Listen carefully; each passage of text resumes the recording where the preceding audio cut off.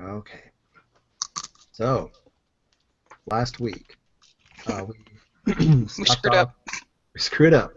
Well, I screwed up. I made the checks a little too hard. I think I meant to do like a 4-3, and I did like a 5-2 thing, and it got all messed up. But last week, you fought some pirates. You didn't fight pirates. You worked with pirates, not of your own will.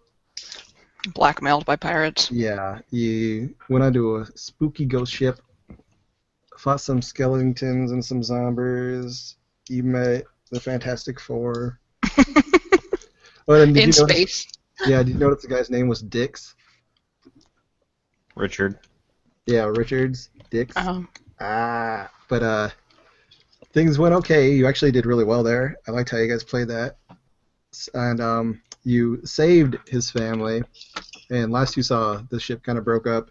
When you guys got out of the ship, all hell is breaking loose because there's a hegemony ship that was fighting the three pirate ships.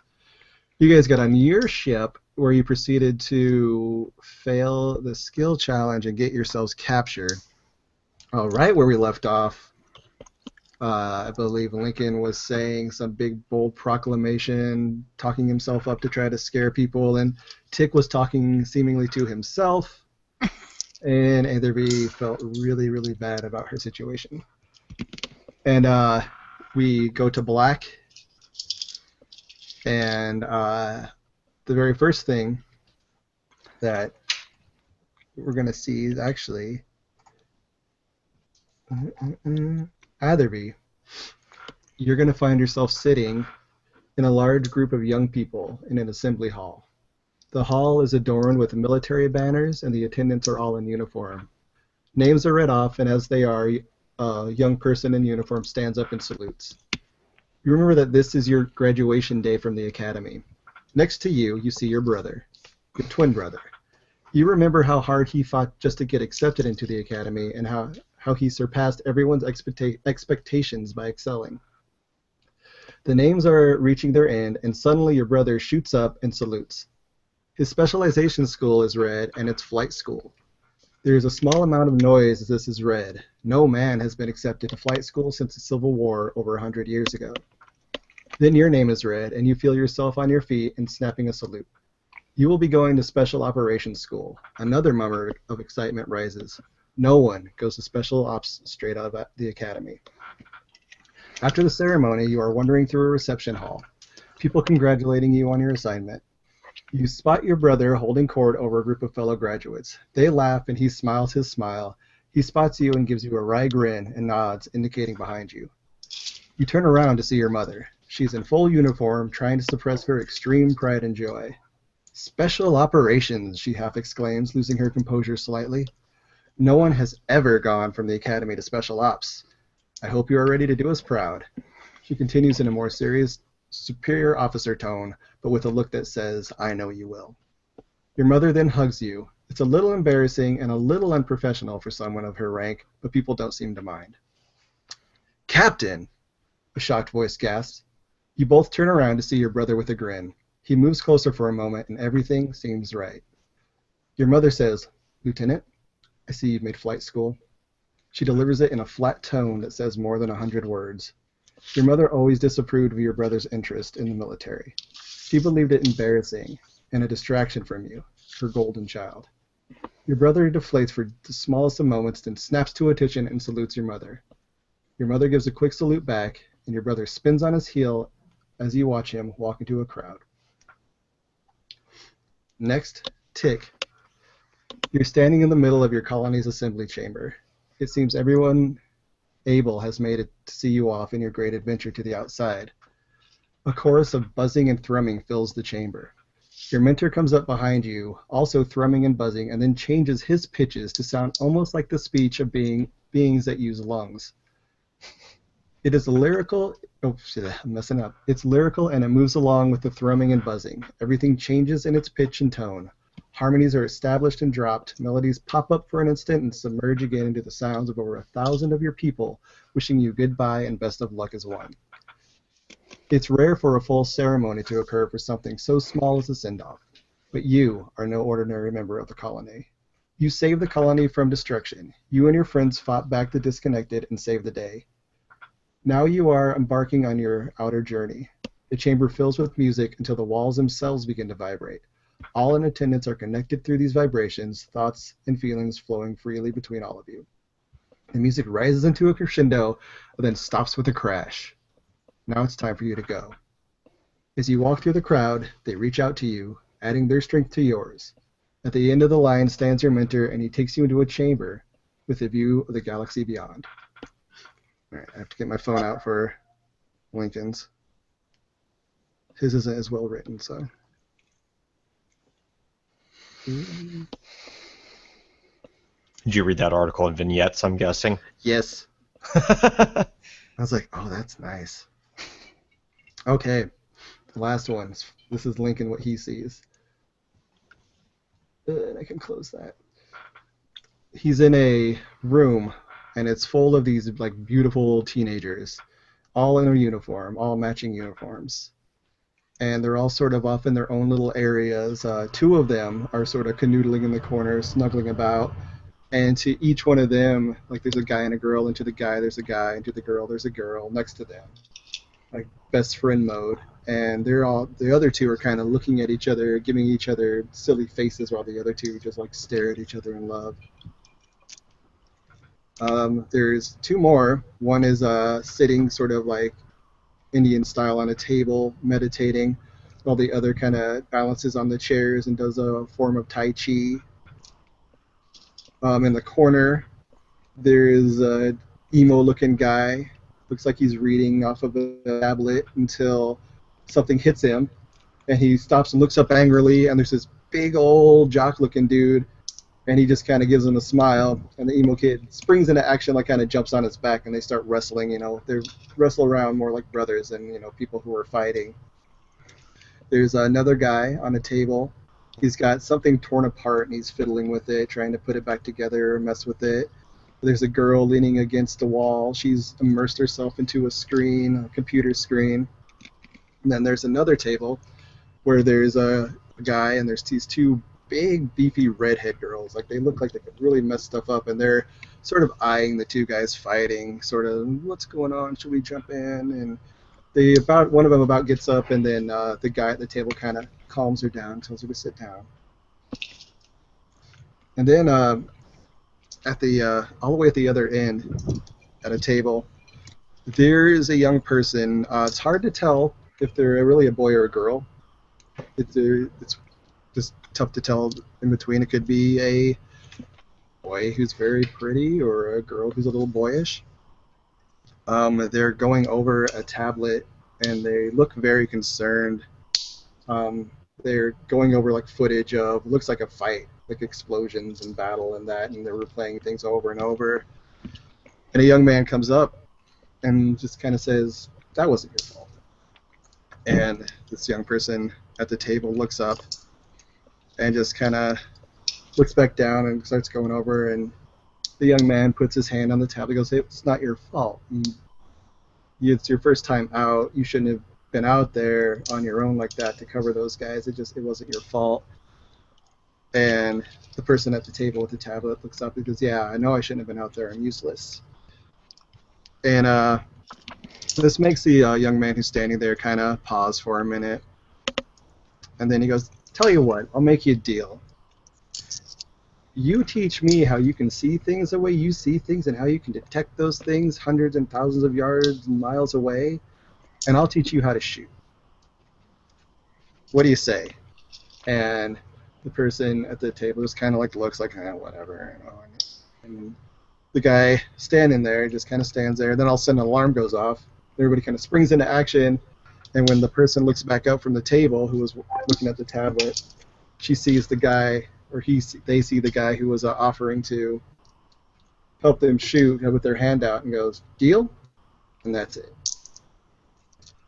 So you guys all have your separate things, and the weird thing is all three of you have the memories of everybody else. Like, you all saw that. So Tick saw Atherby's and Lincoln's. Lincoln saw Atherby's and Tick's. Everybody saw everything. And everybody kind of comes to consciousness at the same time. And can I get a Constitution check? That would help if I had dice. I know, I just did the same thing. Like, I don't have my dice out. Well, that done. I need the thing. Where's the thing? She needs the thing to roll the things. The tower. What dice should I use? I'm going to sort the dice around track to. Thank you.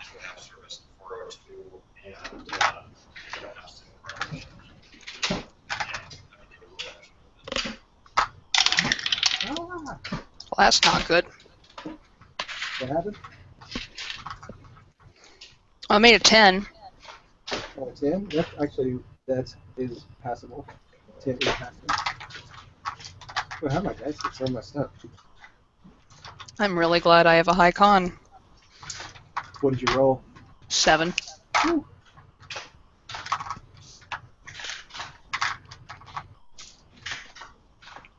Yeah, 10 is passing, and it's also like how well you passed certain things. That was Brandon's roll. Yeah. I have all the con. When did that happen? No, he needs all the con. Yeah, he does.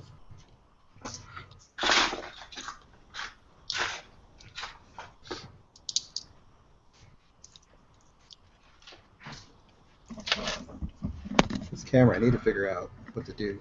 So I'm either right here. Hey, how's it going? Oh, that was a 1. Okay, wow. Well, don't feel too bad, 'cause this is an auto fail for Lincoln as well. He doesn't even get to roll. So you guys come out of the jump, and Etherby feels pretty good. Like whenever there's a jump, you're usually like strapped down, you're ready for it. So you're a little discombobulated, but you're able to like kind of sort yourself.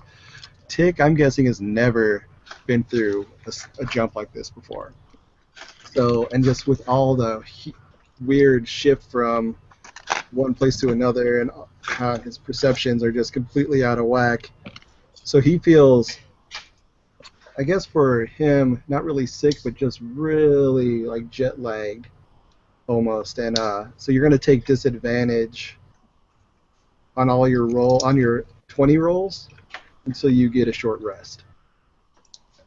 And now, Lincoln, and if we remembered a second ago, you saw him saying how he was the oncoming storm and this big badass. And he's still kind of sitting there in his big proud stance, and then his face changes. He looks like he's turning green, and he goes, "God, they got it, puke rate, and then he falls over backwards and starts just puking all over the place. Ew. You better be cleaning that up.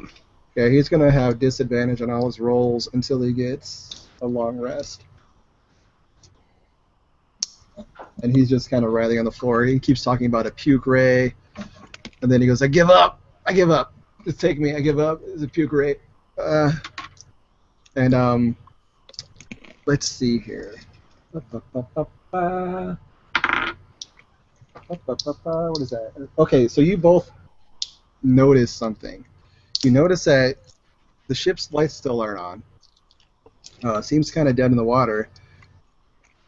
And you also notice no one's rushing through the door, no one's crashing down. You don't hear anything because last you knew you were inside of another ship captured. Give me. Well, actually, I'll just tell you. There is a strobe light going off in the ship. Yeah. So it's a slow strobe, not quite that cool, but Atherby would know that this is a very specific warning light. And this warning light tells you that you're low on oxygen, and if you count the seconds in between the strobe, you know how many minutes of oxygen you have left. So the strobe goes off, and Atherby goes 1, 2, 3, 4, and right as she's about to say 5, the strobe goes off again. So you know you have approximately 4 minutes of oxygen. Well, that's not cool. Nah. I'm a real mean guy. Yep. So, what would you guys like to do? Well, I'm in my ship, and my ship's in another ship, so kind of got nothing. Short of pulling let's go Obi-Wan Kenobi over here and go fight Darth Vader. So do we just like have no power to this? Well, actually, we have to have some if we're. You have like a backup power, and actually give me an investigation. The light is going off inside of my ship, not It's the going off larger inside ship. of your ship. Yeah. Right, so we're gonna have to open up the doors. Hey, Brandon, give me the investigation. Okay. It's not so bad. Investigation 14. Okay, you're able to kind of decipher that you're low on oxygen, obviously. You shouldn't be. You should have a good almost 12 weeks of oxygen, even if like everything, ship systems shut down today. Like at this very second, you should have about 12 weeks. So you somehow 12 weeks of oxygen just disappeared off of the ship. You do notice that there is no power. You have backup power. And you notice that your backup power only has maybe a few hours left of its own too, which means that your batteries have been completely drained. Because the way these ships work is there's a reactor, and the reactor kind of builds up charge to big batteries, and then you use your batteries to kind of fly throughout. That's what you use to power your engines. So your guess is whatever the hegemony hit you with drained most of your power, and somehow most of your backup power, and also knocked out all your systems.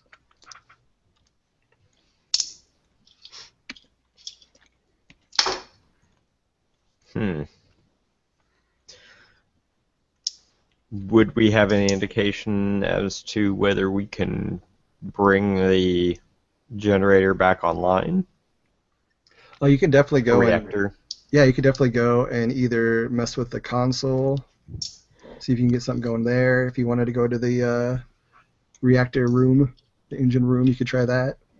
I'll start the simplest and try the console, see if the console gets it responsive at all. You try to turn it on, it kind of comes on, but it's sort of like when you're on your computer and you have like the boot menu, but there's nothing there to boot. It's like the stuff comes up, but there's just really nothing there. It's like the OS is gone.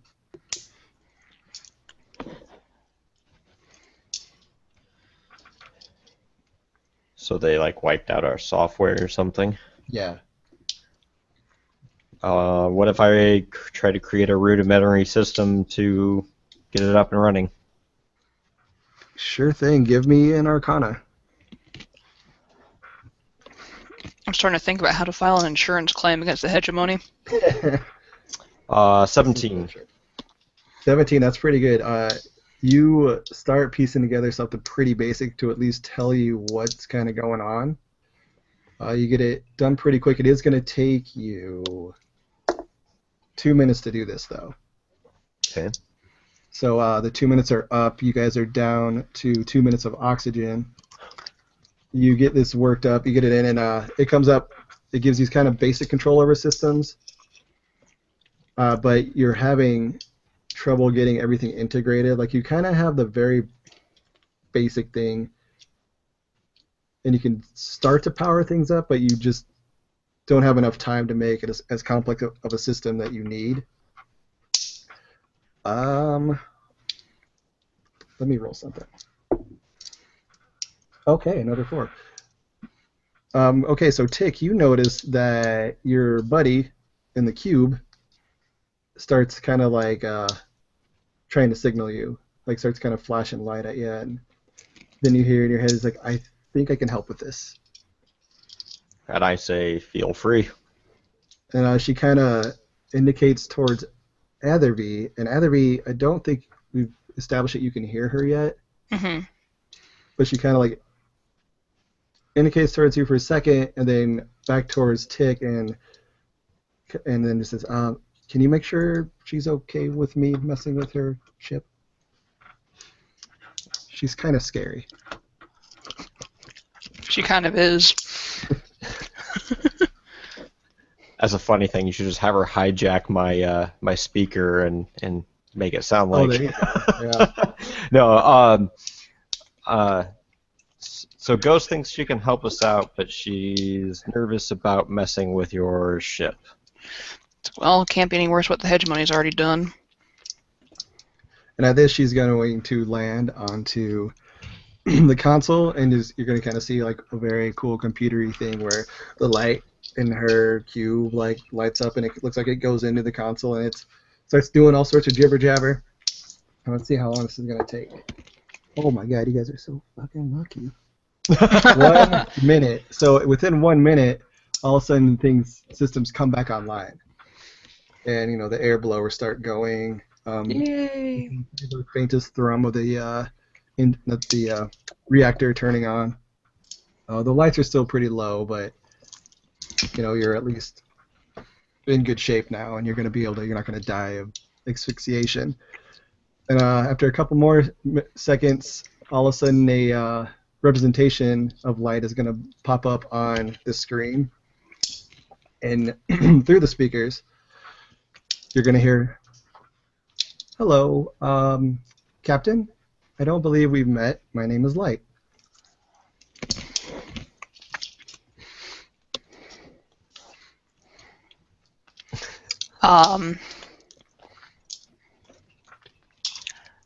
Okay, Light. I mean, you got my stuff working, so that's cool. But, what exactly is going on? Let me check. And she does look like she's thinking. Because apparently we seem to be free floating in space.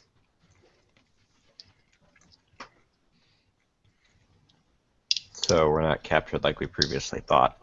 She kind of looks up again. She goes, "There's no other ship within several light years."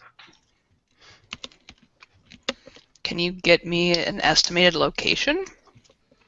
She goes, "Searching." And from where you guys were, let's see.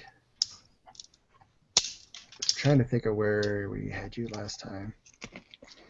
You're a ways away. We'll just say that. You guys are, nowhere near where you left. Still within the frontier, that sort of region of space, but way, way far away from where you were. And then she goes, "Oh, here's another odd thing. According to the galactic clock, we jumped 12 weeks ago."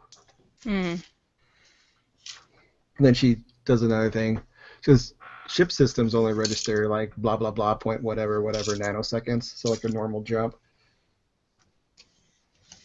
Well, missing 12 weeks worth of air supply would probably corroborate that idea.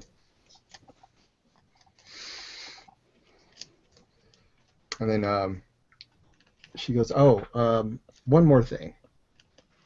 To get all the systems working quickly, I kind of had to install myself as your operating system."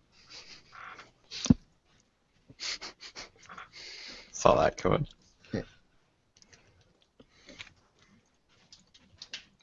And then the cube comes up. She's like, "I'm still here too. She's like, I'm just in 2 places at once now." That's interesting. Well, some kind of girlfriend you picked up, huh? If you say this, she does an anime blush on the screen.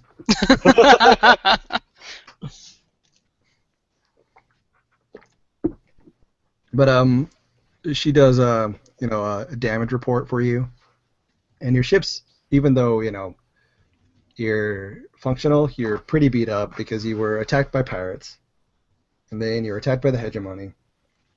You suffer some pretty severe damage. You can scoot around. You're not going to be able to do any sort of hyperspace or jumps just because you don't have the energy for that. You could build up a certain amount of charge before you can try something like that. But you can kind of scoot around on sort of like a low warp sort of deal. And you won't lose any energy. You'll kind of like maintain what you have, what you build up. Kind of, you'll be at a zero essentially. Are there any physical repairs that we can do in the meantime to help to move things along? No, most of the repair work is outside the ship. It's like a lot of because you got blasted by some stuff and that needs repaired. The biggest thing as far as your propulsion is just time. You need some time to build up your charge and get that going. What do we have supply-wise to keep us sustained? That's a good question. I don't know. That would probably be Etherby. What do you usually keep on your ship? I don't know. Stuff. I mean, I'm okay I with would eating a imagine- human. I would imagine she has a pretty well stocked because she lives on her ship. And if we have to, we can eat the human. Who's rolling and moaning on the floor? He's probably poisonous right now. Okay, let's see. Light is going to sort of do a quick search, and then she's going to say, "Oh, there's a what is it? Like a portable shipyard, a moving shipyard not too far from us. We could probably get there in a good 10, 12 hours. It's a trap. We could always try to talk to him if you want." She says, "Would you like me to contact them?"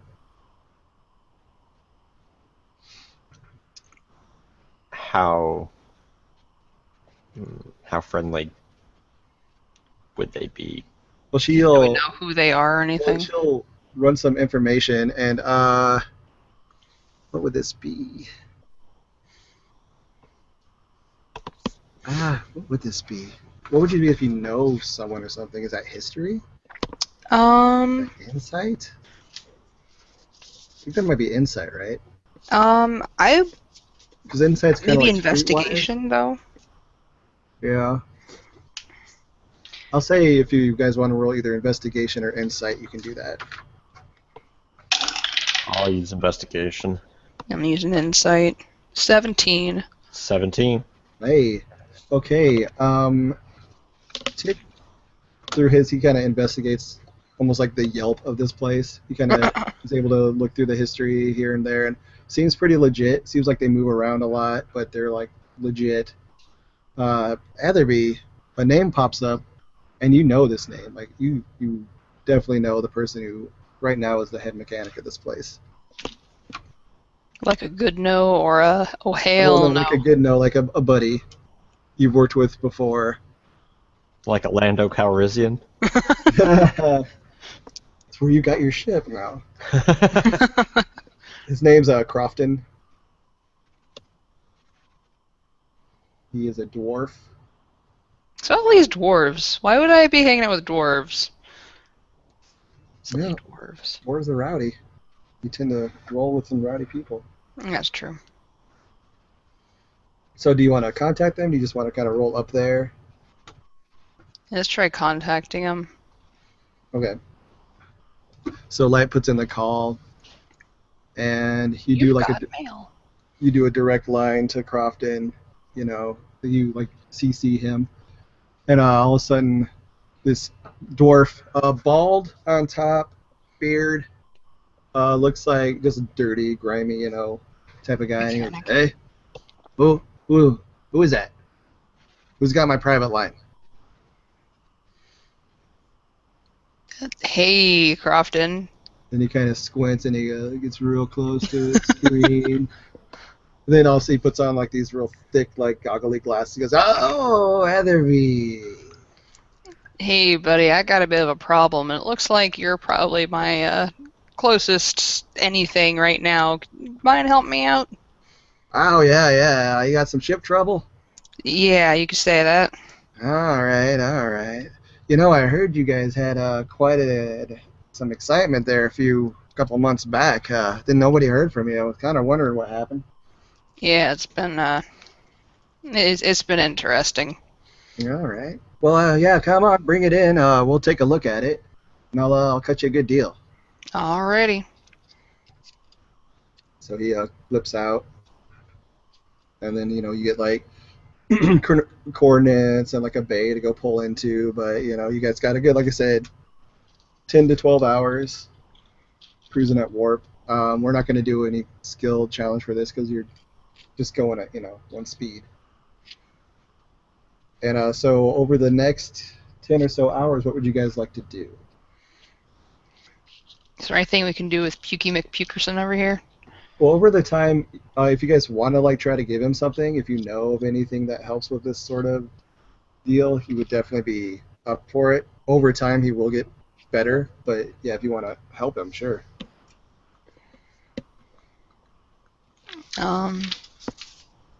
See, I'll make a medicine check. Go for it. No, that's gonna be a 6. Yeah, you just kind of look at him and you go, I don't know humans. Here, have some water. Yeah, and he tries to drink it and kind of coughs. He has a mistimed cough and it just makes a huge mess and he chokes and it's bad news. But after a few hours, he like kind of stabilizes, gets a little better. Tick, you also, after about an hour or so, you don't feel so weird anymore. You're actually kind of excited, like you got your first jump in. Like that's pretty cool. Wasn't I expected it, but that's kind of neat. I'm going to do something wisdomy. Go for it. Either insight or perception. I've got a +5 in both. Just be like, okay, so we did this jump. Everything looks like it's been 12 weeks. So how did we not starve in 12 weeks? Okay, go ahead and roll it for me. It's gonna be a 13. 13. It's gonna be good enough because Light kind of already looked into this too, and you go over the data and like kind of break it down with her, and you guys kind of come to the realization that your time was a normal jump. It was like a nanosecond. It was just instantaneous almost. But for the rest of the world, it was 12 weeks. So it's almost like you punched a hole out of your space and time and came back up in a different place, different space and time. But for you, it was instantaneous. You basically just TARDISed the thing. Right. And yeah, like that's what you guys come to is like, oh, okay. Even though the ship, strangely enough, had the effects, your body, like it missed the 12 weeks, it was out of power, all that. The power loss, most of that came from being attacked by the hegemony. The air is a little weird. You don't really have a great answer for that. There's no leaks or anything. But all the ship systems say that it was only this amount of time.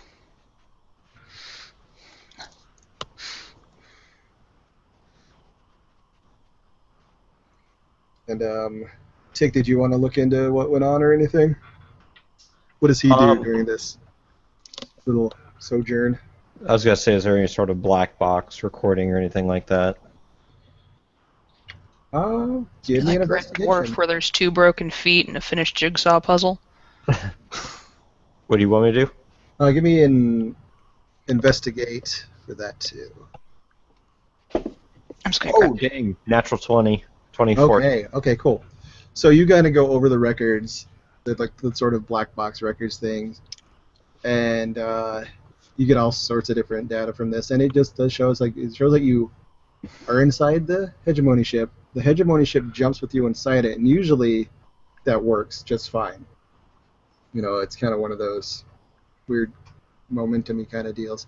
If they have you and they got you docked in, which they did, you're now part of that ship essentially. Mm-hmm. But you do notice when the hegemony ship jumped, the jump drives of your ship also jumped, which is not normal. And something within your ship caused this to happen. There was a spike with like space-time within your ship that caused your ship to jump when the hegemony ship jumped. I'm You think looking at this is me? Lincoln's gun. It's the weirdest thing on my ship right now, other than Tick. Is it the weirdest thing on your ship, or did you pick something else up? Light. Hmm? You got a 20, so I'm gonna give you another hint. You recently were on a ship that was experimenting with jump technology. Wait, did we end up taking the drive with us? You didn't get the drive, but you got like 10 modules. That's Yeah, right. we got bits and pieces of it. Yep. I'm still looking at Lincoln's gun, because as far as I'm concerned, that thing's just weird and bad Yeah. idea. You want to do an investigation on his gun? Not particularly, I'm just kind of looking at it, Okay. because I'm like, that thing's weird and It's dangerous. bad and it's weird and it's like oddly square for some reason. It's just a really strange thing. It kind of when old TVs, when you would touch the antenna, you'd get that weird electric kind of rubby feel. Yeah. It kind of has that. You kind of feel uneasy when you hold it. I think it's just going to become her thing that when weird stuff happens, it's going to be Lincoln's gun's fault. But yeah, Tick, yeah, you definitely think about the modules. That definitely pops into your head. I mean, cool, we didn't get stuck with the hegemony, but kind of sucks that we almost died. Yeah. That whole thing is kind of that's kind of crappy. Not a big fan of dying. I'm pretty sure I've been trained to not die. As you cruise along, this happens. If you guys have any hit point stuff you need to take care of, spell resets, all that good stuff, you can take care of all that. Okay. Everybody's at full Everything. everything. You're good to go. And if you guys didn't want to do anything else, then we'll cruise on into the shipyard. Okay. I'm gonna go grab a water real quick though. You know, that's a good idea. I'm gonna get a drink too. Let's do a quick breaker.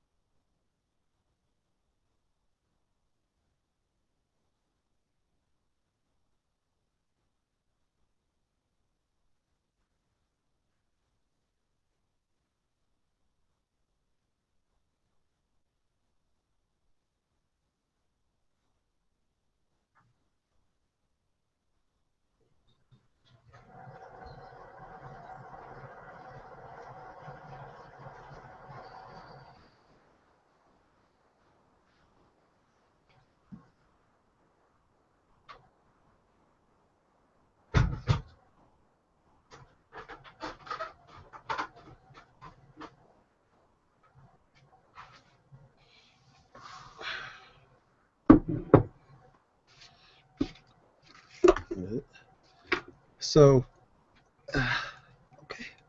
Oh my goodness.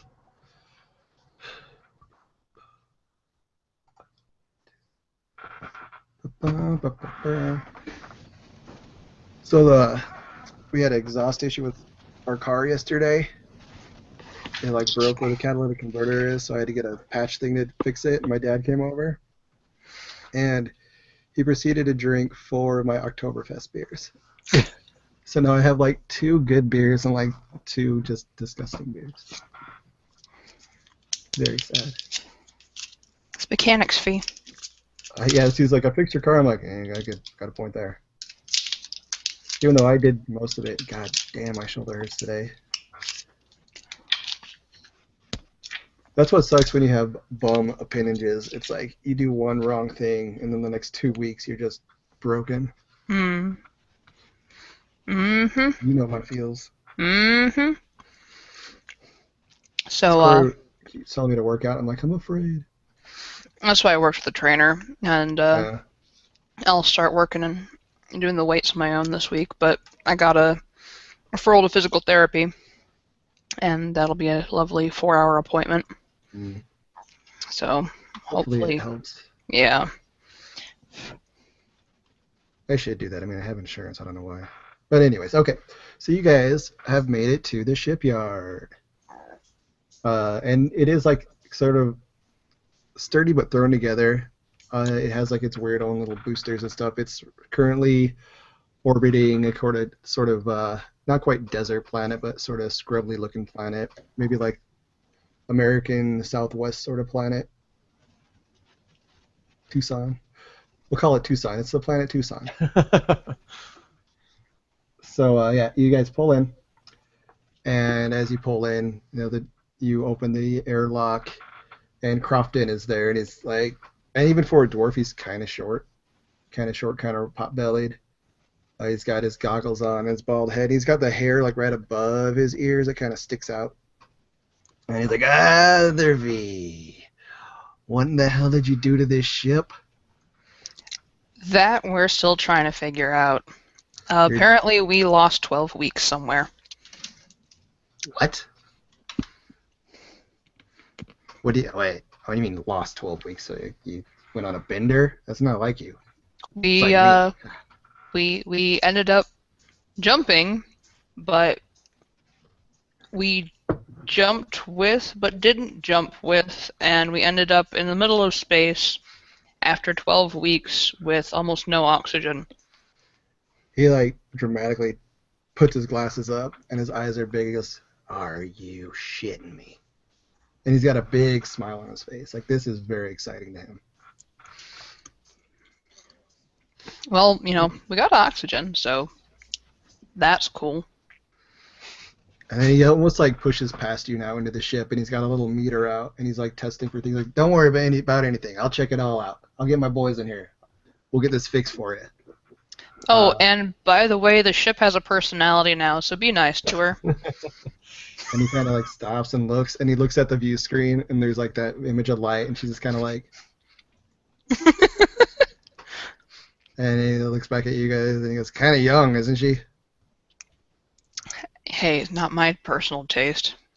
And say, look at him. And he looks over at Tick, and he's just like, "I don't understand you."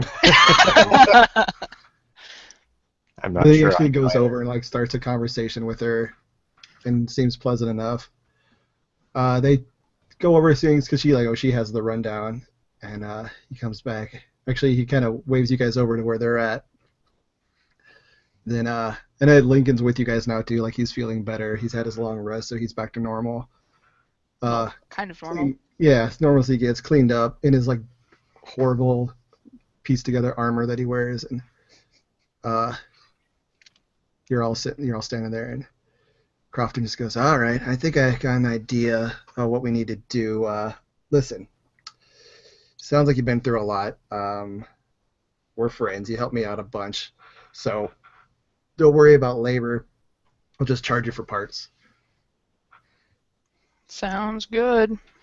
It's gonna take me a good 3 to 4 days to do everything that needs to be done. I want to check some stuff out after that weird jump to make sure everything's good. Right now we're looking at just the parts is gonna probably be about 10 grand. And he kind of gives you like sorry look, but and you feel that he's probably giving you a good deal, but No. you know the ship's been pretty jacked up and it's been a while. Damn pirates. Yeah. So, yeah, they really did a number on you. Tell you then I'll since we're such buddies, I'll even wait till all the work's done to get the payment. How much money does Atherby have? This many. If you recall, you were robbed by pirates. So Yeah. $0. And he sees you kind of make a face and he goes, pirates, right. I'll tell you what, I can't go any lower than 10 grand. I can't do that, but I do know a way you can make some money. I'll listen. All right. The reason that we're at this planet right now is there's some stuff going on the planet below. They call it the Wild West Games. Bunch of weirdos getting together, reenacting things and showing how tough they are, but they all got pretty good prizes. So you go down there, maybe win one or two of the events, and you're golden.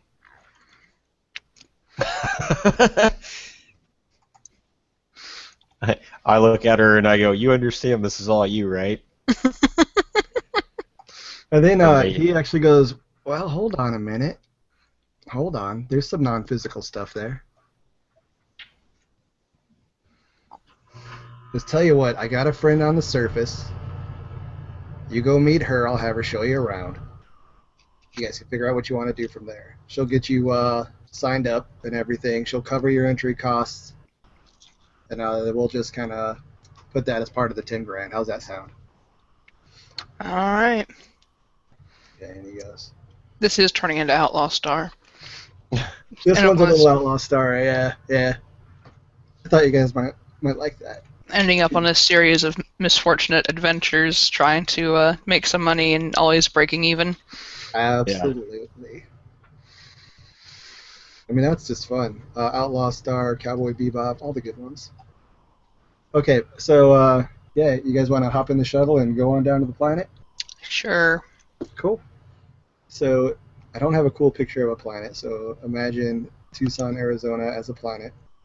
I've never been there. Or maybe, have you guys ever been to those reenactments of like Wild West things? Or Deadwood? I've seen pictures of them, like those reenactment towns. Yeah, I know there's one in Abilene. I went to a Oh. couple times as a kid. No, I've never been out. I've never been out to that part of Texas, but Silver Dollar City. Yeah, stuff like that. I've seen pictures on It's TV. very old westy looking. There's not really a whole lot going on except for this old west looking thing, and it looks like it was built fairly quickly. You know, it's almost like a set. It's not so much a settlement as a set.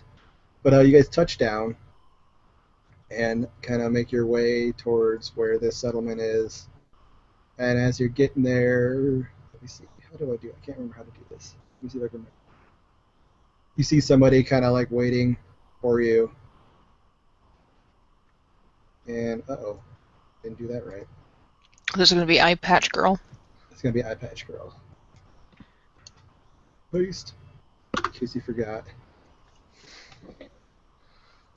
Oh my gosh, I'm way down here. Okay. Oh, okay. That's not an eye patch. Oh, that's what I Oh, didn't where's remember. Eye She had Patch? some part of her face was Yeah. covered. Mask Girl. And actually, as you guys start walking up, she kind of looks at you and squints as you're walking up, and then pulls her mask up over her face. We have cooties. I've got the pneumonia. You. Damn airman. So and she's like, are you Crofton's friends?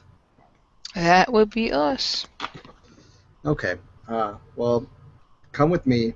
I'm going to run it down for you real quick, and then you guys can decide what you want to do, but we got to hurry because things are going to start quick. And she kind of takes off at a brisk pace. And, you know, she is actually about almost 6 feet tall. Okay, she's Karen Gillan. That's who it is. Karen Gillan. It's the girl in the picture. So just imagine her dressed up like that. Kind of scrawny, tall. But she's walking. And as she's walking, she's talking, and she's saying, okay, there's 3 major events here that pay the best. Oh, what a coincidence. Yeah. Well, there's like multiple events, but you don't want to do target shooting because that payout is like a couple hundred. You don't want to do this or that or the other thing. There's the poker game. It's not normal poker. It starts off like poker, then gets really weird. and strategy and confusing. I'm not a big fan of it, but if you got the smarts for it and you're good at picking things up, it might be one of the things that you might want to play. The the payout of that is 10 grand. And then there's another thing. There's the Great Outdoor Fight. This is basically a melee. A bunch of big mean people get into a big area and hit each other until there's only one person left. That sounds like my kind of game.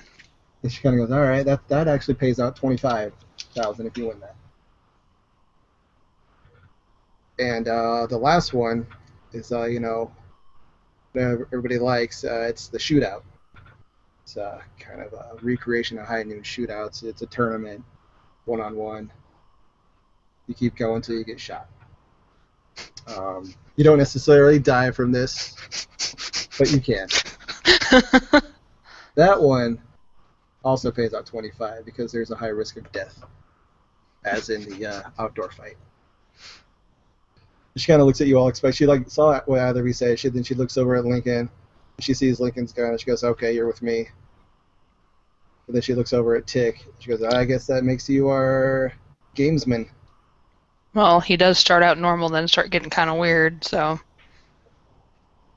she actually chuckles at that one. She likes that. She had said that the poker starts out normal, Yeah. then it starts getting kind of weird. Oh, okay. Alrighty. Okay, so you guys kind of split off into your thing. She like says, "Okay, over there." It's like it says, big sign that says "Saloon," and like that's where the game is. And she goes pulling it over to the kind of a little ways away. She goes, "There's where the brawl is, the fight." And then there's like a main street, and you got to get the idea that that's where the shoot 'em ups is going to be. So, who wants to go first? I'll head over to the brawl. Okay.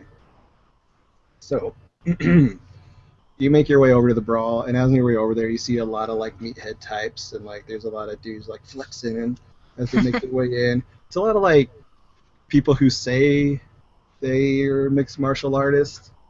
You know, they're not really mixed martial artists. But then there's also some people there that you're like, oh shit, like these guys look like they might be formidable. It's hard to get an exact number because some people are already in there in the area, and some are like not right in the middle. Some are being a little smarter and spreading out. It's in a sort of valley, or a little valley, but there's like cliffs that line it. Cool amphitheater, like a natural amphitheater. I'll put you to the map for that right now, so you can kind of get an idea of what I'm talking about. Roughly something like this. The scale's a little off. It's bigger than this, but I just figured that's kind of your idea. Your actually would be. Let me actually get you controlled. And I'm gonna move you. You'd be like coming in this way on that end, and then there's a bunch of just like dudes that are kind of already in the middle. Flexing. Yeah. We're just gonna put like one guy for that. So it's in that middle. There's like a bunch of dudes like just kind of eyeing each other up. And as you walk in, you wait a few minutes, and then the gate shuts behind you, and a guy gets up on a thing, like a little podium, and says, "All right. If you don't know the rules, here's the rules. There's only 3 ways out of here: unconscious, dead, or you give up. If you give up, you forfeit your winnings, and you got to go deal with the syndicate." And there's like a guy kind of standing on a chair when he says that, like sitting on a chair, and he kind of nods towards him, and the syndicate guy is just like, nods. They don't like it when you give up, so don't. And then they shut the gate, and a horn goes off, and you're still sort of near the gate when all this happens. And when the horn goes off, the dudes who were kind of by you rush towards the middle. And it's hard to tell. There might be like 50, there might be more, but these guys just start wailing on each other, just smashing. And they have weapons, no ranged weapons, but melee weapons, and they're just beating the piss out of each other. And it's like people falling by the second, and it's a bloodbath. It's bad. So what would you like to do? Mm, Are you gonna run in? Are you gonna try to run by it? You can just stay put and see what happens.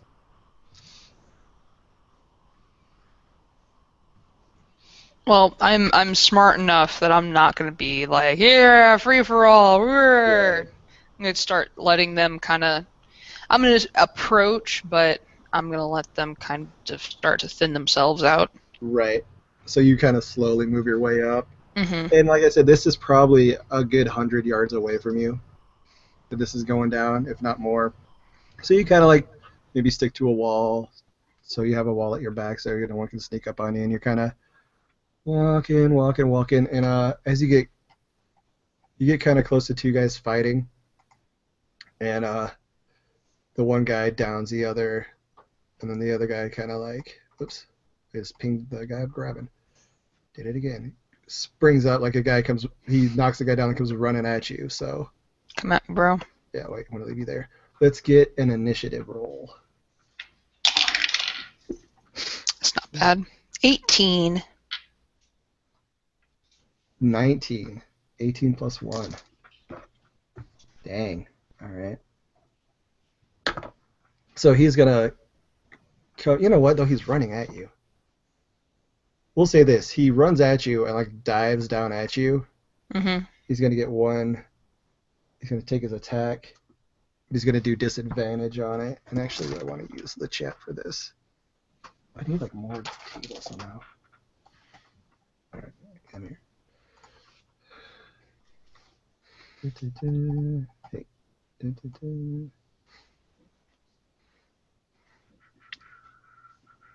All right, let me see if I remember how to roll.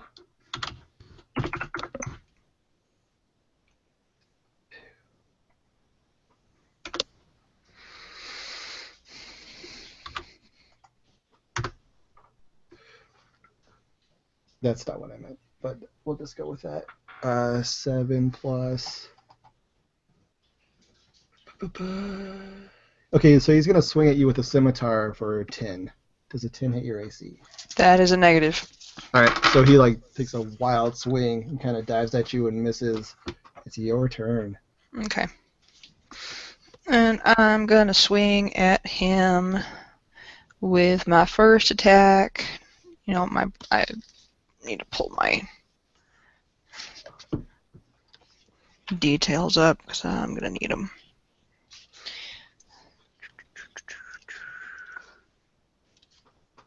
Ranger. There we are. I should write down his hit points. Not that I think it's gonna matter much. And you notice he is a little beat up. Yeah. Yeah. So. And that'll be 15 to hit. 15 will hit. Okay. And I'm going to do my extra D8 with this. So it's going to be 11 damage. Yeah, you take him down easily. Now, are you swinging to kill or are you swinging to injure? Doesn't really matter either way, but just... Yeah, just to knock him out. Okay. So non-lethal damage. You give him like maybe a quick slash and then a bonk on the head as he falls, and it knocks him out. So he's out. And then during this fight, what you did notice, like two more, actually we're going to do all three, come running up at you. These other guys break off from the group and run up at you. They saw that you're occupied, like, oh, here's our chance. They seem to kind of be working together. But you're going to get the first attack. Okay. So is this going to count as my second attack for this turn? You can take a full attack, actually. Full attack? Okay. Then I'm going to swing at the guy that's right in front of me. 14 to hit. 14 will hit. Okay, I'm going to do my extra on this swing. This be math 6, 8 damage. That'll drop that one. Okay. Oh, and let me know which one you're attacking, so I. Yeah, I meant the one that was right. The only one that I was immediately in front of. Okay. And then I'm going to step up to this guy and take my second swing. And that's going to be a 19 to hit. That will hit. And it'll be 6 damage. That will drop him. Okay. I so start this going guy- whoosh, whoosh, whoosh. Yeah, this guy's gonna step up to you. He's gonna make his attack.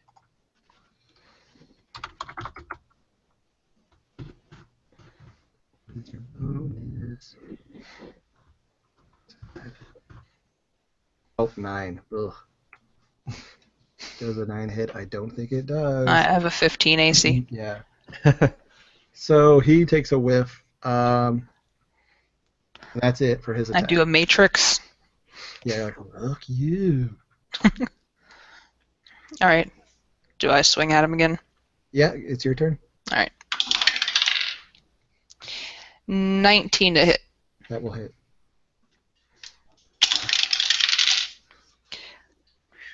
That's 3, 7. 7. Okay, he's still up.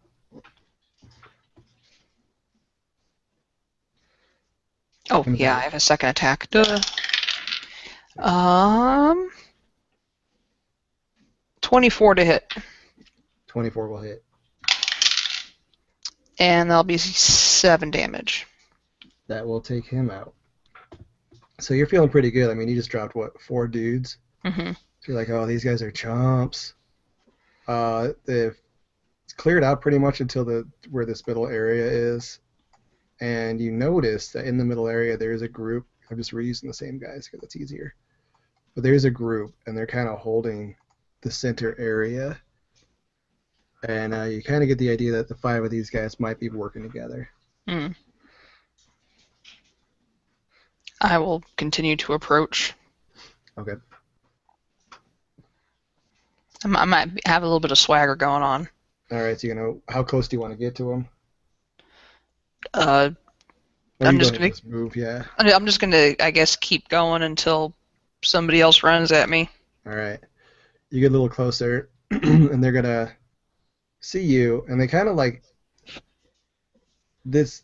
They're pretty much that whole melee that was in the center. These are the last 5 standing. You don't think that was everybody. You know that some people probably ran off or are hiding or fighting in other spots, but out of that big pile, this is the 5. And you think they probably got through it so fast is because the 5 of them were actually working together. Mm-hmm. As you kind of get closer, you're feeling good, and they kind of see you, and they just begin to descend on you. Oh boy. They're going to run up on you and try to surround you here. You're still going to get first attack, though, Okay. because they're running to you. I am going to going clockwise. This guy? Okay, That guy right there. gotcha. First swing. That's a 24 to hit. That will hit. Use my extra damage. Ooh, that's going to be 10 damage. That will drop it. And I can't quite reach those guys. I'm going to smack this guy here. Ooh, 12 to hit. 12 will hit. Hit, okay. And that's 8 damage. 8. All right, he's still up. Okay, these guys are going to move in. And the first guy is going to attack.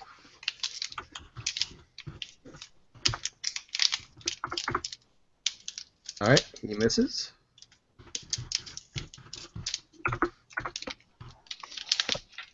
He misses. Oh boy. Oh boy. How do they fight all these other guys? Oh my goodness. All right, one more shot. They're just gonna like stroll out of this thing after a day. Like, what's up? Oh my. All right. So Everybody just sucks. yeah, they're beat up, and they must fight better against other groups of people because they're just all whiffing. They're all just so excited to try to beat you up that they're missing. I imagine they're getting in each other's way almost. Mm. Like they probably decided to team up right before the fight started. Like they might say, "Let's all do it together, and that way we could all win and beat each other up." So yeah, your turn. Alright. I'm gonna swing at this guy again, so I've already hit him. Sounds good. Ooh, that was a 9. That will not hit. Second hit. What the hell? 13 to hit. 13 will hit. Okay. I'm gonna use my extra damage. I guess you must have used up all of my luck rolling over there. Yeah, And that's gonna be 7 damage. that'll be enough to take him out. Hey, there's one less person beating up on me. Yeah, this guy kind of moves this way to kind of get going, and I know flank isn't a thing anymore, which is a bummer because they'd have you. But I think it was a thing in the playtest, and it was ridiculous. Mm-hmm. Yeah, oh my goodness. You would think a 3 is a pretty decent bonus, but It is, but you keep rolling single digits. I know. Another one. Did I do something to like? Jinxed it. All right. Well, all 3 of them miss again. It's your turn. I'm gonna start at the top again. That All guy. right. First swing. That's a miss. It's me an 8. Okay, that misses. Second swing. Ooh, that's a 24 to hit. That'll hit. And extra damage. See, now that's a little bit better. God, this is ridiculous. 16 damage. Oh my, yeah. You really, really hit him. Like you tried to not kill him, but you may have accidentally killed him. Uh-oh. Yeah. Well, I mean, like I said, it doesn't matter either way. He signed his waiver form on the way in, Yeah. right? Yeah, as did you. Okay, so one more time. Let's see. Well, maybe one more time. The way you're hitting, probably one more time. See, this really would have sucked for you if I had taken Horde Breaker instead of Colossus Slayer. Yeah. That gave me bonuses against groups. Hey! Finally. Ow. Hits with a 20. So is that automatic or is that double? I always forget. Because the I think- playtest was different. Do you roll double, Brandon? Roll double. For what? Crits. How do you roll damage for crits? You roll double? I can never remember. No, it's. Oh wait, that's where is it? Where is it? I have to look it up. Roll. I'll just do that. Either automatic, full damage, or double damage. I think it's double damage. I think you roll for double Yeah, damage. You roll double.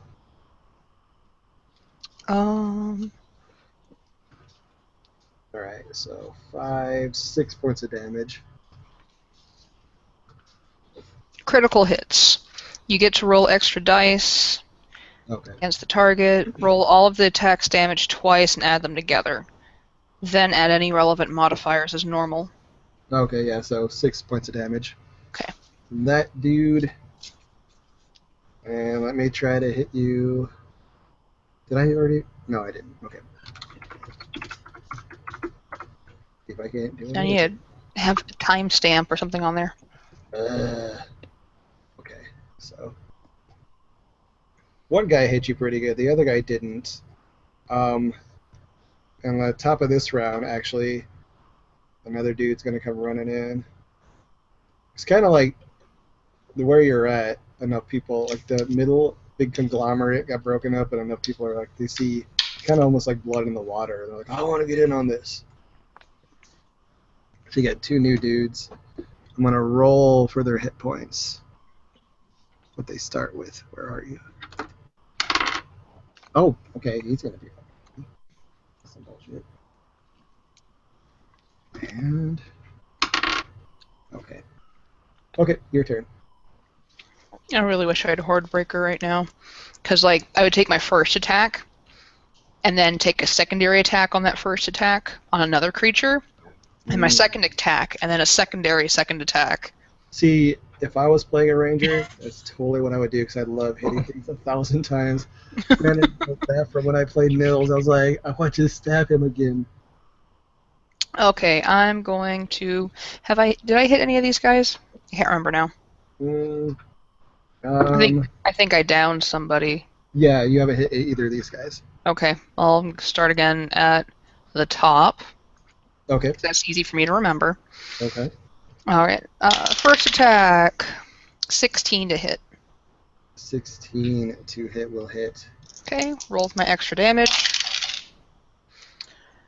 This will be 13 damage. Yeah, he's down. Okay, and then going in a clockwise motion, I'm going to smack at this guy, because he's been making me mad. That one's a 19 to hit. 19 will hit. 6 damage. 6 damage. Alright, he's still up. Okay. The dude that you just hit is getting ready to hit you, Mm-hmm. and then the next thing you see is blood splurt out of his neck, and he falls and kind of almost in his place, but behind him is like this little roguey looking dude. Uh-oh. Rogue versus Ranger, go. Yeah, epic battle. And then as soon as you see him, you hear a thump, and you hear a noise, like bones cracking, and the guy behind you, as Uh-oh. you turn, you see him just get swept away, and there's this giant bugbear with a mace. Dude, no more bugbears. Nope. Hey, you want to give me a perception check?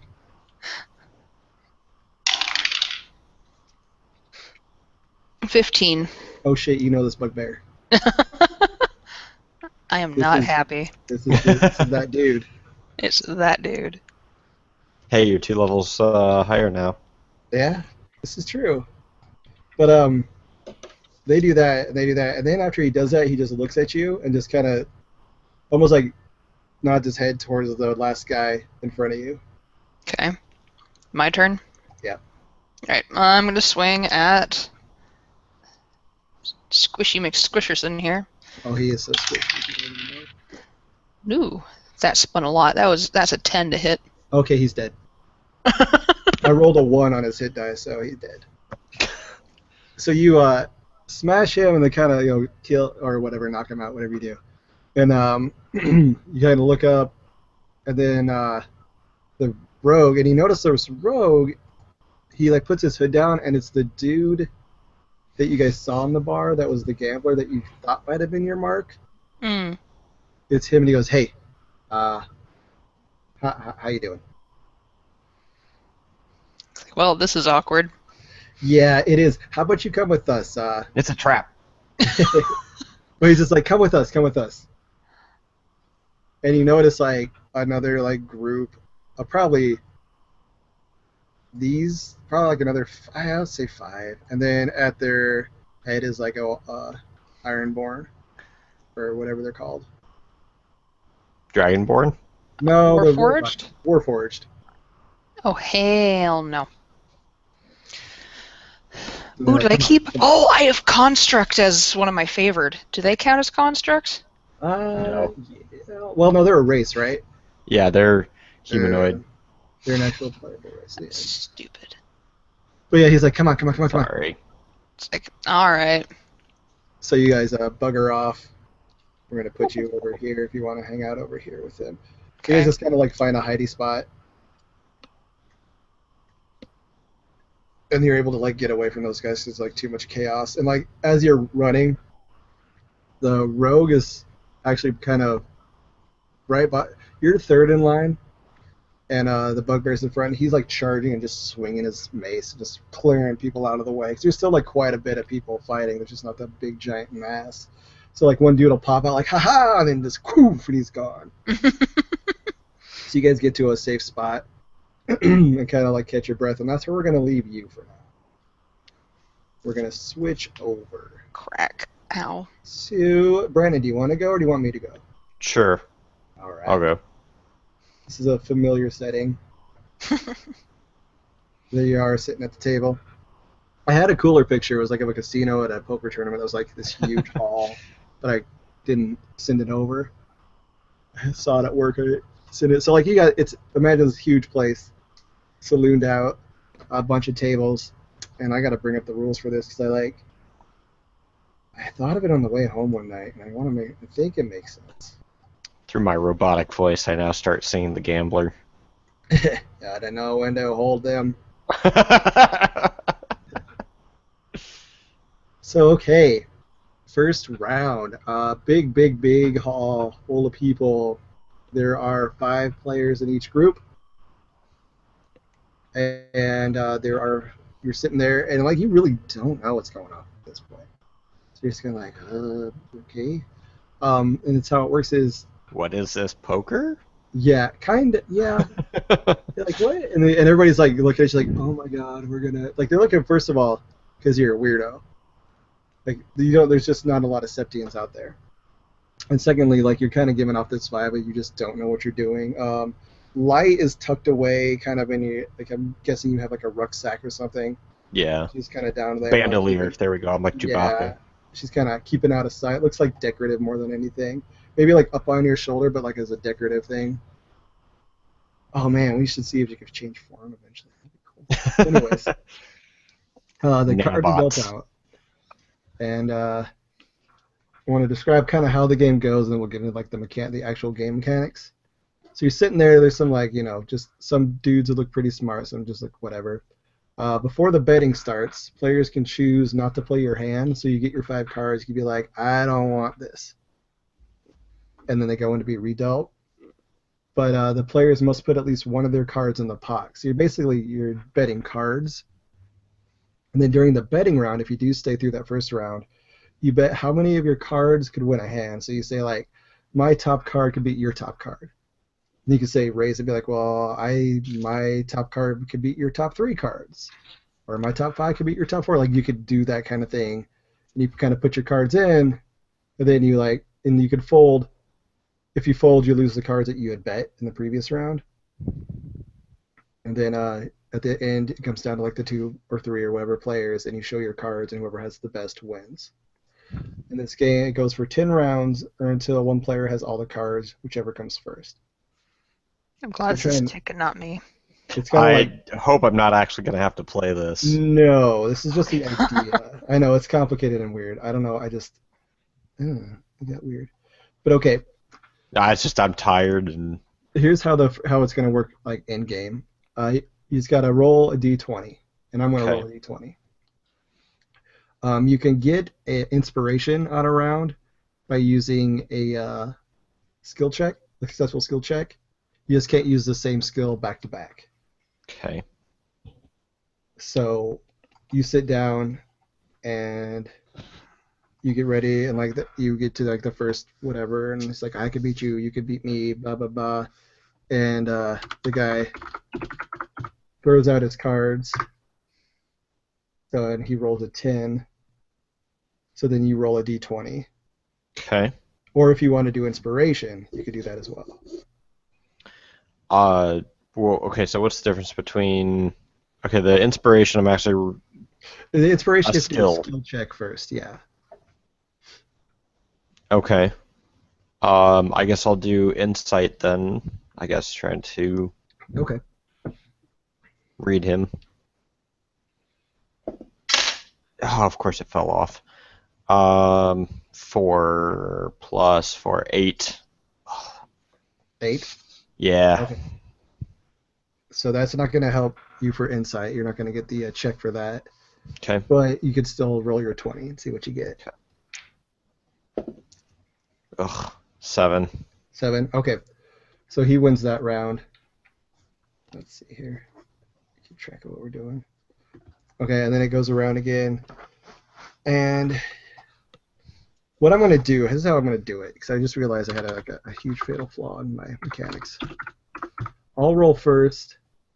You can decide if you want to actually challenge the roll or not. And then Okay. you can use your inspiration on top of that. All right, so this time, got to beat a 9. Okay. I'll go ahead and try to... no, I can't use the same skill each time, you said, right? Yeah. But you can, if you want to switch back and forth between 2, you could totally do that. Just not the same one back to back. I'm going to use Arcana and see if I feel any unusual electrical fields coming off of him, like, oh, I'm excited kind of thing. Okay. You're trying to read it's like biometrics. Yeah. Okay. Oh, you're kidding me. 6. 6. Okay, well, you're not going to have help on this one. Okay, so this is my normal roll. Let's see. Come on, get better than 9. Okay, that one's all an 11. Okay, so you win that one. All right.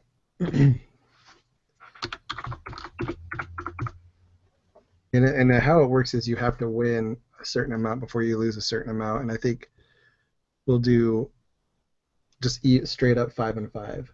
Okay. Oh wow. Okay, so you had to beat a 4 this time. Okay, I'll just do this one. Actually, I'll do the insight again. Yeah, I mean it might as well. It doesn't hurt anything.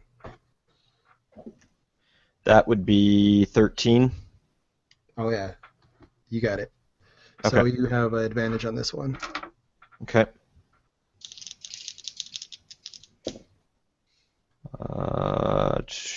12. So yeah, definitely. Either way, I got an 8 and a 12. Okay. I would have beat him. All right, so you're scooting along. All right, this round you have to. Ooh, natural 20. Oof.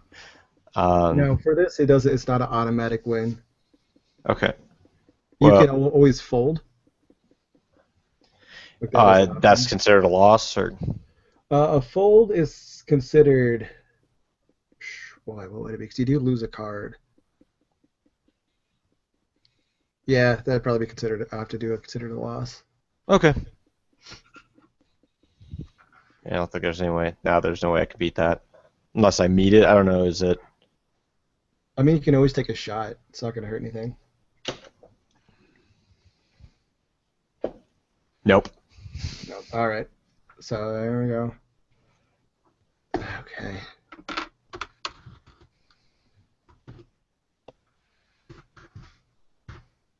Ooh, 3. So you got to beat a 3.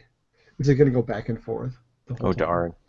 Yeah. Okay. This one is an Arcana. Wait, which did I do last? No, I did. I did Arcana last, I think. So now I'm doing Insight.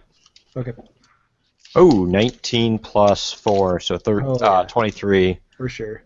Okay, so advantage on that one. Even though it's a 3 and I don't really need it. Oh, I almost did. 8. Okay, that's a Rolled win. an 8 and a 2. Okay, so you have 3 wins to 2 losses. Still at could this have been point. like me and rolled a 1 and a 2 with advantage. Oh, ouch. I hated that.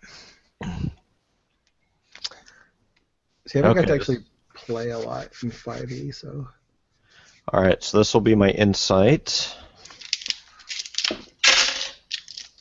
19. All right, you got advantage. 14. That'll win. So you're 1 away. You kind of feel like you're getting to know it. You're like, all right, I got this. Okay. Don't jinx them. Yeah. I got my good luck charm on my shoulder. You know, there's been a lot of some 50-50 rolls, like a lot of 10s, 11s on the other side, so. Alright, Arcana roll. 15. Okay, that'll do it. And 12. Okay. So you handedly kind of get through this table once you get a feel for it and just beat everybody. You get all 20 of your cards. You're kind of like, all right, I feel pretty good. And like that's it. You're done for the day. Woo! You have actually the most time. And since we finished so quick, Tick, if you want to, anything he wants to do with the rest of his day. We figure this probably took about, say, 2 to 3 hours. Same with probably Atherby too. To watch Atherby get the snot beat out of her. He's gonna watch other people playing this card game Okay. and analyze it. All right. Cool. He's not going to go support his teammate. He probably doesn't know where you are. I'm in my zone. It's Oh, focused. I imagine he's probably really interesting. So there's a lot going on. There's also a lot of human behavior, or just not human, but different race behavior to look at, and just a lot of stuff. Statistics. Yeah, and Light's probably running through numbers and stuff with you on your shoulder. So you do that, kind of hang on, do that till the tournament ends at a certain point, and then they kind of let you guys all out. And we're gonna stop with you getting let all out, and we'll go to and his thing is there's this big town square. What the hell? She's really big over here. When did that happen? She's spying on us out of the corner. But yeah, big town square, fake town square with a main street, and there's crowds. Like this is like the one where people like to watch because it's like the most drama and the easiest just to kind of market. And so Lincoln and the girl are talking, and she's like, "Okay, this is what you got to do. Like you line up. First, we have to check out your gun." So he goes over and like turns his gun in. And there's a guy there. He goes, "All right, let's see here. What you got?" Oh, what? Is this even a gun? And Lincoln just kind of like, "Well, yeah. I mean, it works pretty good for me." Hold on a minute. And then he goes, "Hey, come here. What do you think about this?" And there's this big guy, and he's like, "Whoa, what's all this?" And he kind of looks at it, he goes, "Whoa, does it work?"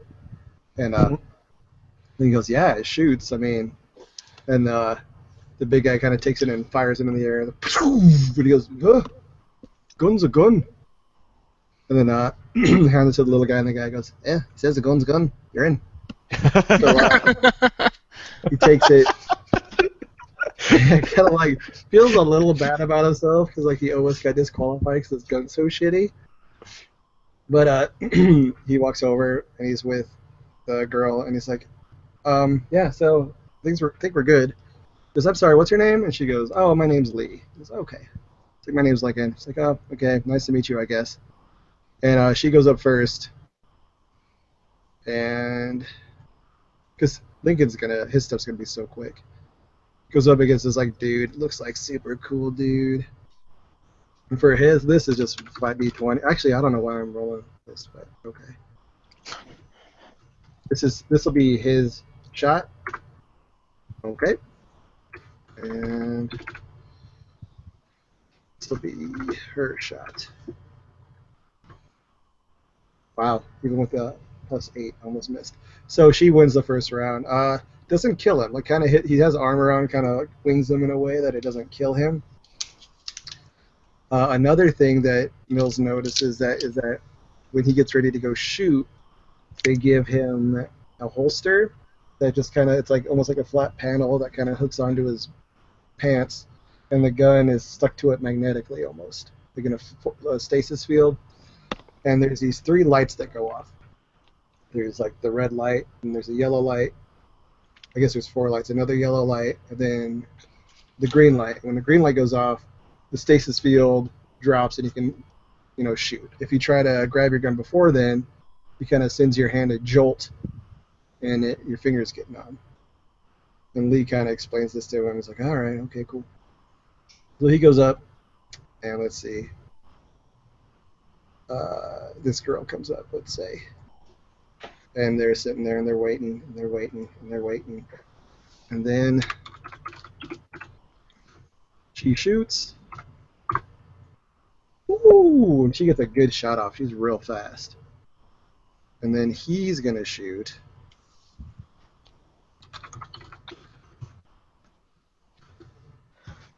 See if he does it. Oh, he does. Okay. Wow, But he's able to like quickly like, pew! She gets a fast shot, but he's even a little quicker. And he gets her, and he like, it's not the best shot in the world. Like he thought he was aiming true, but it hits her in the leg. So like she crumples in a mess, but she's alive. And he wasn't really exactly aiming for her. He was aiming for her shoulder, and he hit her in the leg. So. And he takes his shot, and let me roll these dice here. Oh shit! So he shoots. and after he shoots his gun, it just kind of falls to pieces. He just gives up the ghost. And so imagine he blasts. There's a little bit of a blowback, and the blowback causes the gun just to kind of come apart, and all he's holding on to is sort of like the trigger guard and the handle. And the rest is like on a pile on the ground beneath him. And he just kind of looks down and he's like, oh, fuck. And he gathers up the pieces, like almost like in a basket style, and wanders back over to Lee, and Lee's like, what did you do? He's like, oh, my gun. It blew up, I think. I know. And she goes, can you fix it? I don't. And he goes, I don't think I can. I think it's no.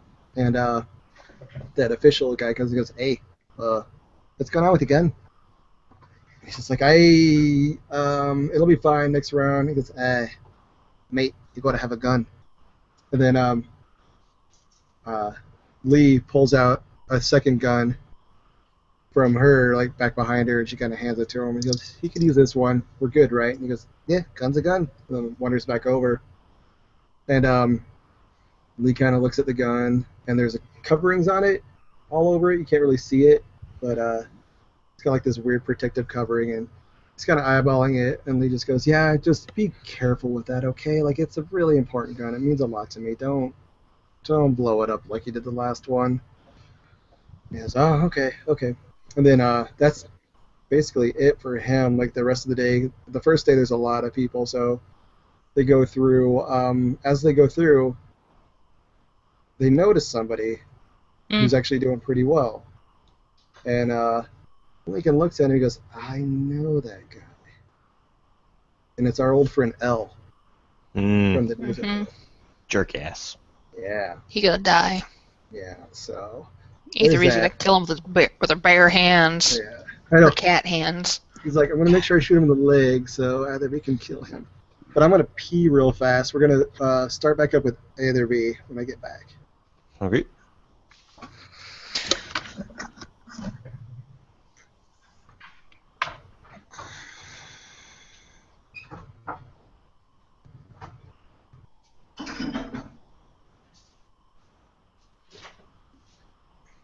So even if I had Google Fi, it won't pick up their cellular networks. However, Google Fi has the Wi-Fi calling. Sprint doesn't have that, which also includes SMS.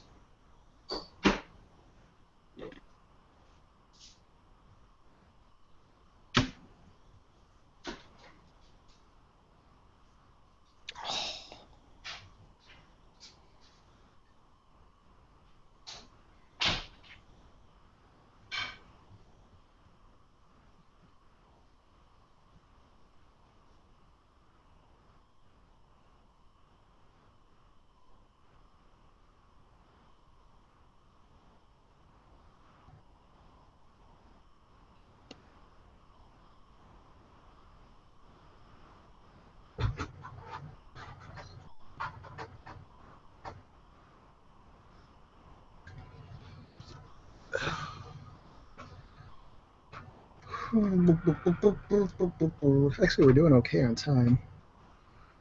You know, one thing I didn't take into consideration was how boring it would be for the people not playing.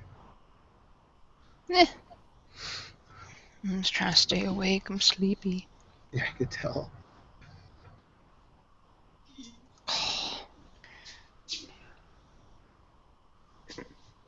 Oh, Nebraska played Southern Mississippi today. Yeah, I saw. You might be interested in that. There was somebody. We went to B-Dubs last night, and there was somebody wearing a Nebraska jersey there. Oh wow. Yeah, it was. Should have been like 50-something, but Nebraska kept kicking field goals, and then they forgot how to play football in the second half. And Southern Mississippi almost came back. I was like, oh god. Okay, let's switch back. Did you see the picture that Brandon posted to Facebook? Of you guys shooting? Yeah, that's what they call a good grouping. So I was like, hey, I did gun. So you're gonna get AR-15? Yeah. I would love to actually. Honestly, I would love to get one of those. Oh, you say you get one? Yeah, I would I love to tell you get what, it's really easy to shoot. Like I did way better with the AR-15 than I did with any of the handguns, but Yeah. I don't know. It's just that you can't really use an AR-15 too much as a home defense thing if that's No. It would be a hobby gun. yeah. Yeah, for sure. That's most people I know. That's what they use them for. Because they're not really exactly the best hunting gun either. Because they're 22. So it's like, what are you gonna shoot? No, AR-15 is 5.56. Oh, is it? Yeah. I'm thinking. Oh, I must be thinking minis. There, then. there are 22 AR-15 style, Yeah. but they're not the actual. Like the Oh, typical okay. round Okay. for I an gotcha. AR-15 should be a 5.56, Gotcha. which is the same round that we shoot That at yeah. work. Well, that's quite a kick. Then. That's quite a bullet. Yeah. Yeah, I actually learned shooting on a 22 handgun. We also shot a 308 rifle today. That Ooh. yeah, it was funny too because how old is Seth? He's what, 10 now? I think he's not 10 yet. He'll be turning 10, I think, in November. But yeah. his dad was trying to get him to shoot it, and he was a little reluctant with the AR-15, but he ended up shooting with that. And then he talked him into shooting a round on the 308, and he afterwards he's like, "Oh, my shoulder!" Yeah. But like we're all like, "Good job, actually shooting it and everything." And Yeah, those are. I remember going deer hunting and stuff, and like 30-06 and 308s, and like all sorts of shit. Fucking ouch! It's like this is fun. Getting up at 3 in the morning and going out in the cold, and then hurting your arm when you do shoot something, and then having to carry this like 200-pound beast back to wherever you're. Okay, so we last left off. Atherby ran off with these two fools. And let me get my notes up so I don't miss anything. I actually did notes this time. Trying to be, Ooh. I know, I try to be good. Preparedness. Instead of just wing it, because I can't do that. I'm not good at it. So it helps if I don't constantly close the window. So she runs back with them, and you guys kind of sit for a while, and you notice that group with the Warforged are kind of just like cruising around. If they find a couple people, they sort of swarm them and take them out. And that's just kind of their move. After a while, the sun starts getting low, and you hear this like train whistle go off. And the rogue guy goes, "Yeah, that's the end of festivities for today." And then he kind of like sits back and relaxes, and he goes, we should be good. There's a strict rule, no fighting at night." This isn't like Hunger Games over here. No.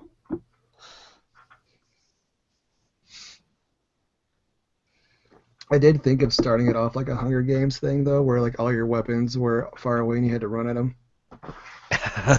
Which I say is like one of my favorite parts of that book. Like that's such a good conceit. But now you guys are just chilling there, and like he kind of leans up, and the bugbear builds a fire, and then the rogue actually lights it. And they just kind of sit back and relax, and they're getting all toasty.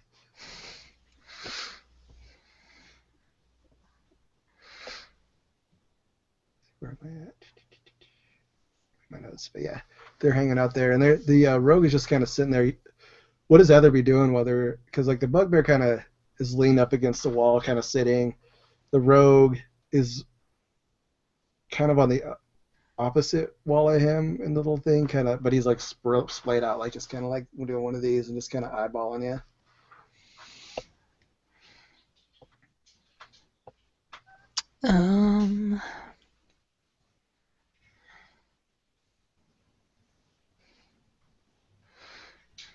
She's kind of keeping her guard up because, Bugbear guy almost completely just splatted her Yeah. that first encounter. So she's kind of like, okay, I'm just going to kind of try to play it cool, but not get too comfortable.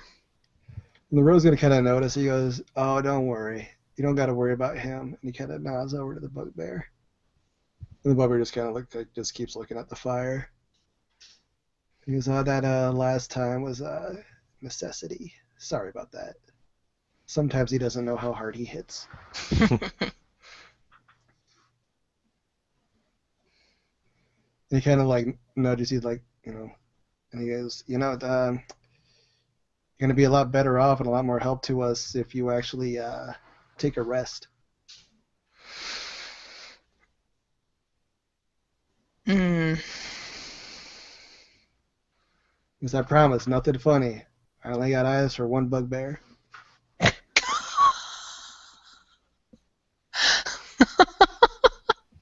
It's a progressive universe.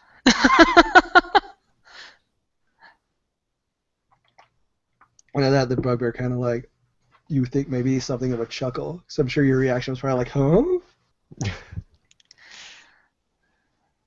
Well, you don't see that every day. And at that, he like kind of gets up, walks around the fire over to where the bugbear is, and like puts a hand on his shoulder. He goes, "Yeah, last time we met, you were coming after us. We got ourselves in some trouble. I should say, I got us into some trouble. You see, this big guy here, he's really good at fighting, and he doesn't like it. When I first met him, I was working for the Syndicate, and he was working for the Syndicate as a fighter, and I got to know him, and I noticed that he just doesn't like fighting. He's real good at it, doesn't like it. And one thing leads to another, and you know how it goes. But I just wanted to get him out of the life, and made some bad bets, some bad investments, and here we are. Right back in the life. I know how that goes. Yeah, we ran from you straight into the arms of the Syndicate, so did not work out. Yep, I know how that goes too. Then kind of rubs his shoulders of the bugbear and like sits down next to him, like kind of not quite snugly, but like sitting close, kind of almost leaning against him. And he sighs for a minute. He goes, "Yeah. Thing is, only one of us is getting out of here.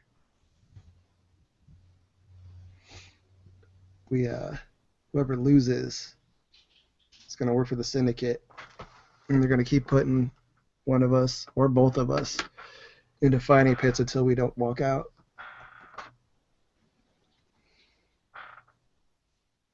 And then the rogue kind of puts his hood up and kind of snuggles in and falls asleep. And the bugbear, he doesn't sleep. He just kind of sits there and he just kind of looks at you, and you give him a look. Give me an insight on him.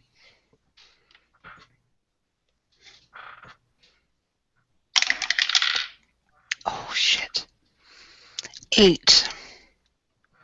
8. All right. Well, even with an 8, you're not positive, but you're pretty sure like what the rogue said was on the up and up, and that you get you look at you look into this bugbear's eyes, and you see the same thing that you saw when he fought you and he had the chance to end your life, but he didn't. Like there was that look of like, I'm not gonna do this, and this look of almost like sadness. And he just kind of looks back at the fire and kind of focuses on that.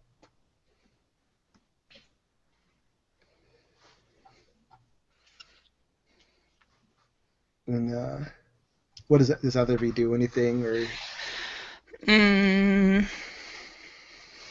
She's kind of racking her brain, trying to think. The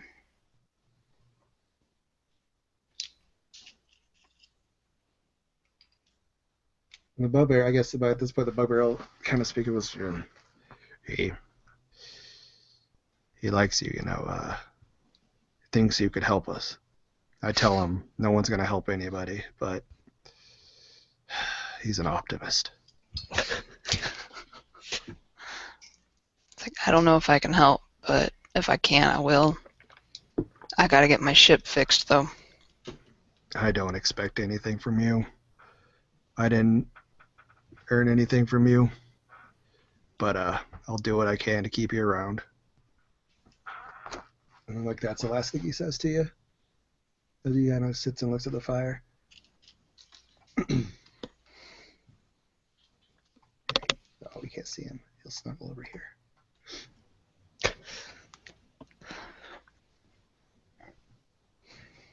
And if you don't want to, like, if you just want to kind of like fade out, we can do that too. Well, she's gonna plot, I guess. Try to think of something. Come up with a plan. Come up with a plan. Okay. Let's just stick with you. It's the next morning. Excuse me. Am I fully rested then? Yeah, you're rested. Hit points back up. I keep hiccuping. Everything's good.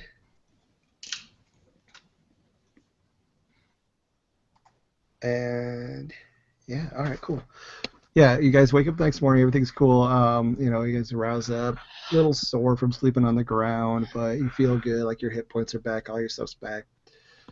The rogue kind of like nods to you and he goes, "All right, here's the plan today. We're just gonna hang out here. If anybody comes to us, we'll take them out. But we're not venturing out there. They can come to us." So you guys wait, and it's a while, and you can like hear fighting going on, screams and stuff. And most of the day passes, and it's pretty cool. And like you might be getting antsy here and there, but no. And the rogue, you could tell, kind of gets antsy every once in a while. He kind of walks out to the edge, and he might get a little too far, and you hear like a grunt from the bugbear, and the rogue kind of steps back a little bit, And you're getting towards the end of the day. And let me change this up a little. And in the valley, the Warforged shows up, and they got a buddy apiece.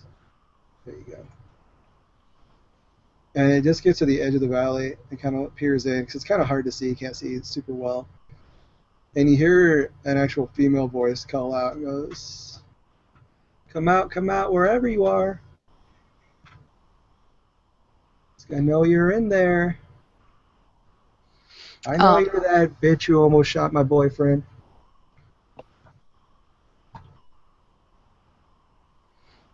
During the day, Athervy would have introduced herself and asked names of these two. Oh, okay, yeah, sorry. We can roll it back. Yeah, earlier in the day, she would have asked, and I never came up with names, so let's come up with names. The rogue's name is Silton. And the bugbear's name is Grub. Straight up Grub. It's an unfortunate name. But, and yeah, the son goes, yeah, my name's Silton. It's my partner Grub. It's an unfortunate name. We go back a while, but what was your name again? Athervy. Athervy. All right. I haven't met a whole lot of cat people. This is kind of neat. And Grub is kind of like goes, because like he's, a big furry person himself.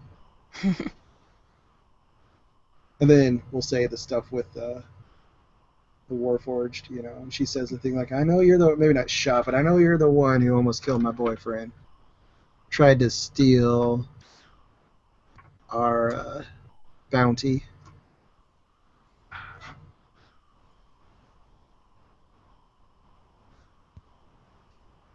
Where is spy? There it is.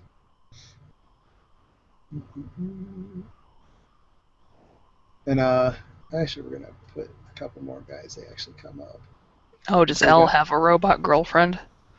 Elle did have a Warforged with him the last time you saw him.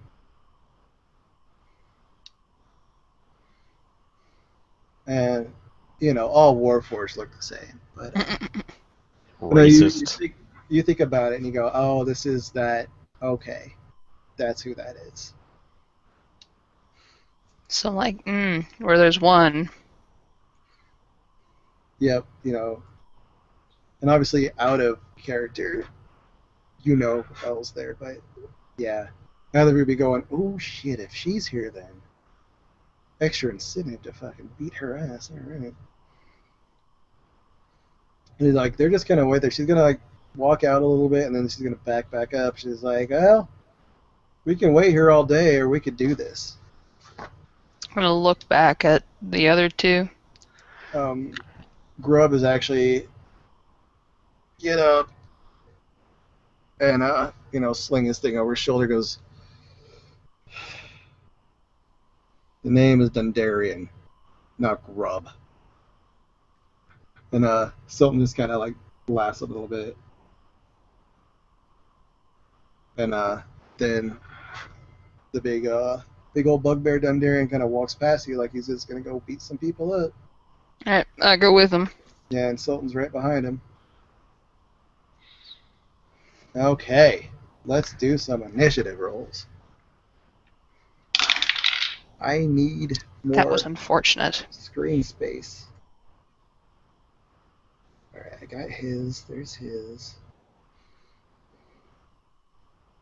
And I can't. Oh, shit. This is going to be an issue. Okay, there we go.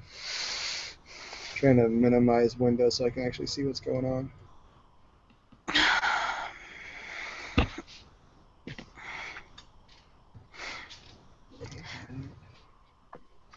I'm gonna murmur to the other two and say, I want the Warforged.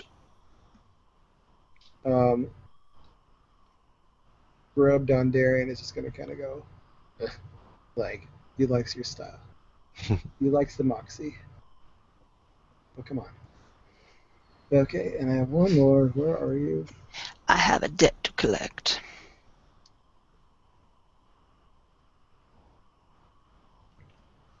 Where is it?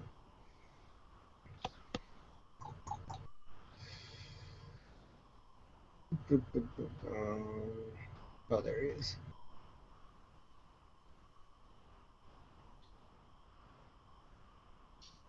A bear chief.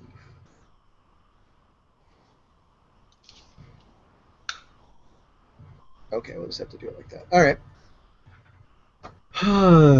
Dex is a +2 for him. Dex is a +2 for him. Ooh, boy. Okay, what was your dex? My dex Yeah. Or, I'm plus- sorry, your initiative. initiative is 8. 8. I did not Okay. roll well. We're going to roll them as a group. Oh, God. Okay, they're going to go first. So we're going to do... Actually, she'll go first, and then they'll go. So we'll do Warforged. We're going to do our buddy... Let me roll to see what the group gets. Okay, so it's going to go her, you three, the rest of them. And it's going to go Warforged girl, our bugbear friend, our rogue friend, you, and then the other 5. Okay, let me get some hit points written down. And what is her stupid hit points?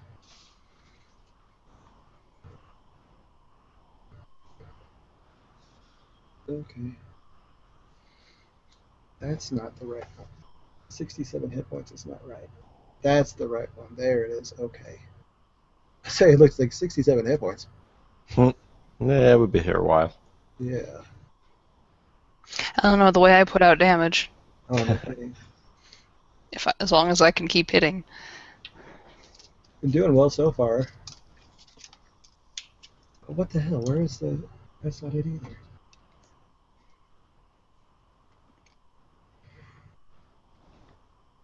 Sorry about this. I had...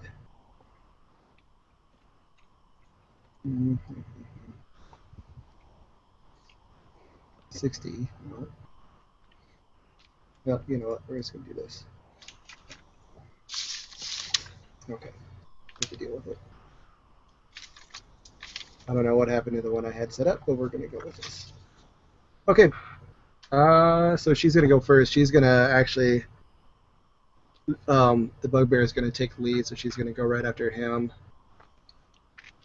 And I got to write down his hit points. Son of a bitch. I just made myself a really complicated thing, and I didn't even should have thought about that. Okay. And I'm going to roll her stuff here just because it's easier. I'll roll against you. I'll roll anything on the chat, but for this, I'm just going to do it here.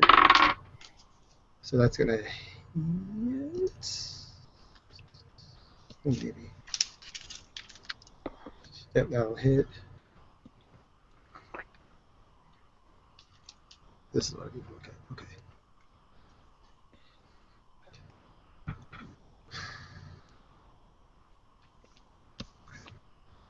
Okay, so she hits, takes her points off. He's gonna move fast through that. He's gonna go swing back at her.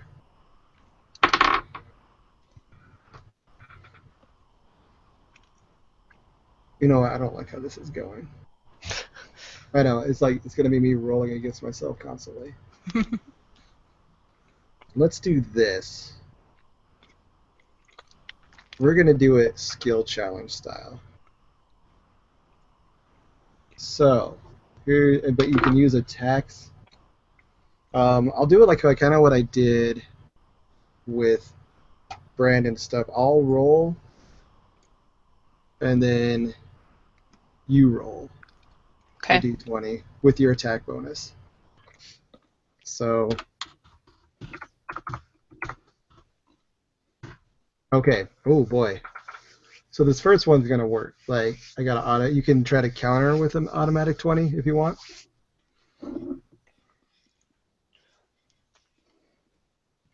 Okay.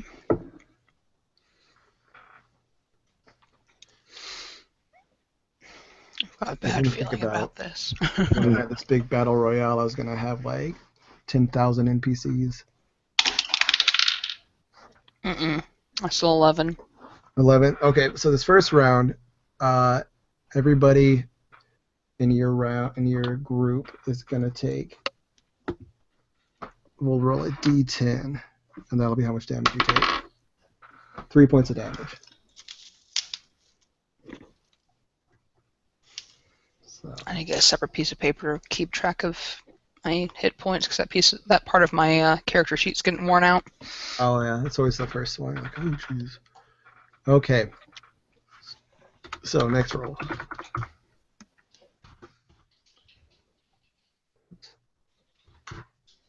$19. Okay. See, now you're going to start rolling high. I see how it is. Yeah. I rolled another 6. Ooh, So 11. 11. That's not gonna do it. Let me roll another d10. 7 points of damage for everybody. I hate subtracting sevens. Okay. Do I get to make like skill checks to help me out though?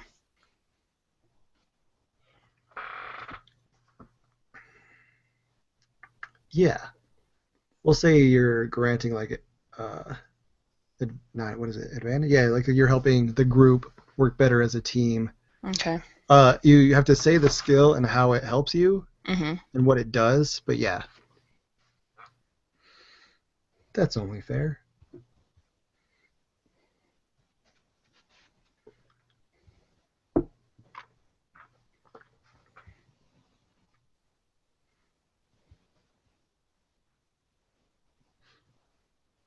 Oh, I guess I should roll, huh? Sorry. It's off. Okay, that time he rolled a 7. Okay. Gonna be a 7. I'm going to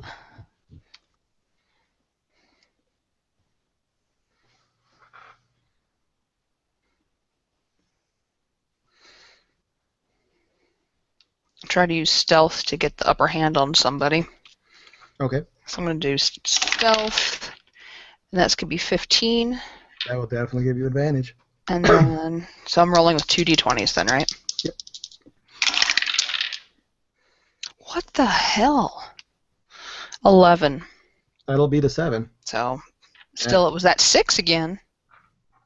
And we're gonna do, for them, we're gonna do a little more damage because you got that bugbear. Well, theoretically more damage. Okay. And this we're doing hit points, so I'm taking away hit points for every. Oh my goodness! Now I'm rolling high. Okay, 24. Now that isn't necessarily an automatic hit, so you can get advantage and try to do your thing. I'm going to use perception to try to see if I can read them as they're Okay. striking Okay. and put myself in a better position. Gotcha. So that's 22. 22, and that's with your bonus and everything? Yeah. Oh, I'm sorry. Yeah, 22 will give you an advantage.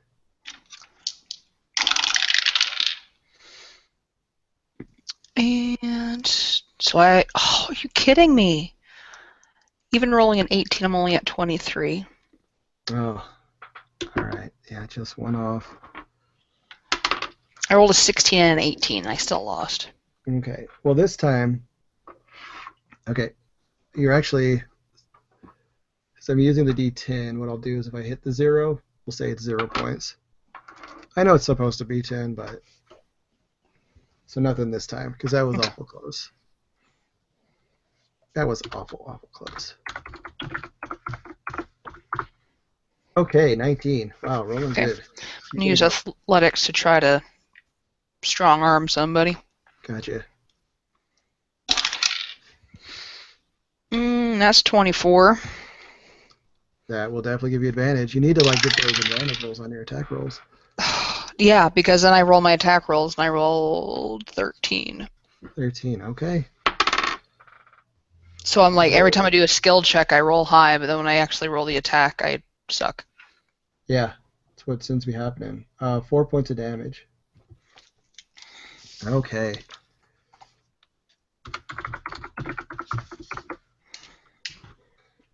Oh, another 19. It's like going the opposite that I went for Brandon. Mm-hmm. So once you start plinking some of these guys down, the bonus is gonna drop to nothing. But gotta get some dudes down, get some damage.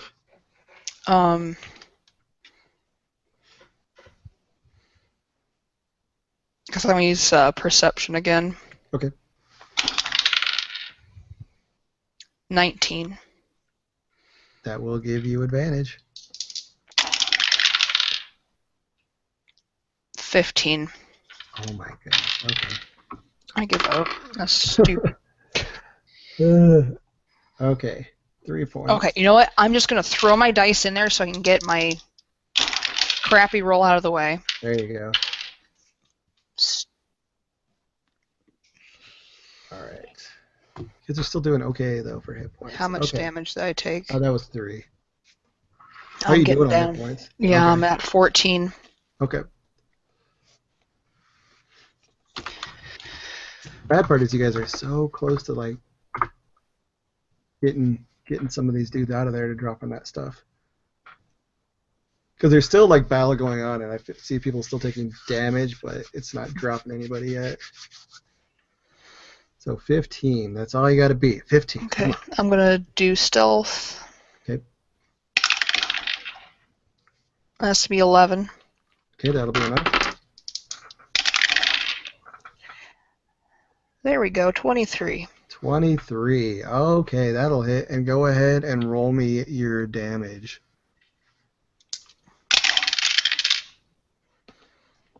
13. 13. Oh shit, 13. That's pretty good. Okay.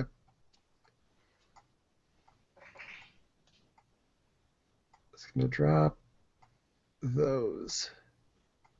He's gonna move up. Okay, that's also gonna drop off their bonus. Actually, it's tip plus nothing. Do I roll my second hit? Oh yeah, actually throw your second hit. Yeah, roll your second hit. Just roll the damage for it. Yeah, 3. No, 6, sorry. 6. Okay. That's all he had. Okay. And you had 6. What was the first one? 13? Yeah, I think so. Yeah. So I rolled a 6 and a 4 plus 3.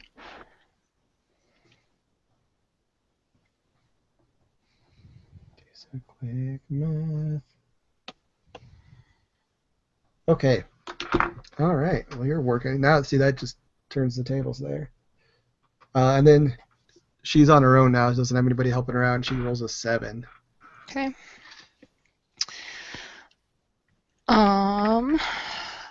Did I do stealth or perception last time? I think you said stealth last time. Okay, I'm gonna do with athletics. I know I didn't do that Okay. one. That's 21. That will get you your advantage. There we go, 24. That will definitely hit. So first strike. Whew, max damage, so that is 17 damage. Wow. All I rolled a 6 and an 8. Okay. And then my second hit is 5. 5. All right. Okay. And actually, we're going to have our friend swing too. Now that they're not encumbered by other folks, they can start swinging away. Okay. Okay. So all three of you take a good swing at this guy or this girl, and looks in pretty bad shape. Kind of stumbling, but still up. So she's going to try to take another swing. Oh boy, yeah, see, look at that. 4, so all you got to do is beat a 4. Should have did athletics last. I'm not taking any chances with this. My dice suck. I'm gonna do stealth this time. Okay. Yeah, that's 7. So no advantage. 12. 12 will beat it. Okay, then damage. Yep. First swing. Ooh. 15. Okay, yeah, you got her. So you take a good swing and And just this one will not be non-lethal. okay, and get it like a good lethal blow. Yeah. Puts her down. Thing with Warforged, especially this one, like you try to do a lethal blow, it puts her down, but you notice like she's not dead. And then It's only half dead. yeah, what was his name? Stilton? Mhm. Stilton. The cheese? He actually reaches down after she's out and like reaches behind her neck and pulls this thing out, and then like the lights go off in her eyes and throws it to you. Thanks. And you look at it. Give me an investigation. 6. 6. Okay, you're not quite sure what this is, but you're like, I'll hold on to it. Give it a tick. Yeah. And then after he does that, he just kind of looks at you guys, puts up his hood, and bolts. And as he runs away, he disappears, kind of. And then you turn around and look at the bugbear, and he just kind of gives you a look like run. Okay. I guess I'm gonna He's start. gonna like kind of stalk away slowly, but I'm gonna, there. oh, of He course says we're gonna away run in the from same him. direction. Yeah. That's a bad idea. Okay, So so you run. You don't really see anybody else. You know, they're pretty good about cleaning up bodies. Even as like you're running away, you look back and you see them like cart off the Warforged body. And you notice. Oh, go Oh, ahead. go ahead. No, go ahead. Well, go ahead and finish describing stuff. Okay, yeah, they take them off, and you notice like the sun's starting to get lower, so you think you're probably done for today, unless you run into any stragglers, which you're just not seeing. I'm gonna go ahead and shift and see if I can sense any stragglers before time is called. Okay, give will- me. That would also gives me it gives me advantage. There we go. That's what it is. So go ahead and give me. I guess it would be. Perception. Yeah. 22. Okay. You shift. Looks super cool. Somehow your clothes stay on.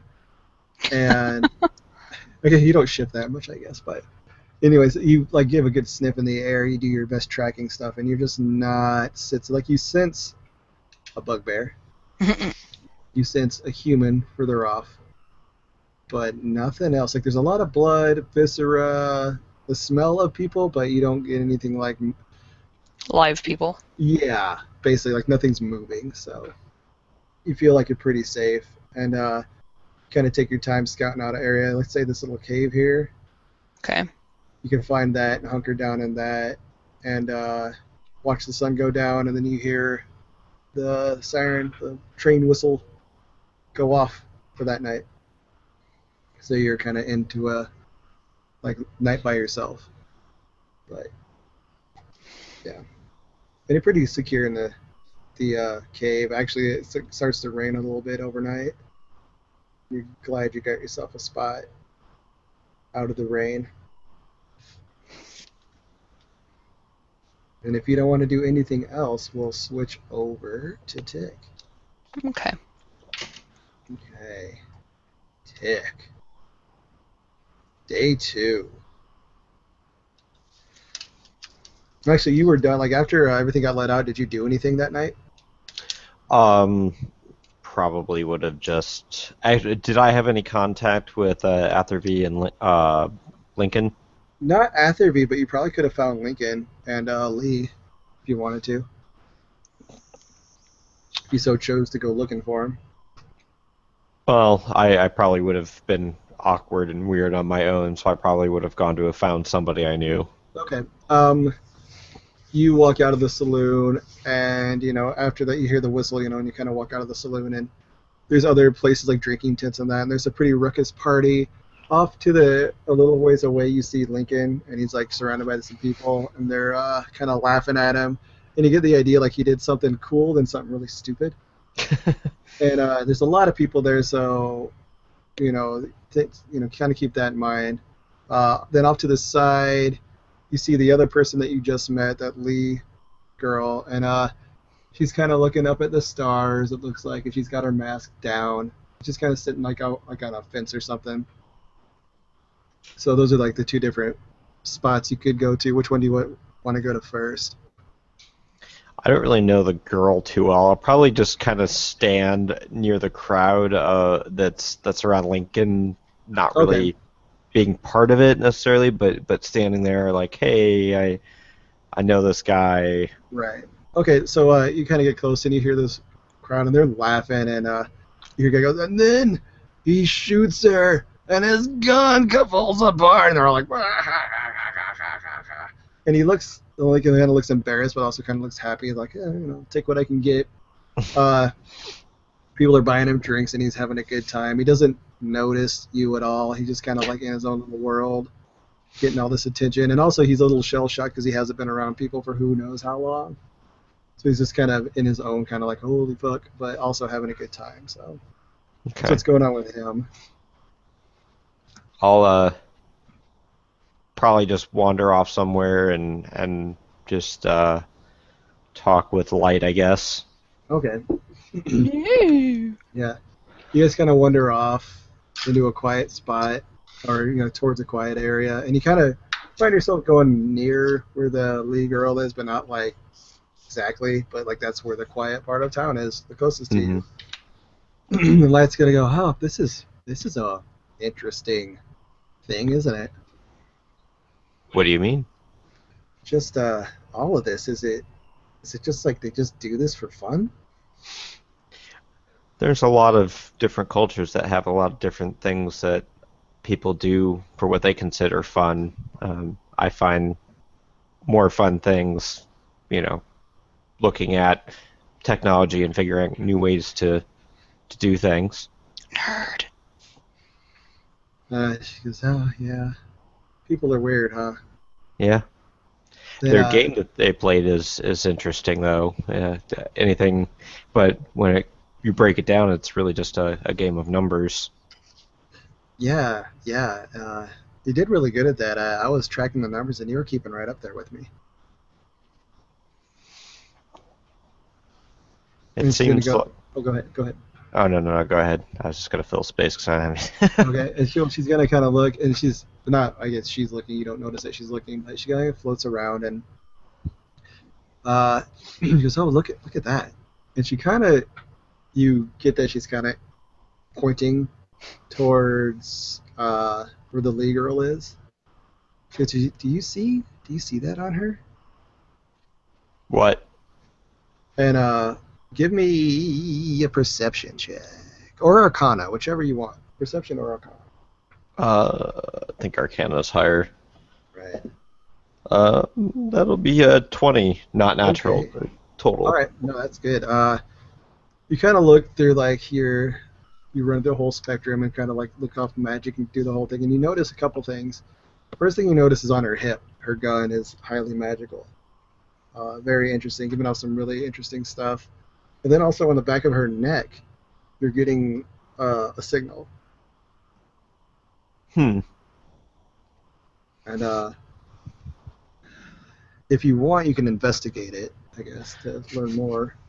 Yeah, I probably would. I do mention to Light, I'm like, I do say something about I'm not familiar with anything on the back of somebody's neck. But yeah, I'll do what do you want me to do? Investigation roll then? Yeah. Okay, let's see what my investigation. I think that's a 4-2, but. Yep, investigation's a 4. That'll be a 21. Okay. So you kind of like focus in on it a little bit, and you get a good like I guess view of it, and it's almost like a symbol on her neck, but it's also showing up in like the Arcana ranges as well. Mhm. So and you look at it and you can't quite get a grasp, like you don't know what the symbol means. Light will actually kind of go like, what is it? Do you got a good view of it? It appears to be some sort of symbol on her neck. And then she just says, "Oh, send it to me. Send it to me." All right, create a image in my head Okay. and transmit it. And she just says, "Okay, let me see. I'll try to access the ship computers there and see if I can't come up with something." And a couple seconds go by, and she goes, "Oh, it's old. It's really old. It's an old. It seems like it's an old maybe number from the old hegemony or really old language. Like the closest I can find is a number." Perhaps that she is cataloged some way by her people. Maybe, yeah. The thing I have is like it maybe says like a 1 and a 6, or 1 and a 6 together. I'm not quite sure, but maybe a 1 and a 6 or a 1 and a 6 together, 1 plus 6. I'm not. It's kind of confusing because it's not quite like anything that I can find.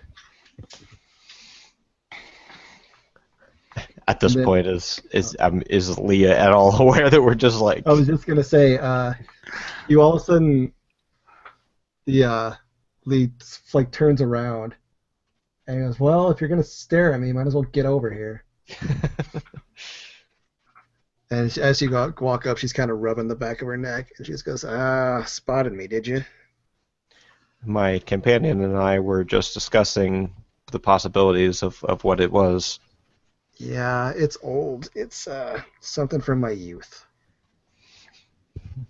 Well, you don't look as to be that old when comparing that to other people of your species.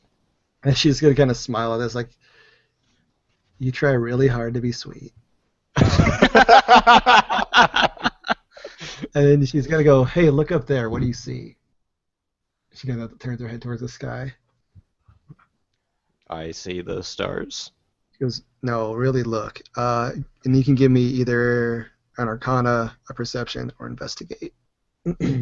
Let's go with Arcana. Oof. 7 total. 7. Okay. You see some weird stuff. Like you get a good hit of where you think the shipyard is, but you see a bunch of other little things too. But they're kind of flitting in and out. You don't get a really good grasp of what it is.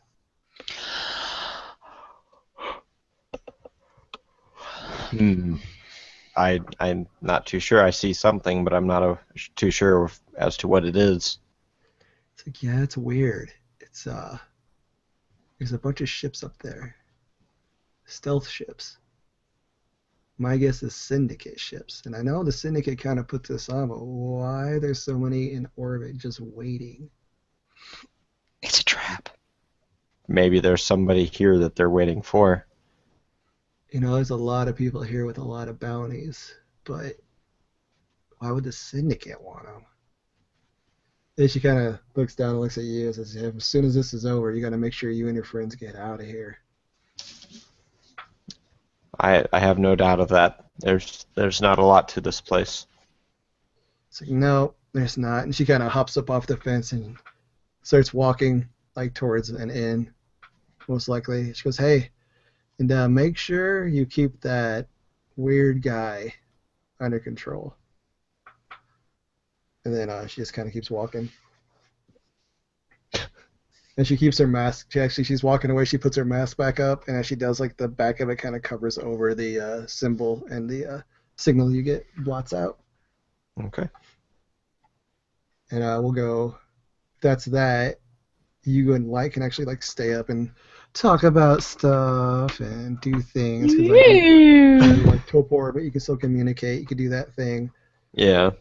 And then the next morning rolls around, and it's time for you to play again. Yay! So this time you go in there, a lot less people, for sure. And there's only like a few tables out now.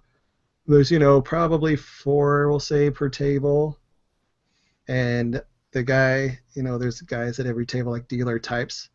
Only this time they're not really dealers; they're just kind of there watching. And the guy hands out your deck of cards that you won the day before. Mm-hmm. So you've got, let's say, like 20 cards, and you look at them all, and the guys, they don't really explain anything. That's something you notice, like they don't explain it. So if you don't know it, you're kind of out of luck. So you watch the guys start playing, and they kind of like get their cards down, and you notice they're like playing certain cards, and certain cards have certain attributes. And they start like turning cards sideways and laying them down. And out of game, they're essentially playing Magic the Gathering. Yeah. So we'll do, just to see if Tick catches on. What could that be? A perception, really. So give me a perception check. Okay. Oof, 0. Damn. I would say that something like that would probably be an intelligence check, though. Yeah, I know. I don't want to have to do a straight what's a good intelligence? Investigation. Yeah, give me an investigation. Or history, maybe, depending on how you want it. Whichever one's higher. Actually, they're both the same. Better than 0? Yeah.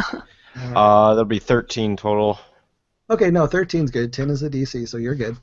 You kind of pick it up pretty quickly. Like, it gets to you, like, your first couple turns, you're just kind of mimicking what other people are doing, but then you kind of pick it up. And, like, Light kind of, like, whispers in your ear a little bit to kind of help you along. Like, maybe she's seeing something similar, There might be something the pirates play, the nerdy pirates. So you guys start playing, and, like, you start getting a hang of it, and we're going to do similar to what we did last time. Okay. Pretty much the same thing. So we'll do best. This time it'll be best of 5. Okay. And you gotta beat. Was this one the DC check, or was that the next one? I think this one's a DC check. You gotta beat a DC of 10. Okay. Do you want me to still do the... You could still do your bonuses, your Okay. advantage stuff. All right, I will do... I had something here a moment ago. Okay, yeah, I guess since I'm learning the system, I'll go about it systematically, and I'll use, I guess, investigation. I mean, that's... No. I'm trying to think of that'll some work. sort of... Okay, I'm trying to think of some sort of analysis of it. Yeah, I mean that would, I think, would be investigation. Okay. Oh, wow, 21. Okay, so yeah, you pick it up pretty good. So yeah, that's one win for you. Okay. Well, I guess I shouldn't say best of 5. That's something different. You need 5 wins before 5 failures. Right, okay. We'll say before 3 failures to do a best of 5. How's that sound? Okay, Yeah. sounds great. Okay. So for the next one, I'll use my insight and kind of judge the intentions of the other players. Okay. And that's a 9. Alright, that will not get you advantage. So I'll lose that. Okay. Oh, okay. So still roll your thing. All right. And that's a win though. 14. Okay. So there's 2. Okay. This time I'll do the reading the biometrics of the players and use my Arcana. Okay. 14. That will get you advantage. Okay. Whew, nat 20. Oh, nice. Okay. And we'll actually say that can give you, since you got a nat 20, that will give you free advantage on the next turn. Okay. So you don't have to do a skill check, you just do advantage. Gotcha. Okay, next turn then with advantage. 17. Okay, that will beat a 10, and you got 1 more to go, and you win this round. Watch 5 losses. Oh wait, no, I'm doing advantage. All right, this time I'm going to use investigation again for my advantage Okay. roll, and that's a 9. So I'm guessing that's not going to give me an advantage. Okay. Now for my game roll. 19. Wow. Okay. Yeah, so you get through this first round, and you clear the table. And you said there's 4, so there's 4 winners. So there's 1 more round today that you guys got to play. Okay. So we'll do the same thing again. It's the same game. Now you just got to, it's like your regular tournament. Now you have the 4 guys, and it's going to be 1 winner out of this to go on to the last part. We should make it more challenging. So we're going to do 3 successes before 3 failures. Okay. Same rules as before, though. The DC's 10, and you can do your advantage stuff. Okay. I'll start out with Arcana then. Excuse me. All right, that's 21 for That will give you the advantage. Arcana roll. And 10 on the dot for the Oh, that'll do it.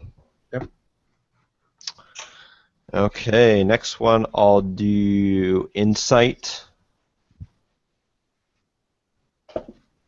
19, so 23. That'll give you advantage. I'm going to throw it. Yeah, I just did. Threw it on the ground. I hate it. 17. He's an adult. Okay, that gives you 2 in a row. You've just been killing it. Whew. Yeah, good so far. Let's see. All right, and then Arcana for this one. I cannot stop yawning. I'm sorry. And that's 20 total, not natural. Right. That'll give you advantage. Okay. Whew. That was close. 11 and 1. So Yep. All right. Dang. 3 in a look at you. row. Nice. So you just killed it during this part. You tore through the 2 tournaments. And people are just kind of, at this point, now you're getting some attention. They're like, this guy is amazing. He's really Uh-oh. good. Yeah, like some people are impressed. Some people are a little, but yeah, tournament's over for the day. Undo A lot it. of people are going to go watch the shootout. Some are going to go get drunk because they lost. What would you like to do? I'll go watch the shootout. Okay. You make your way over there, and it's a pretty good crowd. And we'll just zip over there real fast. And you see, there's people shooting ping pong, pew poo. And she lost. I think you lost. So there and that. Okay. So here we are. Lee will go up first. And as you get there, you see Lee getting ready to shoot. And she's, looking at this other girl with a gun. And they're staring each other down. And the girl on the other end is going to shoot. That's not what I want. Well, we'll say it's a 16. So now it's Lee's turn. I think I gave her the wrong bonus before. She actually has. Actually, it's a. Okay, so not much of a contest. Like the other girl gets her shot off, but it's wide because she's already getting hit by Lee's bolt. Once again, like hits her in the shoulder, her shooting shoulder. Doesn't kill her, but it definitely puts the hurt on her. Probably won't be doing any more shootout stuff unless she gets a really good doctor. So that's that round done. And Tick gets the idea that this has probably been going on all day, and they're getting towards the end of the round. The last round for the day comes up, and Tick, give me what's a memory check? Perception? Insight. Insight? Yeah, give me an or insight. perception. Yeah. I'd say probably insight.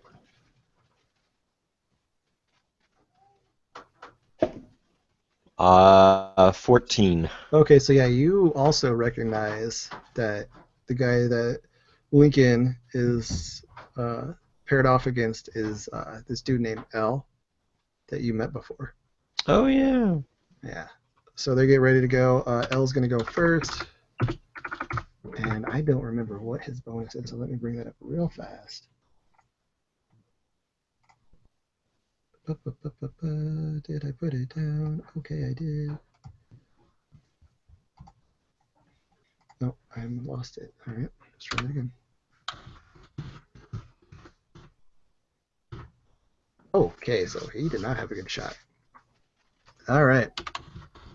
Lincoln's going to shoot, and he notices this gun is a little bit more balanced. He feels a little better with it, so he's got a little bit extra oomph. And just, L doesn't even get the gun hardly out of his holster before he's got a shot. And this shot, like, once again, he's not shooting to kill, but the bolt goes straight through his shoulder. And his shooting arm is just dead. And there's like that moment of recognition before, then after. Like, he just kind of doesn't even give him the time, just walks off. Like, shoots him, all cool like, puts the gun back in the holster, starts walking away. And Lincoln starts yelling nonsense like, I'll get you, blah, blah, blah. Blah, blah, blah. The stuff he usually does. Yeah, and Lincoln's kind of walking all cool, and then he trips over a pothole. And the gun clatters out of his hand and like skids across the pavement. We'll say like Lee's over there and actually skids over to Lee's feet. And she kind of looks up at him like, what the fuck did I tell you? And she picks up the gun. She goes, I'll give this back to you when you need it, okay? And then like puts it back in her back holster. When you're ready to act like a grown-up. Yeah, and then it's just kind of like, okay, I'm sorry. And then Lincoln actually sees Tick. Let's see if he sees Tick. I mean, L. Okay. No, he saw L. He knew it was L from the first day. But Tick is No, watching. I thought you were saying. Oh, I thought you were saying see if L sees Tick. Oh no, Lincoln sees Tick and like goes over and he's like, hey, how's it going? How you doing with your stuff? It's good. I've won so far. Cool. So like that's it. Then like what is it? How does that work? And he looks over to Lee. And she just kind of has like wide eyes, like, you guys are done already? Well, it was a pretty systematic game, and it didn't take too much to figure out the ins and outs of it. And she's like, has like an impressed look on her face. Yeah, I mean, if they're done for today, then it's your bug buddy here and whoever else, and that's it. Just the two of them are playing tomorrow. And Lincoln looks duly impressed, like, yeah, cool. So, yeah, I don't know what I have to do tomorrow. I think I got to shoot more people. Hopefully it's more than one a day. It's like waiting around all day to take one shot. It's nerve-wracking, you know? And then Lee's going to go, yeah, tomorrow's the final round, and it's you and me. And Lincoln just kind of goes, oh, well, okay, well, that's cool, I guess. And you guys can, like, go hang out. Get a bite to eat. Did you want to talk to them about anything?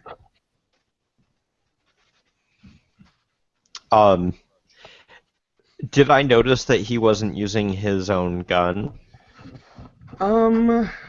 Yeah, probably when she picked it up. you probably would have caught on to that. That's not, and also you don't get the weird radiation signature that his gun gave out. I'll say something about, what's happened to your gun. Okay, and he'll like reach into a pouch because he's got weird pouches everywhere, and he just pulls out a bunch of components and just kind of drops it into your hands. It's like that's Jigsaw puzzle. that's my gun. Perhaps we can figure this out and get it reassembled for you. It's like, that would be great. And at least like, oh god, don't bother me. And you wander off like you guys are like, oh come on, we're gonna go get something to eat. You hungry? Sure. Okay, and they go, and they go to like to eat, and then he's like starts walking with you for a second, and then like thinks better, but she goes, you know what, I got some stuff to do. I'll catch up with you guys. And Lincoln's like, all right, Lee wanders off. You guys go find a place to eat, and Lincoln's just like, God, it's hot, hot in here. This planet, I'm sick of desert planets, and this armor is not cool at all. He kind of takes his stuff off, and it takes a minute because it's like pieces, it's like this part, and then this part, like a waistcoat, and like a sleeve that comes off on its own. It's just like it's really odd stuff, and he takes it all off, and he's just got kind of like a tight t-shirt underneath, and sits down to start eating. And give me an Arcana check. 14. I'm sorry, 15. 15, even better. Okay. Yep. All right, this is going to be combined with Light's going to kind of go, kind of notice the same time you do. So, oh my God, look at his neck. Does he have a number other than 16? He's got a strange number on his neck. And yeah, you don't quite know what number exactly. Let me see, did I give him a number? I did, but I don't think I have that file. We'll just say, yeah, there's a number on him. Okay. I don't remember what number it is. I have it. Tick being the blunt one that he is, says, do you have some sort of relation to that female gunfighter? He goes, excuse me? You both have numbers on the back of your neck? He goes, I do? Yes. He thinks about it first. He goes, oh, yeah, I suppose I do, yeah. That's something from a long time ago. That's what she said.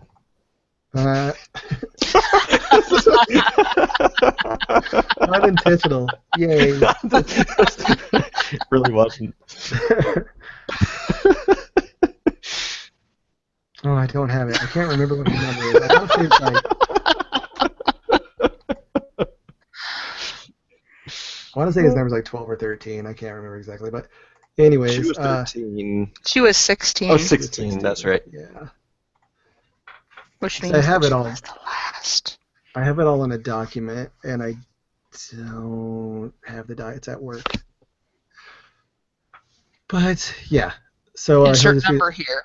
He goes, "Oh yeah, that's it's back from when I was a soldier, back when I was like just a kid." They have your children be soldiers?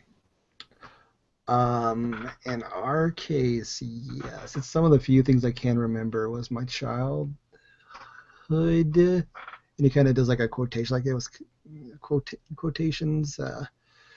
But yeah, we started early.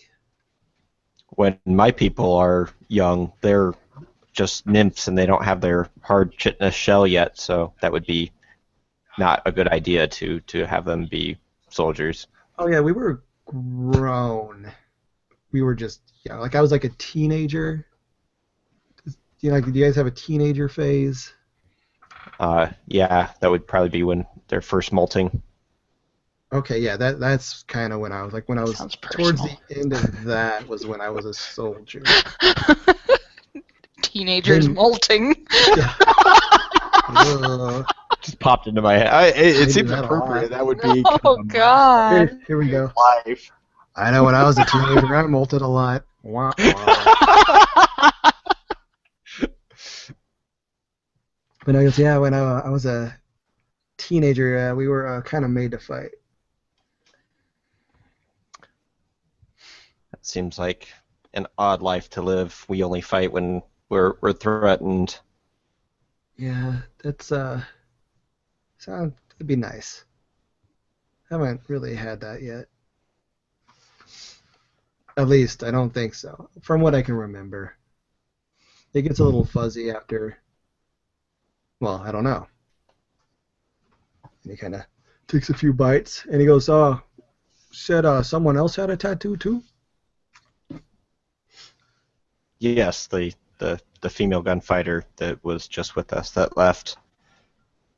And he's gonna stop for a second. He says, really? Like mine?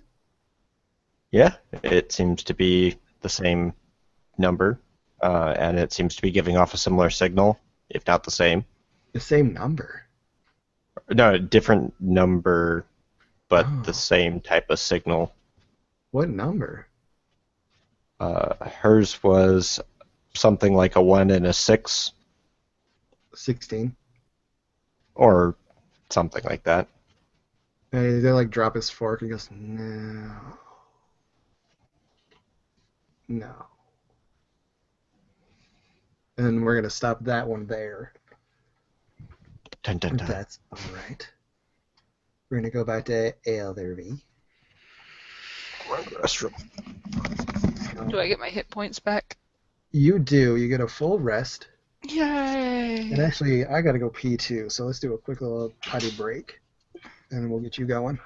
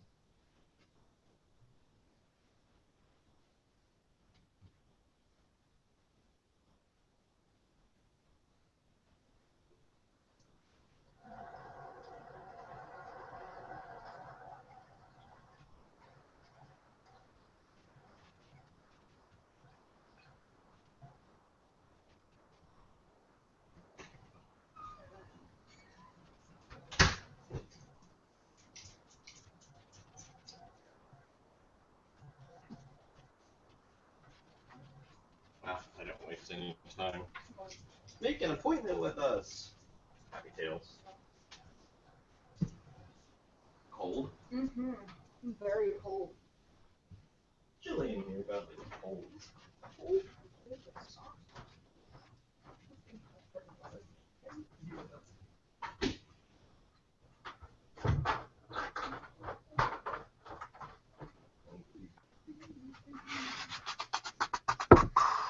Oof. Uh-oh, we lost somebody. Or did we? No. You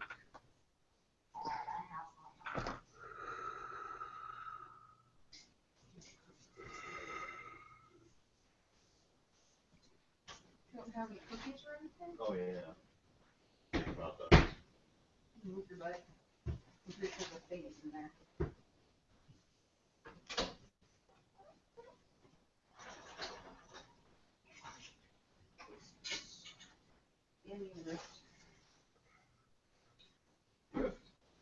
Better home to guardians. Artifacts. The better home to guardians is better home to guardians.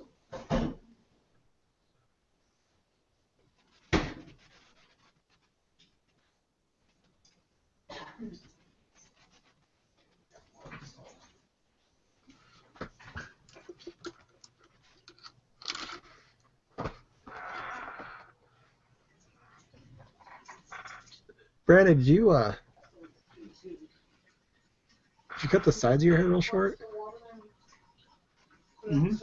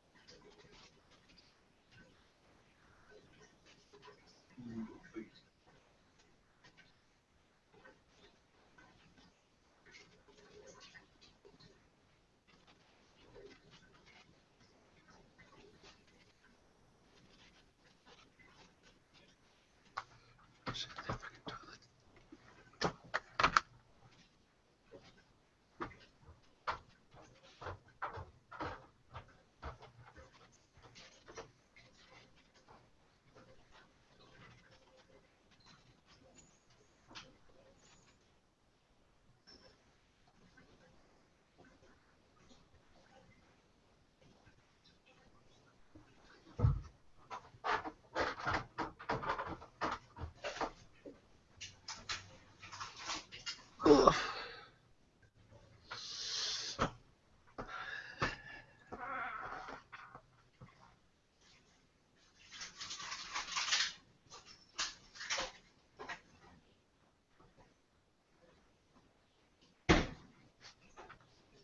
You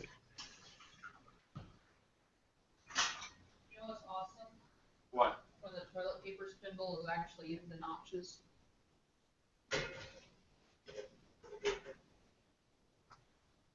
It doesn't pop out and land in the trash can when I try to pull on it.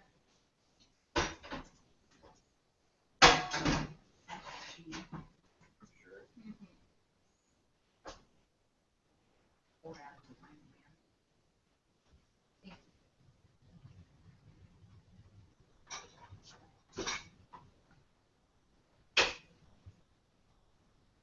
I just noticed that that's in the elf section. She has a Harper badge. No. Oh. Yeah.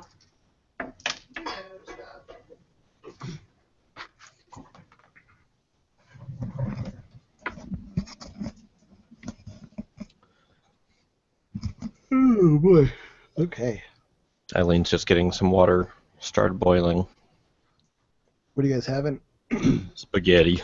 I think we're gonna have ravioli. Ooh. Yeah, we do ravioli every once in a while. We have some like frozen ones, but we're kind of low on food and on money, so it's like, yeah, we got ravioli in there. Yeah. Yeah, I only get paid on the 1st and the 15th, and this is like a 3-week period at the end of this month. So yeah, it's a little thin. Yeah, that's what we're going through. And I was supposed to get my school money, and it hasn't come through. It's just like, it sucks when you think you have money coming in, and then it doesn't. And you're like, Yeah. all that stuff that we planned for. Yeah, I thought I was getting Pell Grants, but apparently I had signed up for the 2016 year and not the 2015 year. Ooh. So I'm not going to get Pell Grants until the fall. Of next year? No, this year. Oh, you're still in summer quarter or whatever? Well, I haven't signed up for classes since Okay. I'm leaving. Mm.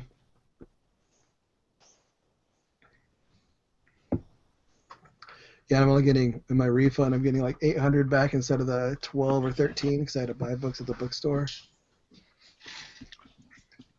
Like $450 for books. Yeah.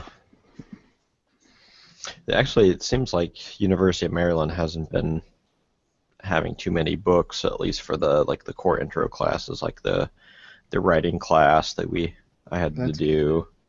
My science class didn't have a textbook. I'm I've wondering had a if they have few. any at all. Yeah. I'm wondering if I might for like my level 400 seminar that I have to take at the end of that's like one of the last classes I'm going to take. I could see that maybe having a text, but No, usually seminars are going to be a just a do what you lecture. want. No, they're a do what you want like project. Mm. Oh. Huh. Ugh. Not Like me. I've got all Keystone. sorts of guides. Yeah, it Like is. the It is the Pi. keystone, but Oh yeah, I've got a keystone or capstone is what they call it in mine. Capstone, yeah, not capstone. Keystone. I could either do a capstone or an internship. I'm like, well, I'm not going to be able to do an internship. Ooh, that'd be cool. I could do an Awesome. internship. And I could probably get into Huddle because I have friends who work at Huddle, but but I am planning on taking the summer off. The plan is to like have the baby like not this summer, next summer have the baby, then take the full 12 weeks of FMLA off, and get supplemental insurance to like help out with that. But we'll see. We'll see about the internship. Okay, so morning comes up on the great outdoor fight, which is pretty dope. You see, Atherby, as you peek out of your cave, you see Grub Dendarian, the bugbear, standing in the middle of like the whole sort of amphitheater-y thing. And he's just standing there, just waiting.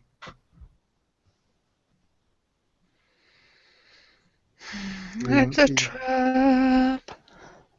Well, yeah, you don't see hide nor hair of the other dude.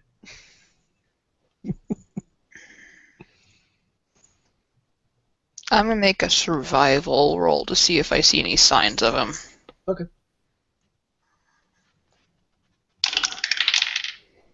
14. 14.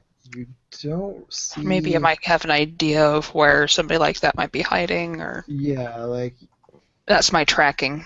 you don't see any like definite signs of him, but we'll say like maybe over here-ish would be if you were gonna be sneaky. That would probably be where you want to go. Everything else has pretty good sight lines, but over in this like area towards I guess it'd be the northwest of where the Mhm. bugbear and you guys are. There's a little outcropping where you're like, well, if anywhere, if you're gonna be within this area, that would be where you want to be. If you want to be hidden.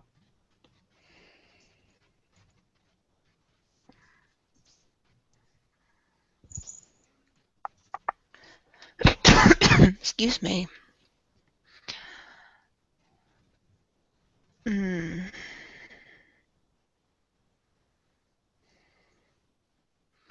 I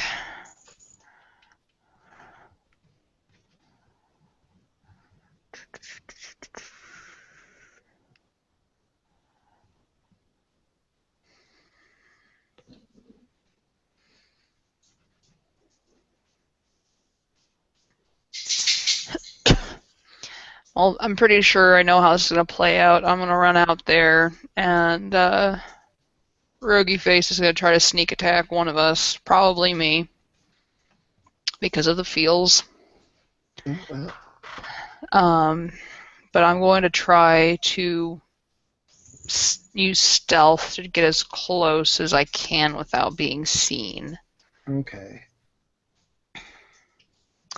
I'll make a stealth check. It's gonna be.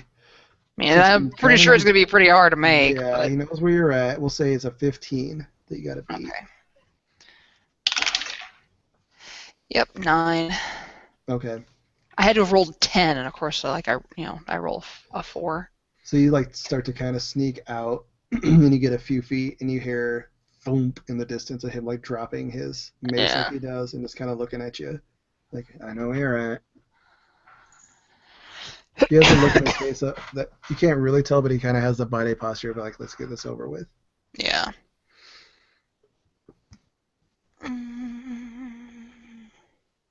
this is good beer. So Yeah, I'm just gonna go ahead and start moving towards him. I don't Okay. know how you want me. If you want me to move, just movement speed or. you can move as close as you want to him. He's gonna stay right where he is. Right, but I didn't know if you might have other things going on, but If a little rogue's gonna pop out. yeah. Yeah. 5, 10, 15, 20, 30. There's my 30. Okay. And he'll see you approach and he'll kind of give a quick look around and then come towards you and meet you in the middle. And he's not going to swing at you right away. He's just going to kind of give you a look and give again like that. You tell like he doesn't want to do this, but Yeah. he's I'm got going to kind of under my breath, because I'm sure the syndicate is watching, saying, if I get out of this, I'm coming back for you, for both of you. And he kind of goes, I can handle the pits. He can't. Well, I won't leave either of you behind if I can help it, but I need to have my ship first. And he kind of goes, let's see what happens then. And takes, a little step, not a full 5 foot, but just kind of takes a step back and feel like he's gonna swing at you. So let's get initiatives going. Ugh. Yeah, 10. Well, you did better than he did. He only got a 5. Okay, so go ahead. Okay. First swing, non-lethal damage. 11 to hit. 11 will not. Okay. What is AC? Second swing. There we go. 22 to hit. 22 will hit. Okay, extra damage, non-lethal. 10 damage. And as bonus action, I'm going to shift while I'm swinging. Okay. And that gives me advantage on wisdom checks, including perception. Alright, just reading his stuff real fast.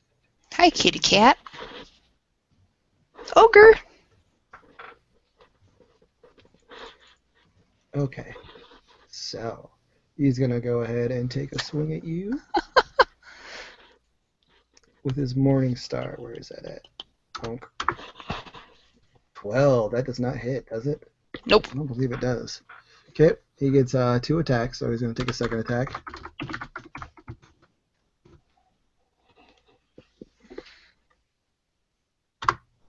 Oh boy, okay. So we'll say he swings high and misses and swings low and you kind of hop over it.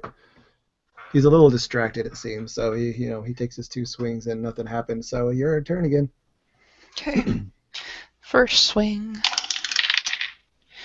21 to hit. 21 will hit. Non-lethal damage. What the hell is that? Okay. 6 damage. 6, okay. Second swing. 20 to hit. 20 will hit. 7 damage. 7 damage, alright. Yeah, you should do pretty well. Give me a second to take my sweatshirt off here. Very good. Okay, stuff already. And I'll roll at you again.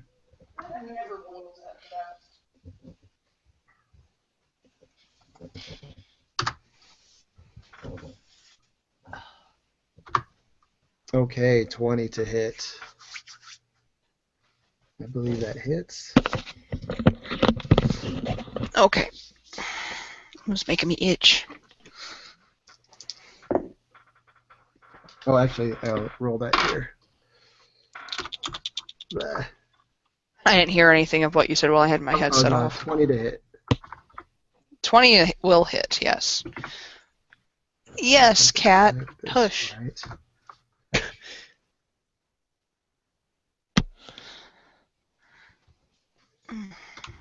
I'll get that sunburn starting to pop up. Okay, 7 points of damage.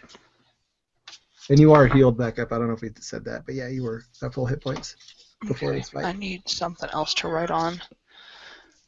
And he's actually This'll going do. to take his second shot at you. 13 to hit. I don't That's think a you're miss. 15, right? Yeah, okay. So, second shot fails. It is your turn again. Okay, first swing. 16 to hit. Nope. Will not hit. Damn. Ow. Alright, and second swing. That is a crit. That's a natural 20. Ooh, nice. So I Roll it up. roll double damage. Double damage. Do I get to roll double damage for my Colossus Slayer? I don't remember if we discussed that or Is not. it all attack dice? Yeah, well, yeah, because it said that it works for sneak attack damage. And Yeah, so mine. yeah. Okay. It said all attack I have dice, that's another awesome. D4, D8. This would be a Okay. good one. Non-lethal damage. Oh, buddy. That's 10, 18, 20, 23 damage. Nice hit. You're doing pretty good. Pretty good. Still up, but you're doing good. Okay. Okay. He's gonna go ahead and take his shot at you. Excuse me. 20. Oh, his turn. Get a natural 20. Oh god, that thing hurts. Ooh, this is gonna be a lot of damage. Okay. Well, okay. Plus, what was it, 3? Ogre, stop being a butt. Holy shit. 20. I'm knocked out. Knocked out? Yeah. Okay. Oh, So jeez. you blast him really good. And then, is that actually...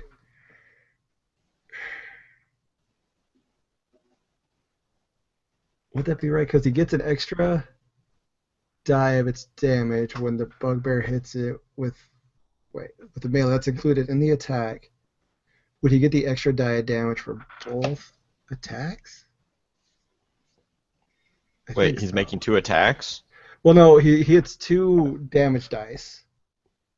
He has a ability that gives him an extra damage dice if he makes a melee attack. Mm-hmm. He hits with a melee attack. Like, does that also like the include with the sneak attack and Colossus Slayer types of thing?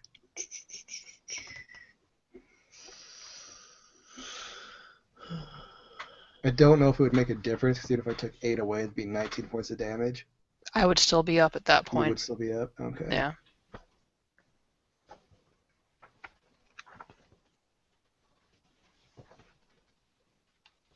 Five, 196. I'm gonna go put the spaghetti in. Spaghetti.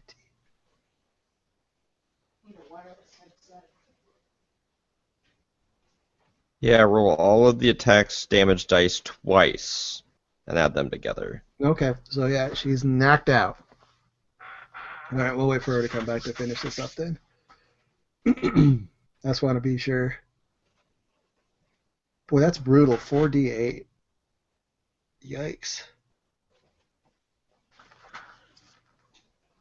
She's doing good though, because that's this dude's a challenge rating of 3. And she had him down at 19 hit points. A couple more good hits, and he would have been down.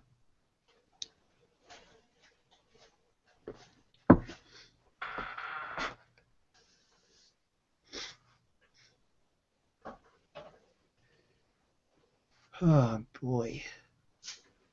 So the guns you guys shot today, was that a friend of yours who owned them all? Yeah, well, the AR-15 was one person's, and then there were 2 308s that were 2 308s, 2 45s, and a 40 that were somebody else's. Oh, okay. there was one 308 was semi-auto, and then another one was bolt action, and then 145 was a 1911, and the other 45 was a Smith & Wesson M&P, Oh, cool. and then I don't remember what the 40 was, but the 40 sucked. I did not like the 40. It was itty bitty, and it didn't feel right in my hand. It's like a little snub nose thing. Not quite. I mean, it was a semi-auto pistol, but it was just short. It was a compact. Yeah. Meant for like concealed carry type of thing. That's how I learned to shoot on a 22. That was a compact semi-automatic little pistol. When we got there, like, pop, pop, pop, pop.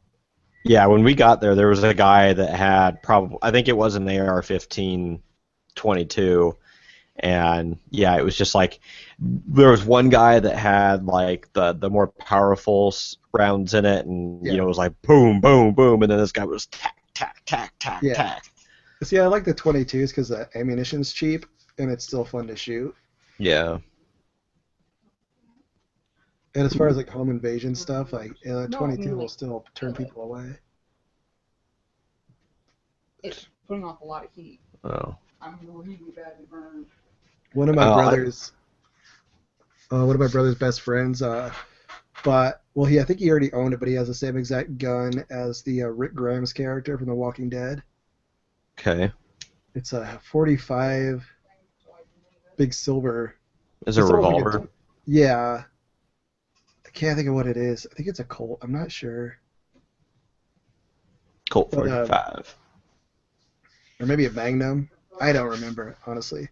But he's telling me that just to shoot I think it's 5 rounds, it's like $10 a bullet.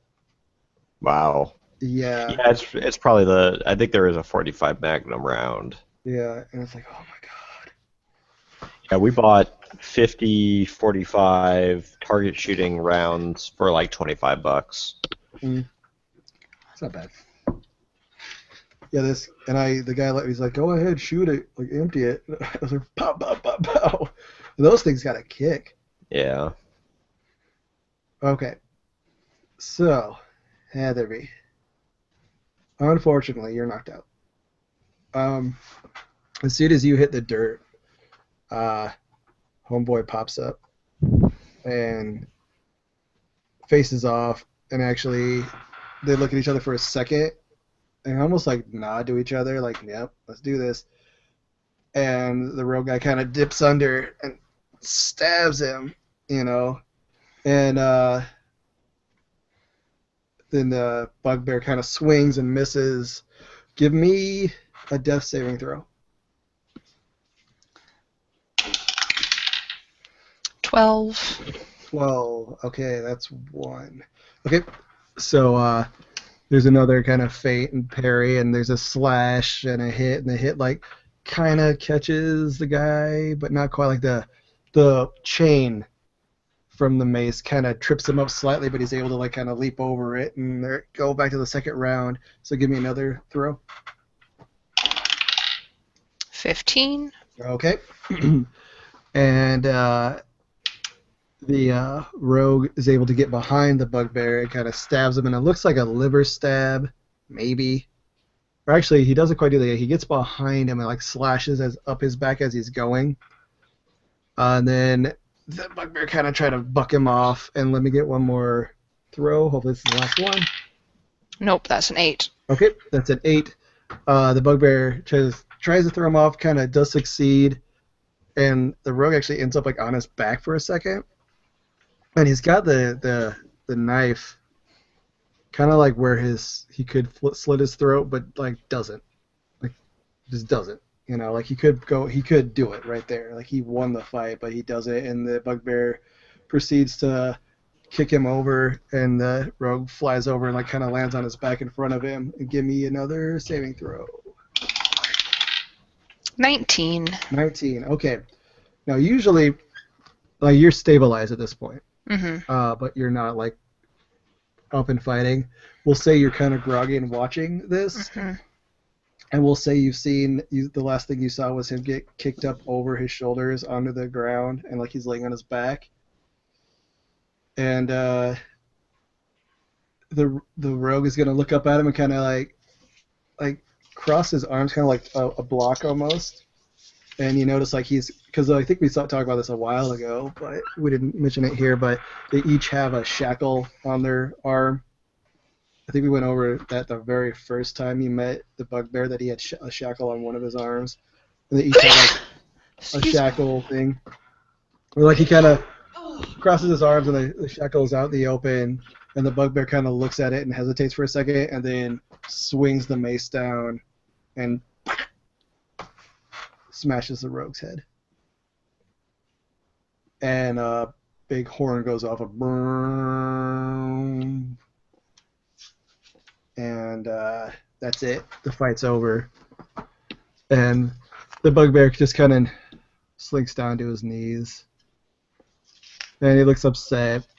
And Like, is the rogue dead? the rogue's dead. Oh, come on. I've got cure wounds. Squished head. Like, nothing there. The bugbear kneels down, and he looks very sad. And the guy's arms are kind of still sort of on his chest, but he goes and crosses them, and he takes the little cuff off of his arm and puts it on his own. And he does this thing, like he takes it off of his, and then when he takes it off the rogue's arm pretty easily, then when he goes to put it over his own massive arm, it kind of expands onto it, but it's thinner. You have the idea it's the same mass, but just thinner around his arm. And it matches the other one on his other arm. And like he looks sad, he just kind of gets up, and he looks over at you, and he sees that you're awake. But then he just kind of looks up and looks bummed out and just kind of wanders off. And as he wanders off, the dude who was at the who's like, all right, the great indoor fight's over. And the guy, the syndicate guy in the chair, just like does one of these like claps, like ha ha ha, I'm entertained. I'm entertained. Somebody died because I'm a douchebag. Yeah, and like you see him wander off, and some medics come out and actually get you to your feet. And if you want, you can either. How should we do this? They'll get you to 1 hit point. You know, they'll stabilize you, get you to the 1 hit point so you can get up and walk. Oh, I would have had that from stabilizing. Sure, I would okay, have yeah. So let's say hit like you point. finally clear the cobwebs and you have your 1 hit point. So you're able to walk, and like you can kind of stand up and like check out. If you want to look at the rogue's gross ass body, you can, or if you just want to get the fuck out of there, you can.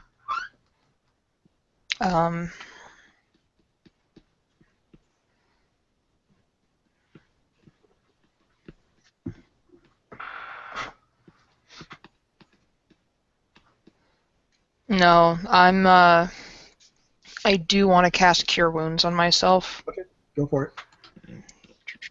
What is my ability mod? Wisdom, so +3. So 7 hit points, I've got 8. Okay. Just so I have that in case someone wants to gank me. Right. You never know. Yeah. Never. So you, guessing you're feeling kind of shell-shocked, kind of bummed out, make your way back towards town? Mm-hmm. Okay. While you're doing that, we'll switch over to our buggy friend, Tick. Okay, Tick, final round. Stir this stuff. Oh, there goes the timer. Hey, perfect. So, Tick, Yes. final round, you go in for that day. There's one other dude. Excuse me, looks like a halfling, because it is a halfling. Kind of sitting Shifty there. bastards. He's kind of like, he's got that thing where people think they look really good, but it's just garish. You see it in Asia Okay. sometimes, you know, a lot of gold and jewels and stuff, but it looks just, ugh. And he's sitting there and he's kind of like just waiting for you. And you see that he's got, there's a board.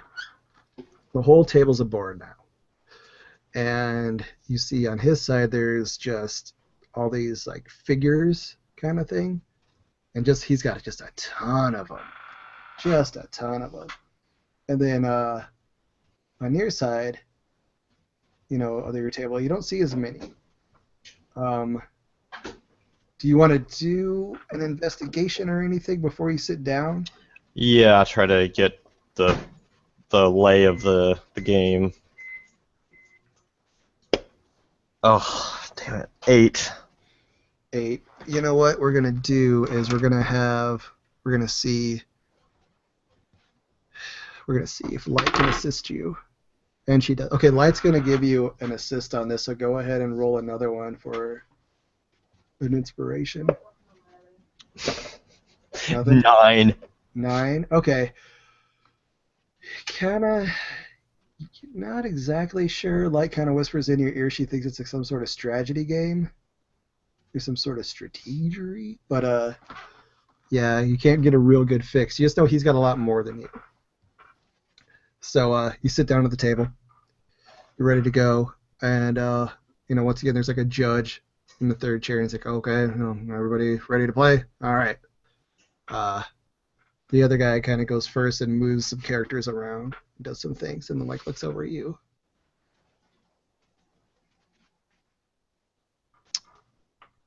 Okay. And we're gonna do similar as last time with like the rolling. Mm-hmm. Keep it as a DC 10. This time you have to get 5 successes before 3 failures. Okay.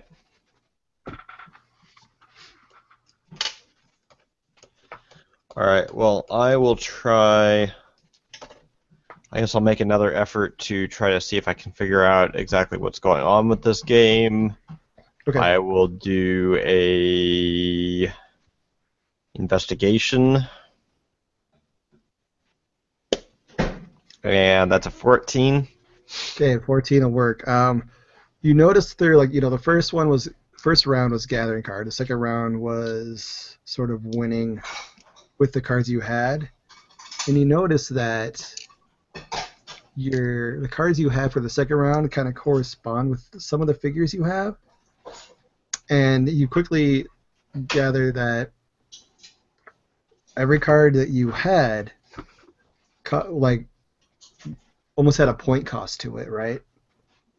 So then you could buy figures for it. And you kind of got a default set because you didn't know this part, so you didn't go like try to buy your own thing. Mm-hmm.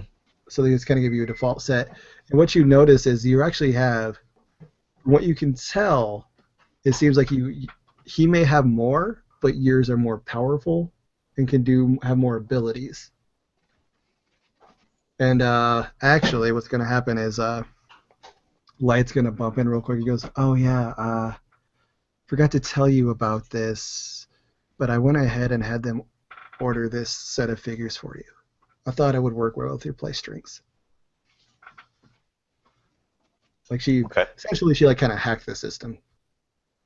It's all on the up and up, but she like made sure that you got the best possible figures for the point system you had. Okay. It's a strategy game. It's like almost like Stratego. Oh, okay. I was thinking Warhammer, but. Or yeah, I think more Stratego or Settlers of Catan, something like that. Okay. So we went from like card game to Magic to board game. And you can go ahead, and if you still want to roll, we'll let you roll now for an advantage. Okay. Now you kind of know what's going on. I will use history for this one. All right. And explain, please. See if there are, or try to utilize any sort of tactics used in the past for perhaps smaller armies defeating larger armies or something like that. Go for it. Okay. And that'll be 15. That will work. You think back to the past, and you remember studying the hegemony. And the hegemony are experts at having smaller forces but more powerful forces and using them very effectively. Okay. Also, Atherby's culture is very good at this. So you kind of think about some of their tactics, and you start moving your stuff out to counter his initial attack. get pissed off. Yeah. So go ahead and roll with advantage. Okay. Whatever page I had it open to before was more light. I'm trying to roll on my book. Yeah, screw it. Oh, wow. 19 and 17. So, yeah, I definitely made that one. Okay. So your counter just blasts through his first offensive. And almost so well that you think maybe it was a feint.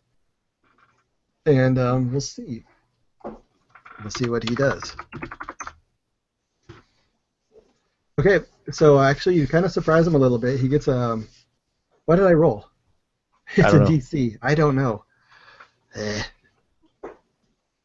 What can I do here? Well, okay. What I'll do from now on is I'll roll a flat D20. If he gets a 10 or better, then DC will go up. Do I want to do that? No, that's weird. No, we'll just keep it as it is. But yeah, he seems a little like, whoa, like, But you don't know if you're playing into his hands Mm-hmm. or if you made a good move. So go Okay. ahead and go. All right. I will then use. Oh no, I don't have a bonus in that. I will use my insight to see if he is trying to do some sort of feint or something. Okay. Oof. Nope, that's a 9. 9. Okay. Yeah, you can't really get a read on him. You think one thing you do think is maybe all this glitzy weirdness is a good distraction. Okay. Keep you from being able to read him, but you can't get a read on him. Okay. Well, I will just double down and focus on the game and go ahead and roll my roll. That's a 12. All right, that is another pass. So you're 2 zip. Okay, let's see. For the next one. Yeah, now you're Oh. kind of on the offensive. So like, and he's reeling back a little bit, even though he has more figures. Okay.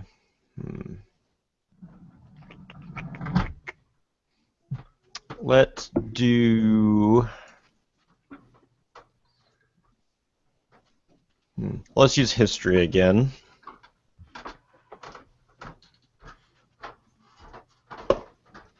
And that's a 13. That will give you advantage. Okay.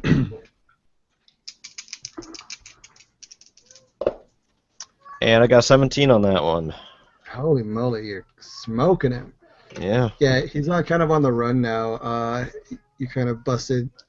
If this was a battle, he just busted through his front lines, and he's kind of scattering, trying to figure out what he needs to do. You really utilize your more powerful figure as well. So you're kind of doing like almost a thing in chess where like you bust your knight out early to start fucking shit up, and people are going, whoa, wait, he shouldn't be able to do this, but you are. So yeah, go ahead and you've got him on the run. He's a little scattered. You think like maybe he still has a weird strategy up his sleeve, but yeah, your turn. All right. I am going to use insight to come up with a conservative strategy so that I don't leave myself too open. Okay. And that's a 21. So yeah, you come up with a really good idea where you think, oh, it's going to look big, but it's actually going to be small. And I rolled a 13. 13. So you have a pretty successful feint there. Kind of draw him in, and even though you're doing something more defensive, you still get like knock out a couple of his players. And he kind of almost looks bewildered at this point. Like he's starting to scramble. He's starting to push all his stuff in because he knows he's just like a shot away from losing. So go ahead and give me see if you get another advantage. Okay, I'm going to roll for. How do I want to say this?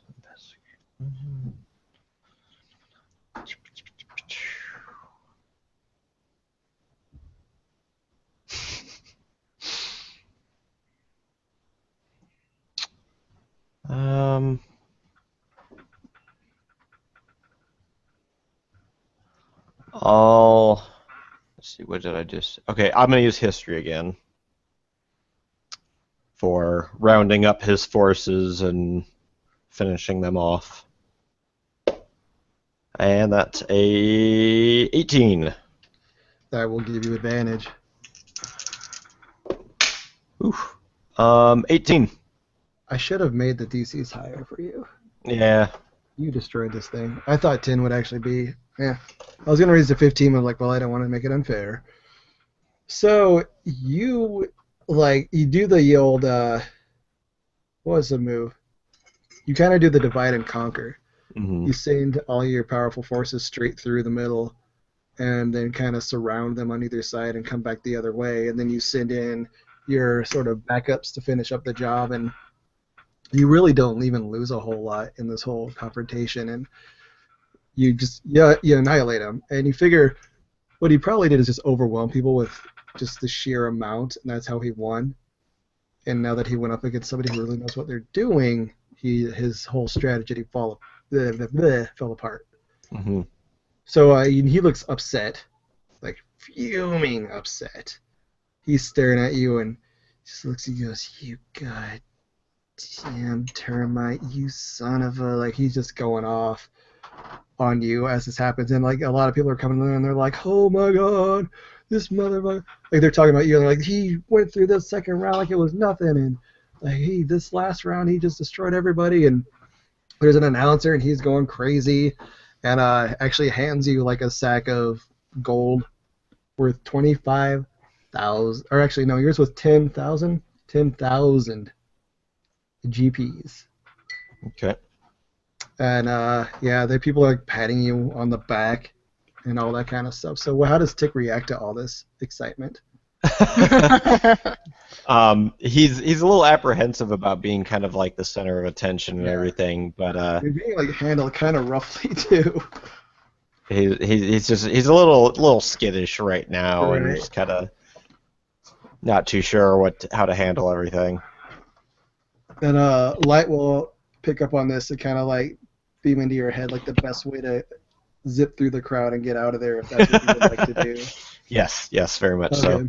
So you kind of like make your way out, and like they kind of like, they're impressed with you, but if you leave, like they're more impressed with what happened more than the person almost. Mm-hmm. So you're able to get out of there pretty quickly, pretty easily. You get out on the main street. You've got the 10,000 gold just kind of in your hand, a pouch in your hand, and Light actually says, "Oh, you might want to put that away."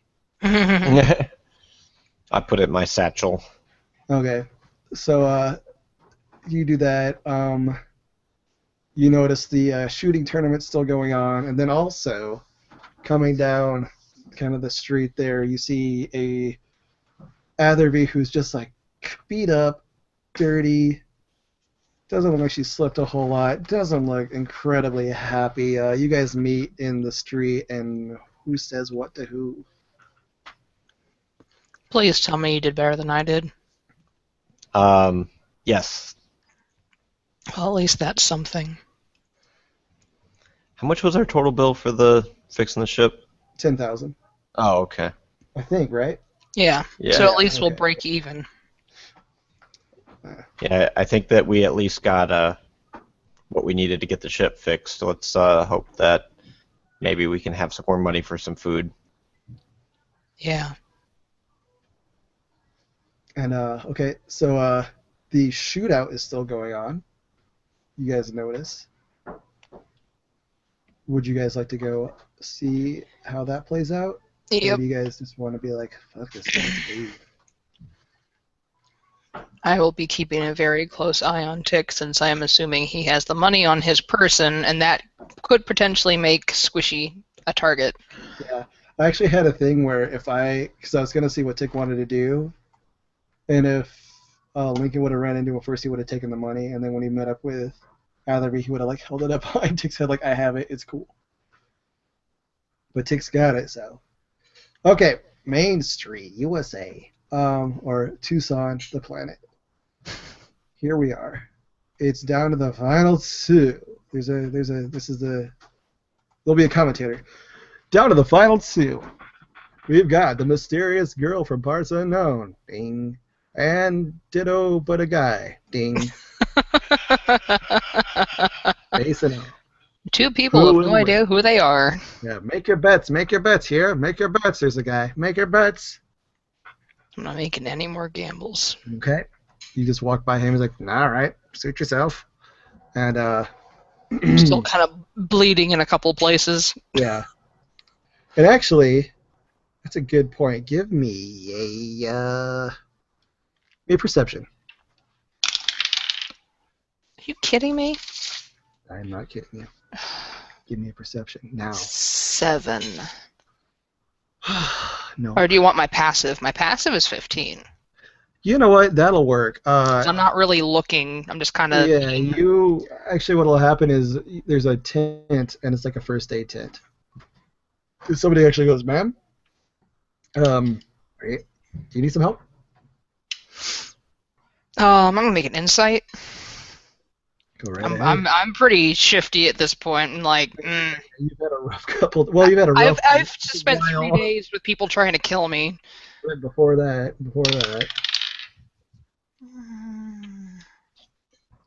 11. 11 is good enough to beat this. No, this is like a legitimate dude. He's like probably. It's like a what is it? Like a medic type. Mhm. And it looks legit. He's like, "Oh, come here. Let me take a look at you."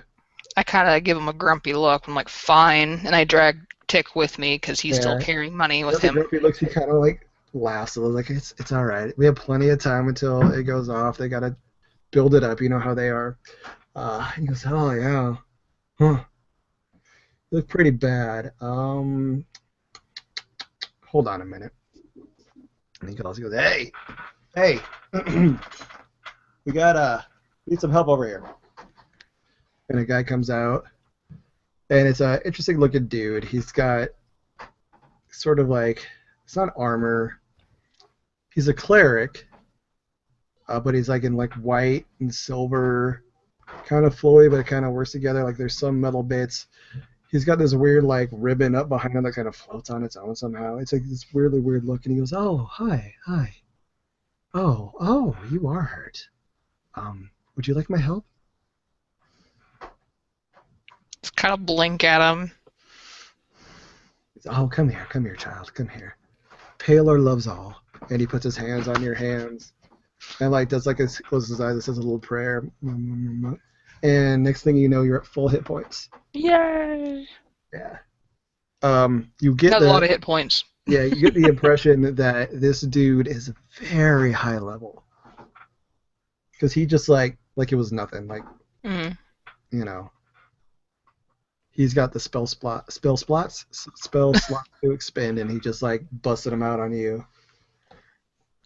I appreciate it. And he goes, "Oh, just remember, Paler loves you." And, like lets your hands go, and which is weird because Paler, but whatever. And I'm just kind of thinking, it's like, man, I didn't even get a date or nothing. So you guys make it back to, make it back to the main strip. Find yourself a good spot to like rustle into the crowd, and you can see Lee and Lincoln both standing there, and they look like they've been standing there a while, and they look like they're bored. Like it's like, "Oh, fucking get on with it." And they're sitting there, and the red light finally goes on, and they kind of square off against each other. And Lee goes, "Hey, why don't you tell me your name?" And Lee just kind of looks inquisitively. He's like, "It's good to see you, Saul." And at that, she kind of like freezes for a second and like pulls down her mask and like shows him. And then the light goes green. So here is freeze roll. That is not. Nope. Try again with 2 L's. Okay, that's Lee.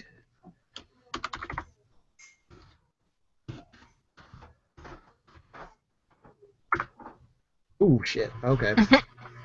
So apparently, whatever Lincoln said kind of got to her, and she was just a little slower, and he was able to zap her. But when he shot her, he actually shot there's almost like a glancing blow on her like wrist area, and you can tell by the way her coat is that there's actually a good amount of armor there. It's like almost like a force field, and it kind of glanced it, you know. So she lost. She got shot, but there's no actual damage to her. It was like a 1 in a million shot. And after this, you know, Mika just kind of like pulls the gun up and like tries to blow off the thing all cool, and then burns his bottom lip. And Burton's what? His bottom lip. Eh. And so like it's over. He gets 25,000. Is it 25? Yeah. It's 25. And they kind of meet at the middle. Lincoln actually sees you guys. He like goes over to you guys. So you guys all kind of meet in the town square. And he's like, "Oh, can you believe it? I'm the best. 25 grand." And the guy actually gives him the money. He's like, "Look at this." He's like waving it in the air like a dummy. Like, "Look, I got this money." Like, yeah, let's not do that, dude. And he goes, "Oh yeah, here." He just kind of tosses it to you, like it's no big deal. Secure it somehow. I don't really have a bag or anything, but maybe I stick it in my cleavage or something. There you go. And Lee kind of goes, "That was a little dirty." And Lee goes, "Yeah, a little dirty, not telling me who you are." And she looks like really hurt at that for a minute, and then like lets it go. And you all start kind of moseying out of the square, and there's a lot of people that are like hanging out and drinking, having a good time. You know, it's a party. And Lee's gonna, I guess, well, yeah, Lee is gonna walk. Did anybody notice? I mean, with your passive perceptions, you would have noticed that he said Saul. Mm-hmm. Did you want to say anything about that while they're walking? To yourself. I'm fairly wise, and I'm going to wait until it's not a big public Okay. forum. All right, so you're all gonna try to get out of the square, and then Lee is gonna look up and kind of go, "Ah, fuck." And so you guys look up. Give me a perception check.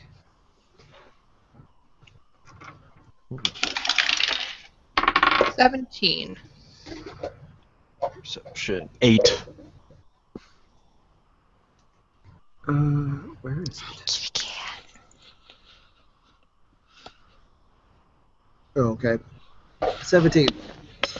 So, Atherby, you see a bunch of ships, like decloaking, maybe a couple 100 yards in the air, moving fast, and look like they're in a landing formation, and they're just kind of surrounding this whole fake Wild West town. This doesn't look good. And Lee's gonna go, Ow! Ooh, Run. ow! "Get to your Cat! ship, run." Ow. And the ships land, and dudes start piling out and start either shooting or like they're shooting people, but they're like stunning them and knocking them out, and then other guys are like grabbing them and pulling them into the shuttles. So it's like a weird like smash and grab, like a sweep type of thing. Mm. And let's see here, you guys are running, trying to get away. And we're going to go to our last little bit here. If I can get the thing to come up. Bloop. Okay. So here we are.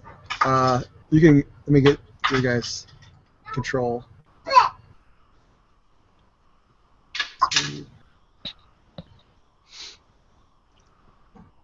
Isaac, why are you so angry? Okay. We could be like right here if you want. Back over this way. You guys can move wherever you want.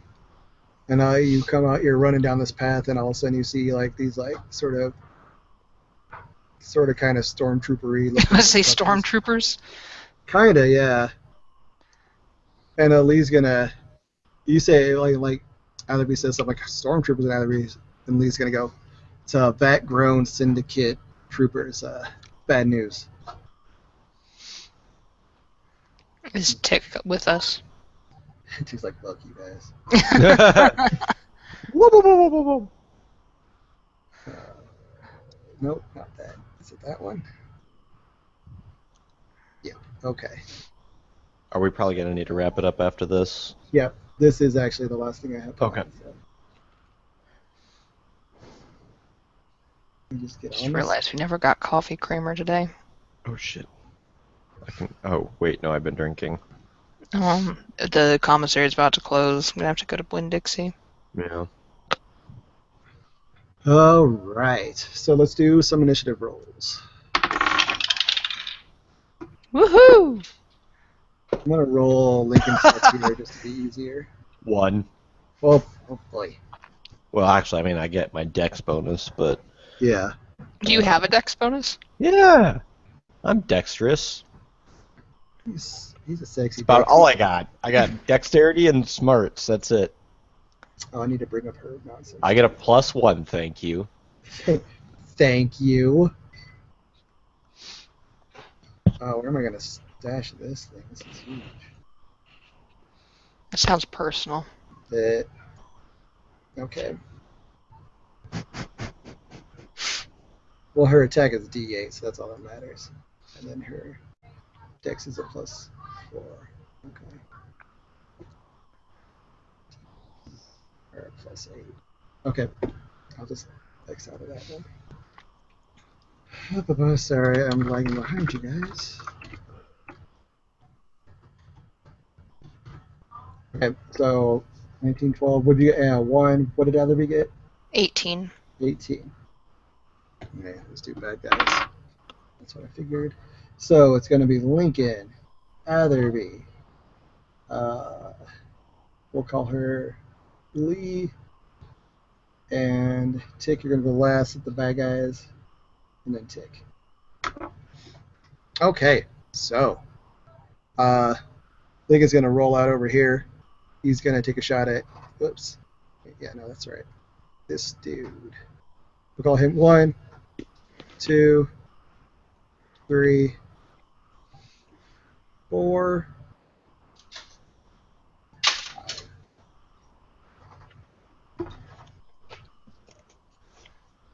5. Let me do their hit one.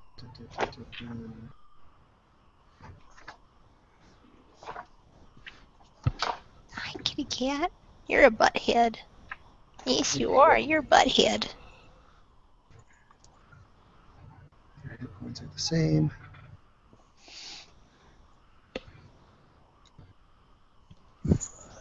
Okay. Roll out, shoot that first dude Hey, at the bottom. cat. I really don't want your butt in my face right now. Get your claws out of my chair. Ooh, that's rough. Oh god. Okay, yeah, it's actually a hit. I'll take it. All right, and Lincoln is gonna notice this gun is so much nicer than he had. It's like it's not about to fall apart every time I shoot it. So 8 points of damage. He's being clawy. Be careful. Okay, next up, Atherby. Okay. Yoink. Yay! I can make it that far. Okay. So that was that square. Okay, I'm gonna swing at this broski right here. gotcha. That's number 2. All right, first swing. 17 to hit. 17 will hit. Alrighty, I'm gonna roll with my extra damage. Ugh. 12. 12. Fair enough. That's better than I did. That's the thing, like, Lincoln hits well, he just doesn't do a whole lot of damage. Oh. Alright. Okay. Is he still up? He's still up. Alright, I'm gonna take my second swing. Go for it. Ooh, that is a 23 to hit. That will hit. And that's another 6 damage. 6. Okay. Alright, he's still up. Let's see. homegirl's gonna roll up over this side. She's gonna take a shot at the guy on top. Number 3.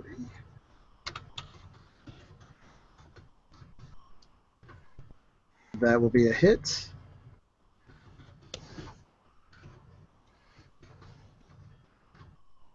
For 9 points of damage. Yay. Okay, Tick, you're up. All right, I'm going to throw a magic missile at that guy. Gotcha. Okay, so what Pew am I? pew. We need another front line fighter. Ogre. Yeah. Yeah, so I don't get, ganked. Well, if Tick dies, I've got a frontline fighter lined up. Is it Mahaska? No, it is a paladin though. Hi, kitty cat. Come here. Come Come here, butthead. Whee! Kitty cat. Okay, 1d4 plus 1. Hi there, kitty face. Okay. Where's my d4? Please don't trim my claws, Mom. I don't like it. Oh, there it is. 2 damage. 2 damage? Yep. And I'm sorry, which one were you shooting at again? Was it the guy in front? This one. Oh, the guy on top. 3. Yeah. Okay, gotcha. Okay, their turn. Shh.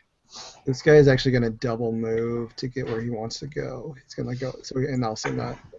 So he's going to come right up and get in between you guys.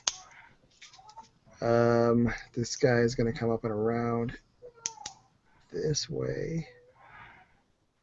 He's going to run straight through. You get an opportunity attack against him as he runs out.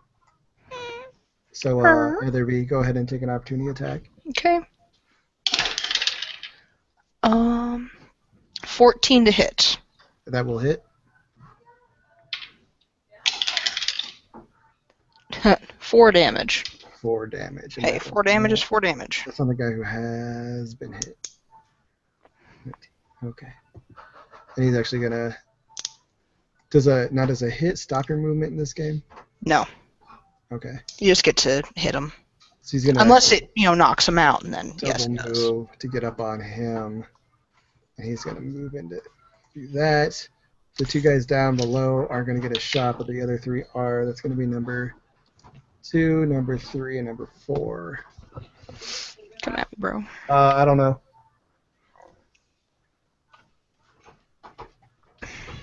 Meow. He's mad. I just trimmed his claws. I know. 22 to hit.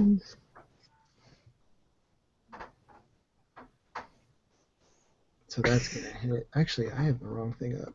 Hold on, real quick. I have the wrong thing up.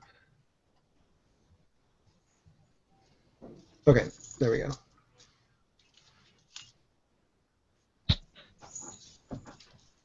That doesn't look right either. Oh, there it is. Okay. Okay, 22 to hit you. That's gonna hit. Mhm. It's gonna roll. It's gonna hit. Where is it? 1d6. Oh boy, they don't hit very hard, do they? 4 points of damage. The next dude is also going to attempt to hit you. 10. You will Yes. miss. And the last guy is going to attempt to hit you. You will also miss. Okay. Yay. Oh, I made Tick go early. Oh well. Back to the top of the round. Lincoln got a dude in his face. I believe that's number 5. And he's going to try to shoot him in the face. And since he's right up on him, he's going to use 3 of his grit points to take 3 shots. So if this goes well, he'll shoot 3 times. All right, cool. Yay. So the bad boy is I have no more grit points for the rest of the day. have 1, but that doesn't do anything.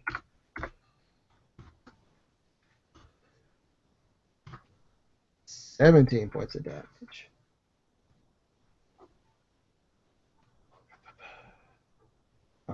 Math. Okay. Atherby, your turn. Okay.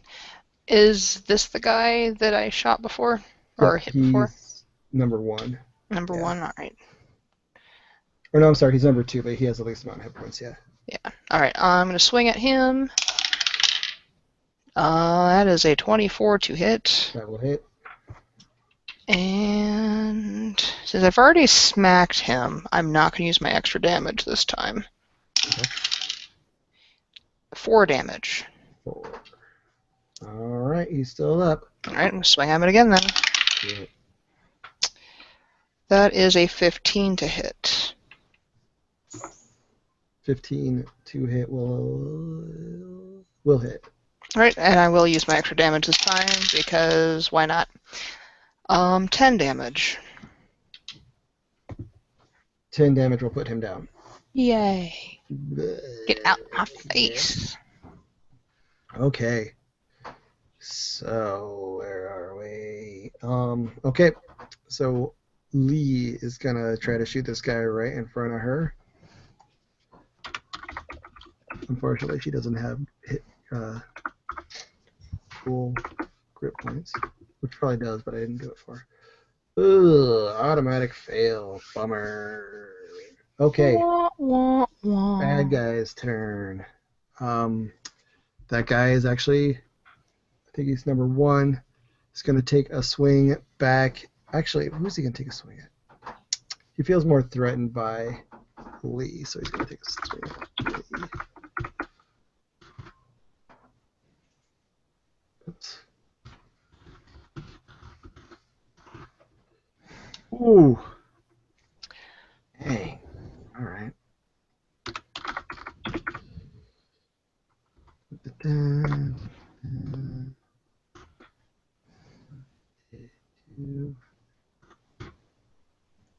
9 points of damage. Dang. All right.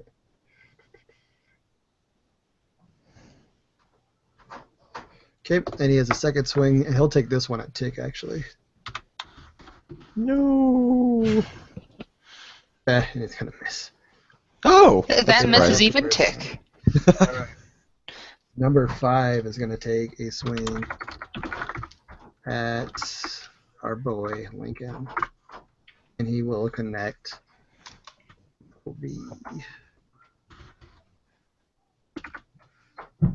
However many points of damage it is. 3 points of damage. Oh, that's not much, at least. Okay. Etherby, number Yay. 3 is going to take a swing at you. Boo. Boo. Boo him. Stinky poo head. He's a good old jerk. Mhm. 24. That'll hit. Wait, Is that what? that's not what it's supposed to be. Let's try that again. I think I put roll 20 plus 4, not roll d20 plus 4. Oh, well, okay. No, 22. that's still a hit, but it's not a crit. Guys are good at hitting, they just don't have do a whole lot of damage. 9 points. Shit. That was a good Not a one. whole lot of That was a good damage. one. Alright. And the last dude is gonna try to hit you too. Oh, Shit. man. Getting wailed on. That's a natural 20. Okay. D20, D2. 9 points. Okay. I know what I'm doing next turn. Yeah. Alright, Tick, your turn. All right, since I got a dude right up on me, I will use my stun staff two-handed to attack him. Help, help. Oh, shit! Natural 20! Hey. The That'll do bug it. got a crit. All right, what did we say for the damage? Let's see, where's my sheet? 2d10. Yeah, and it's a +1 staff, remember? Okay. Actually, let's see, what is my bonus to it? Oh, I don't have any bonus to it. Okay. Well, besides the +1. All right, so 14 plus 1, so Wow. 15 damage. Nice. Okay. He's still up, but Zap. that was a good hit. Good solid hit. Okay. Top of the round. Lincoln's going to try to finish this guy off.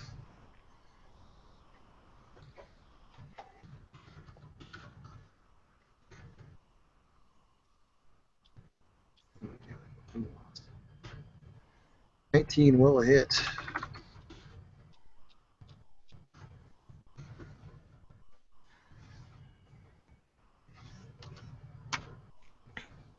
Eight points of damage. Where is he? Okay. He's still up. Unfortunately. Boo. Okay. Let me check something real fast. All right, action surge. I'm gonna action Yay. surge. I'm gonna try to shoot him again. Pew pew. Thought I had that. I'll hit.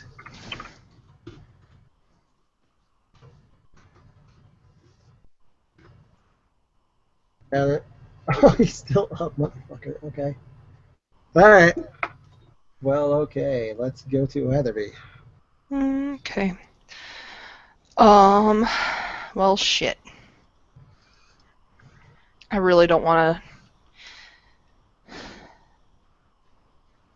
sit here, but if I heal, they're still going to keep wailing on me. Yeah.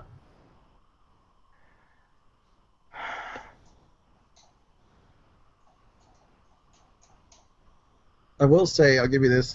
You would have known this, that you have two other fresher bodies out there because they kind of ran up on you from behind. The other guys ran past you. What? The two dudes that have been hit a lot Mm-hmm. kind of ran past you. Yeah. And the two on you seem to be like in pretty good shape. Yeah.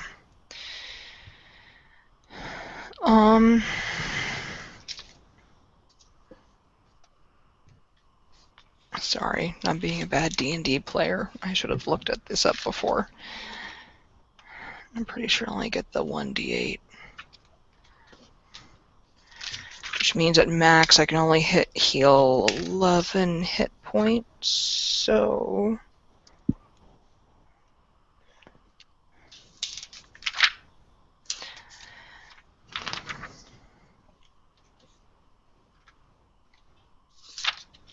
There are a lot of C spells.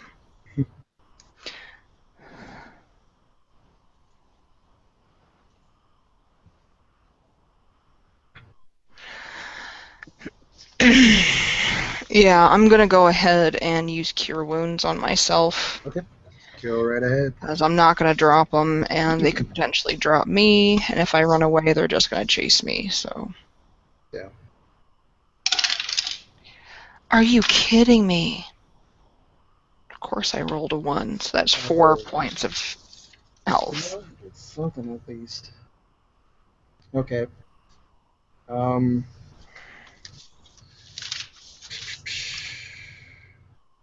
know what you know what I should have done? Should you have done? I should have cast Longstrider and got the hell out of there. I forgot I had that. Lee is actually going to stay where she is, but she's going to see what's going on up ahead, and she's going to take a shot at Homeboy.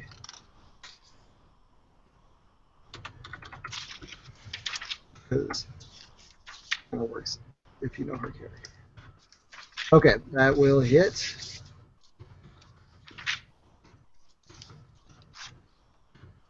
Nine points of damage. Still up, but took a chunk out of it.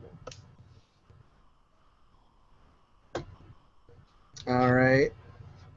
And usually she's a dual wielder, but she gave her other gun to Lincoln, so she's kind of fucked. We will go now to the baddies. We'll start with the guy who was just shot. Doesn't like getting shot, so he's actually going to foolishly run past Atherby. So Go ahead and take an opportunity attack.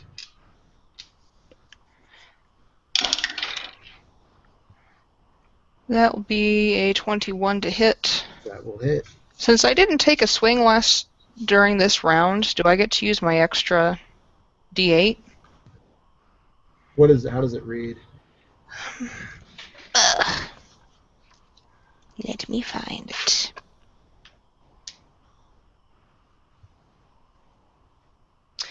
When you hit a creature with a weapon attack, the creature takes an extra 1d8 damage if it's below its hit point maximum. You can deal this extra damage only once per turn. Yeah. So. Go ahead. Yeah.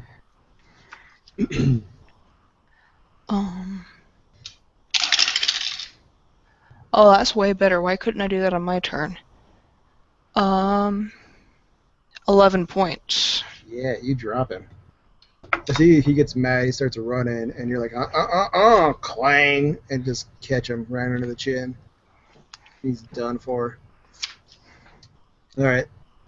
So the guy in front of you now isn't too happy. He's gonna try to take an attack at you. Ooh, for 23. Yeah, it's gonna hit.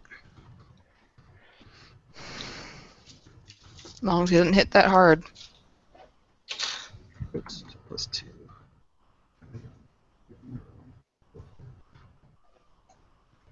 Three points of damage, so there you go. Did we do that guy? Okay. The guy in front of Lincoln is going to try to attack him.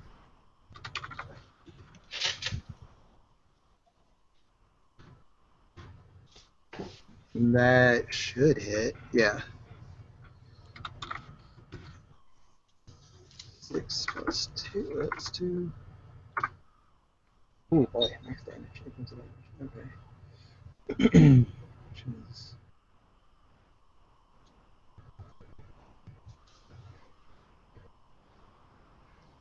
Okay.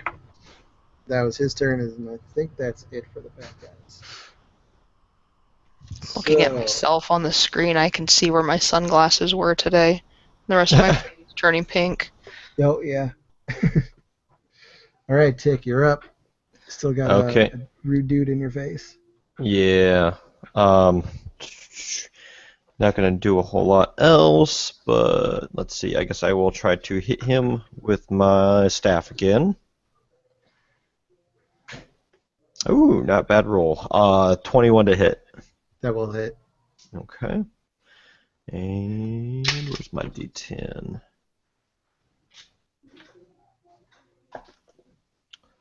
3 damage. 3 damage. Still up. Not looking good. Okay, top of the round. Lincoln has had enough of this dude. He's going to shoot him again. He's so tired of him. So tired of him. And he's dead. He had 1 hit point left, so. He just smacked him with the stock again. I thought about that, but I was like, well, that's player knowledge, and don't want to. All right, how far can I get? Can I get close? Okay, he's actually gonna run up. So he's supposed to be ranged, but he's not. The ranged fighter who wants to be in melee. Pretty much.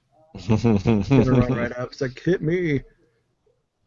He also knows though that he's got good AC. Well, good armor. He's tough and he doesn't fall down easy, so he tends to throw himself out there. I don't fall down easy either. I just keep getting crits on me today. Yeah. I have 31 hit points and I've got a 15 AC. There's no reason for me to get hit like this all the time. Yeah, I'm having just a bad luck day. You are. Especially, and also against that bugbear, I mean, he hits like a truck. Okay, Atherby, your turn. Okay, so I'm going to bust out a new trick out of my bag. I have one last spell. I'm going to cast Hunter's Mark on Broski in front of me. So that's a bonus action, which means I can still attack. And when I hit him with a weapon, I do deal an extra d6 damage. So when I hit with each hand, that's an extra d6 on both. Cool. And if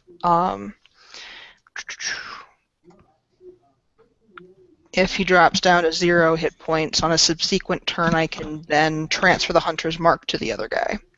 Cool. So it's a nice little thing. All right, I'm going to swing once. That's an 11 to hit. 11. Let me look. That will hit. Really? Okay. So that is 1d6, 2d6. Has he been hit yet? He has not been hit yet. Okay, so I'm just going to do the 2d6. I totally forgot that part about Colossal Slayer. I'm sorry. That's all right. He had to have been hit before. That's going to be 12 points of damage. 12 points of damage. Gotcha. I'm going to swing again. And that's a 20 to hit. 20 will hit. And I'm going to use my extra d8 as well. So this is going to hurt. He's made me mad.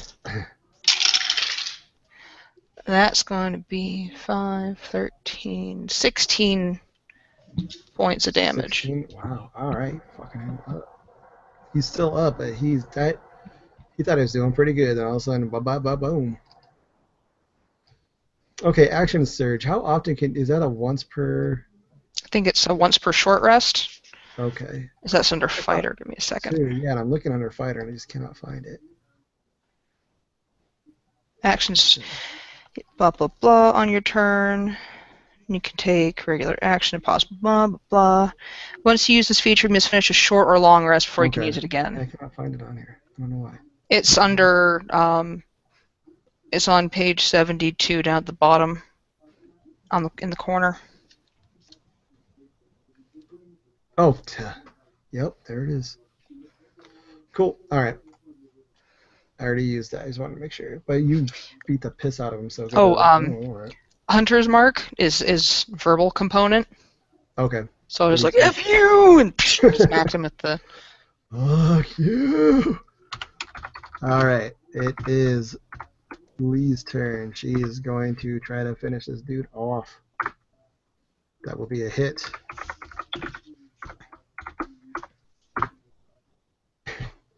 Hits him, but does not drop him.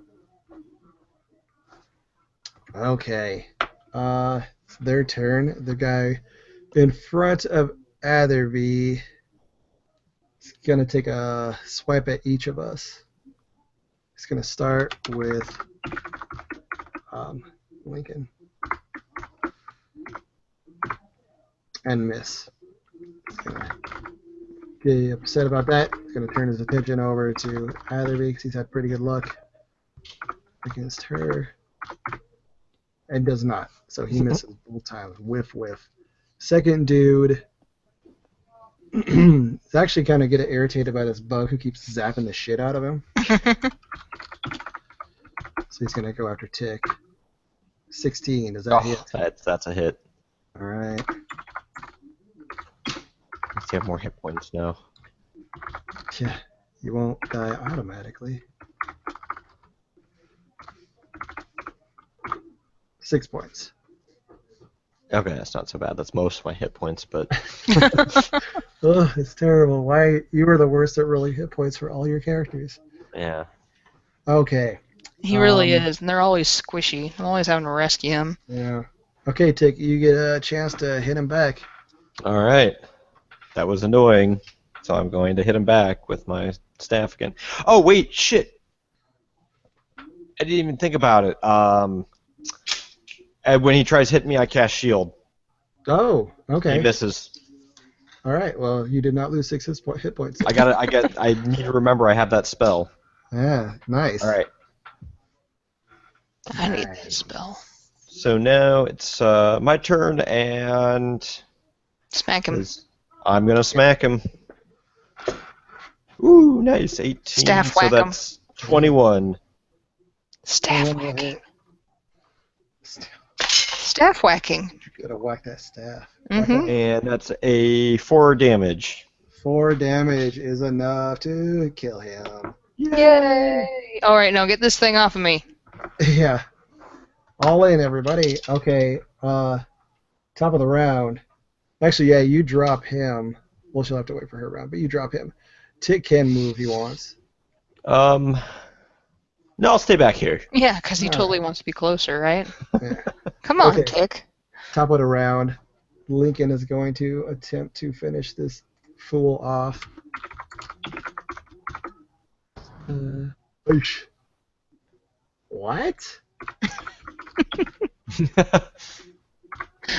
It's questioning the roll. 16. That'll hit. It's like, what are you trying to do? You have stupid bonuses.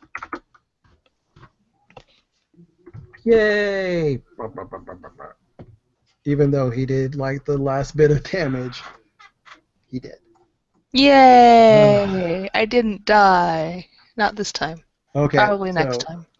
I you didn't guys- either. You're running out of town. Like you get through these guys, you start running out of town. No time to loot. You're just going, and there's still kind of a throng of people because everybody's running in the same direction towards where the ship shuttles are. And at one point, well, actually, everybody give me an athletics. Do I still have the bleep bleep, and I can call my shuttle to me? Yes, you do. But I'll make the athletics check. See how. Yeah, everybody give me athletics checks. I will do one as well. No. I just rolled a 1. Oh, yeah, Lincoln didn't 6. do so good. I Okay, rolled my ankle. yeah, so everybody's running, and there's like, let's say a tremor or something from the ship's landing, and we all kind of go, whoa. Like, or let's say a shuttle takes off a little too close to us, like it does a low out of the thing. We all kind of get caught up in the backwash and kind of blow over. Lee is okay. She gets Tick on his feet. They're able to get Lincoln kind of on his feet because he just barely fell down. Mallory's kind of further ahead, and like you said, she rolled her ankle, and she kind of like rolls onto her back, and her group is kind of she got a little too far ahead. So let's say if we're running, the rest of us are kind of like back here. Mallory's up here, and as she kind of pops up, let me do this thing real fast. Uh-oh. It never ends well when you say, let me do Yeah, this it's thing real okay. fast. So you pop up, you see this face looking at you. And it looks like the same Warforged as before. And a hand comes out towards you to like help you up. Dun dun dun. And this Warforged is wearing like a cloak with a hood. Okay. I guess I take it kind of hesitantly. The hand like lifts you up on your feet, kind of gives you a look, and then puts the cloak up over its head and starts walking off. Give me a perception check.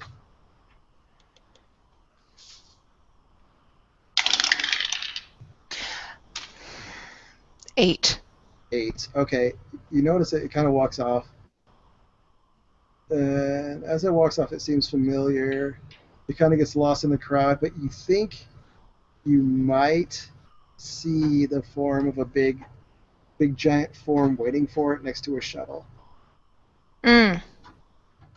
If you wanted to do like another either perception or investigate on top of that, I'd let you do it. Well, I'm hurt, I'm stressed. Say that maybe I shift just out of stress. Does that Okay. make sense? Yeah.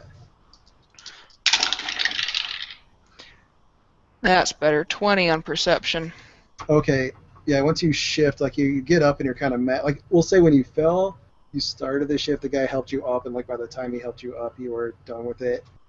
And you kind of think back and you go, you lose it in the crowd, walks away. You see that form by a shuttle. The shuttle looks like a L shuttle. Mm-hmm. From here is kind of what you could tell. There's definitely a big form there. It looks like it might be that bugbear that you know. Mm-hmm. It'd be Grub.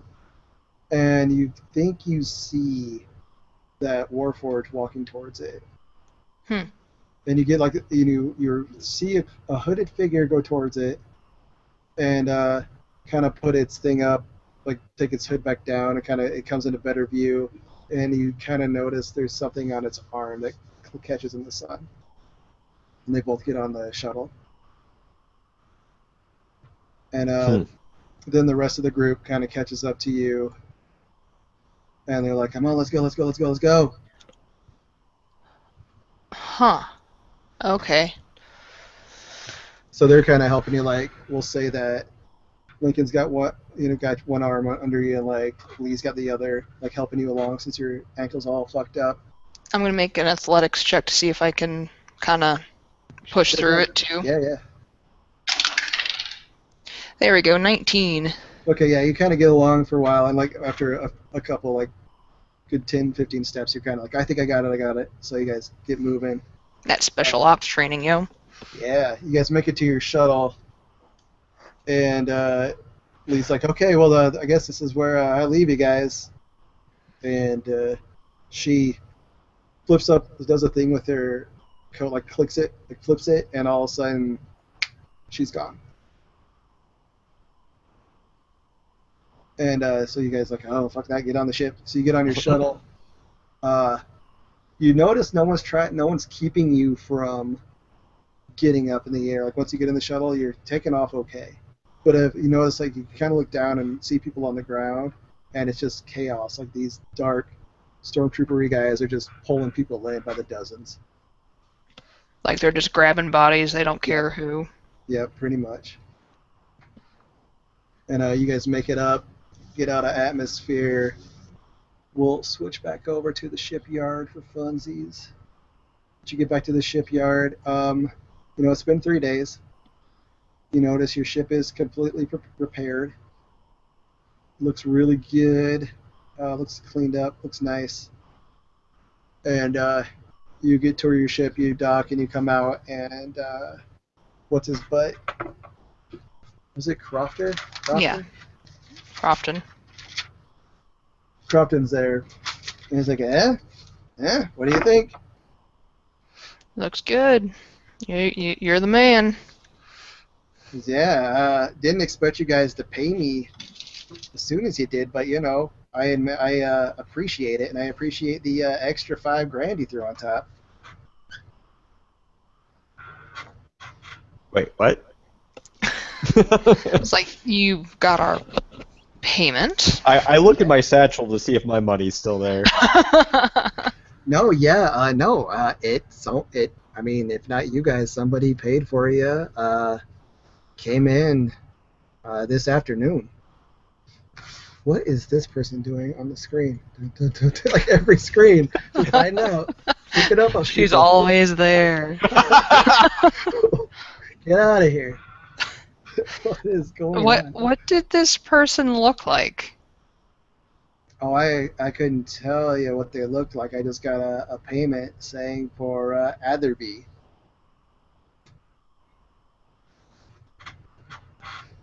I guess I'll take it. Yeah, I guess. I mean, Yeah. I actually end up making some money off of this deal. So everything's up to snuff. Your new AI is charming, let me say. And yeah, I'll get out of your way. Getting to be kind of a hot spot, I got to get my operation out of here as well. I don't know what the Syndicate's trying to pull, but it's not good. I don't know if you know this, but Syndicate ships with Imperial troopers, so go figure. That's bizarre. Yeah, I'm thinking I might have to go have a discussion with them someday. But thanks again. We'll be catching you, I'm sure. Oh yeah. I'm sure the way you are, you'll get your ship in all sorts of odd situations. Anyway, I gotta go. I'll see you later. He makes his way out. The lights are on. The ship looks good. Looks like they actually cleaned it too. They detailed it. Yeah, looks nice and pretty. You got your codes to take off on out of there. They refilled the windshield washer fluid. Yeah, everything looks nice. Clean out the ashtray. And then you do notice there's a little ding bing, bing on your board, like a message. It's like this never ends well anymore. I guess I answer it. Right. You see a Warforged looking at you, and the voice goes, "Hey, sorry about what went on down there. Couldn't let you know the whole details, and you never know, who knows what. But me and the big guy, thank you." And then click. I kind of smile and nod, and don't know how it happened, but glad that it did. All right, and then you guys pull out and get out of there. There's all sorts of ships going out, so it takes like a few minutes to get out of there, but you do. It's like trying to get out of a football game after. Yeah, and Lincoln kind of looks down at his hand and goes, "Oh shit!" And he holds up the gun. Mm. And he kind of looks at it for a minute, and he's like, "Yeah, I mean," and starts to pull the covers off, and they come off, and it's like this really nicely engraved gun. I don't know if I have a picture of this or not. Let me see. I may. I do. So while he's looking at this gun, I'm like, so who is Saul? And that works out nicely. As you say that, the gun barrel begins to spin, and Tick will notice this too. It also starts spitting out almost information in a weird way, like visual information, but is going straight to Lincoln. And he doesn't answer the question right away because he's like the light is kind of going into his eyes, and he's just kind of mesmerized. If Tick wants to roll Arcana to kind of figure out what's going on. Whoo, yeah. 23. Okay, not the barrel, but the ammunition chamber is spinning, and you notice that all the different symbols that are carved onto this thing are kind of like the symbol on his neck. Like there's information in those. And as this thing spins, it's spinning out this information, and it's essentially like almost like home movies.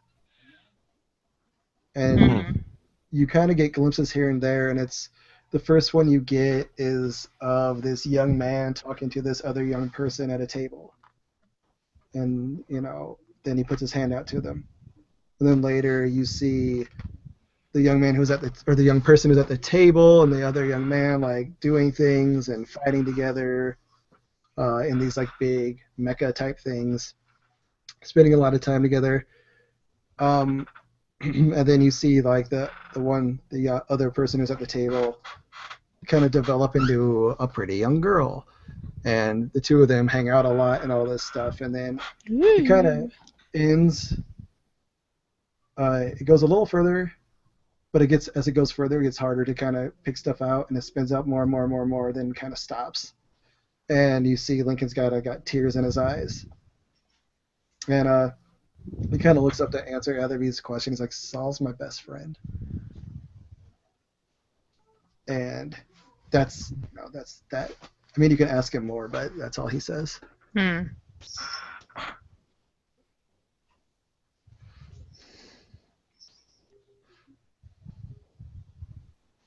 And you get another little bing, bing, bing, bing on your message board thing. I don't think I'm going to be lucky twice here.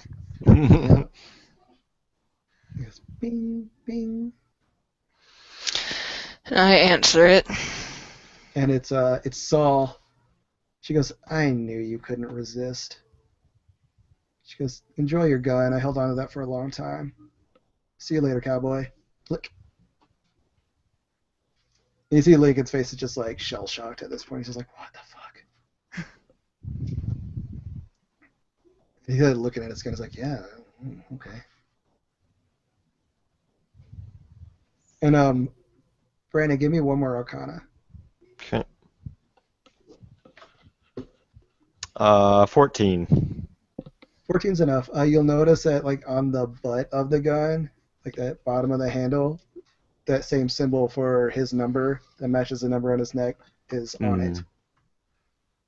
And he just kind of looks at it and like, That's it for Lincoln, unless anybody wants to talk to him.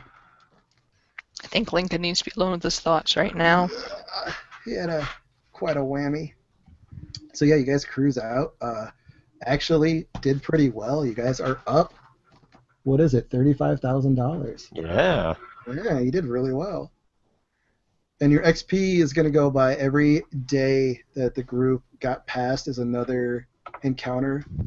So there's going to be 4 total encounters. And I'm just going to do like the average encounter XP and add all that up. But yeah, that's that. Until you guys, cruise off and do your thing. Did you guys enjoy this one? Yep. Did you like doing separate things? That can be fun sometimes. Yeah. It's not something I'm going to do a whole lot of. Might not do it again, but... Well, especially if we add more players, too. It'll get more complicated with more people. Yeah. It's definitely something to do if you don't have a whole lot. And just as a quick aside, I'll let you in on this. The whole Saul thing is, I stole that idea from the Knights of Sidonia anime. There's a character who is gender neutral, like neither gender. And I stole that for that character. I thought that'd be interesting. And then over time developed into a female because of their attraction to the other character. But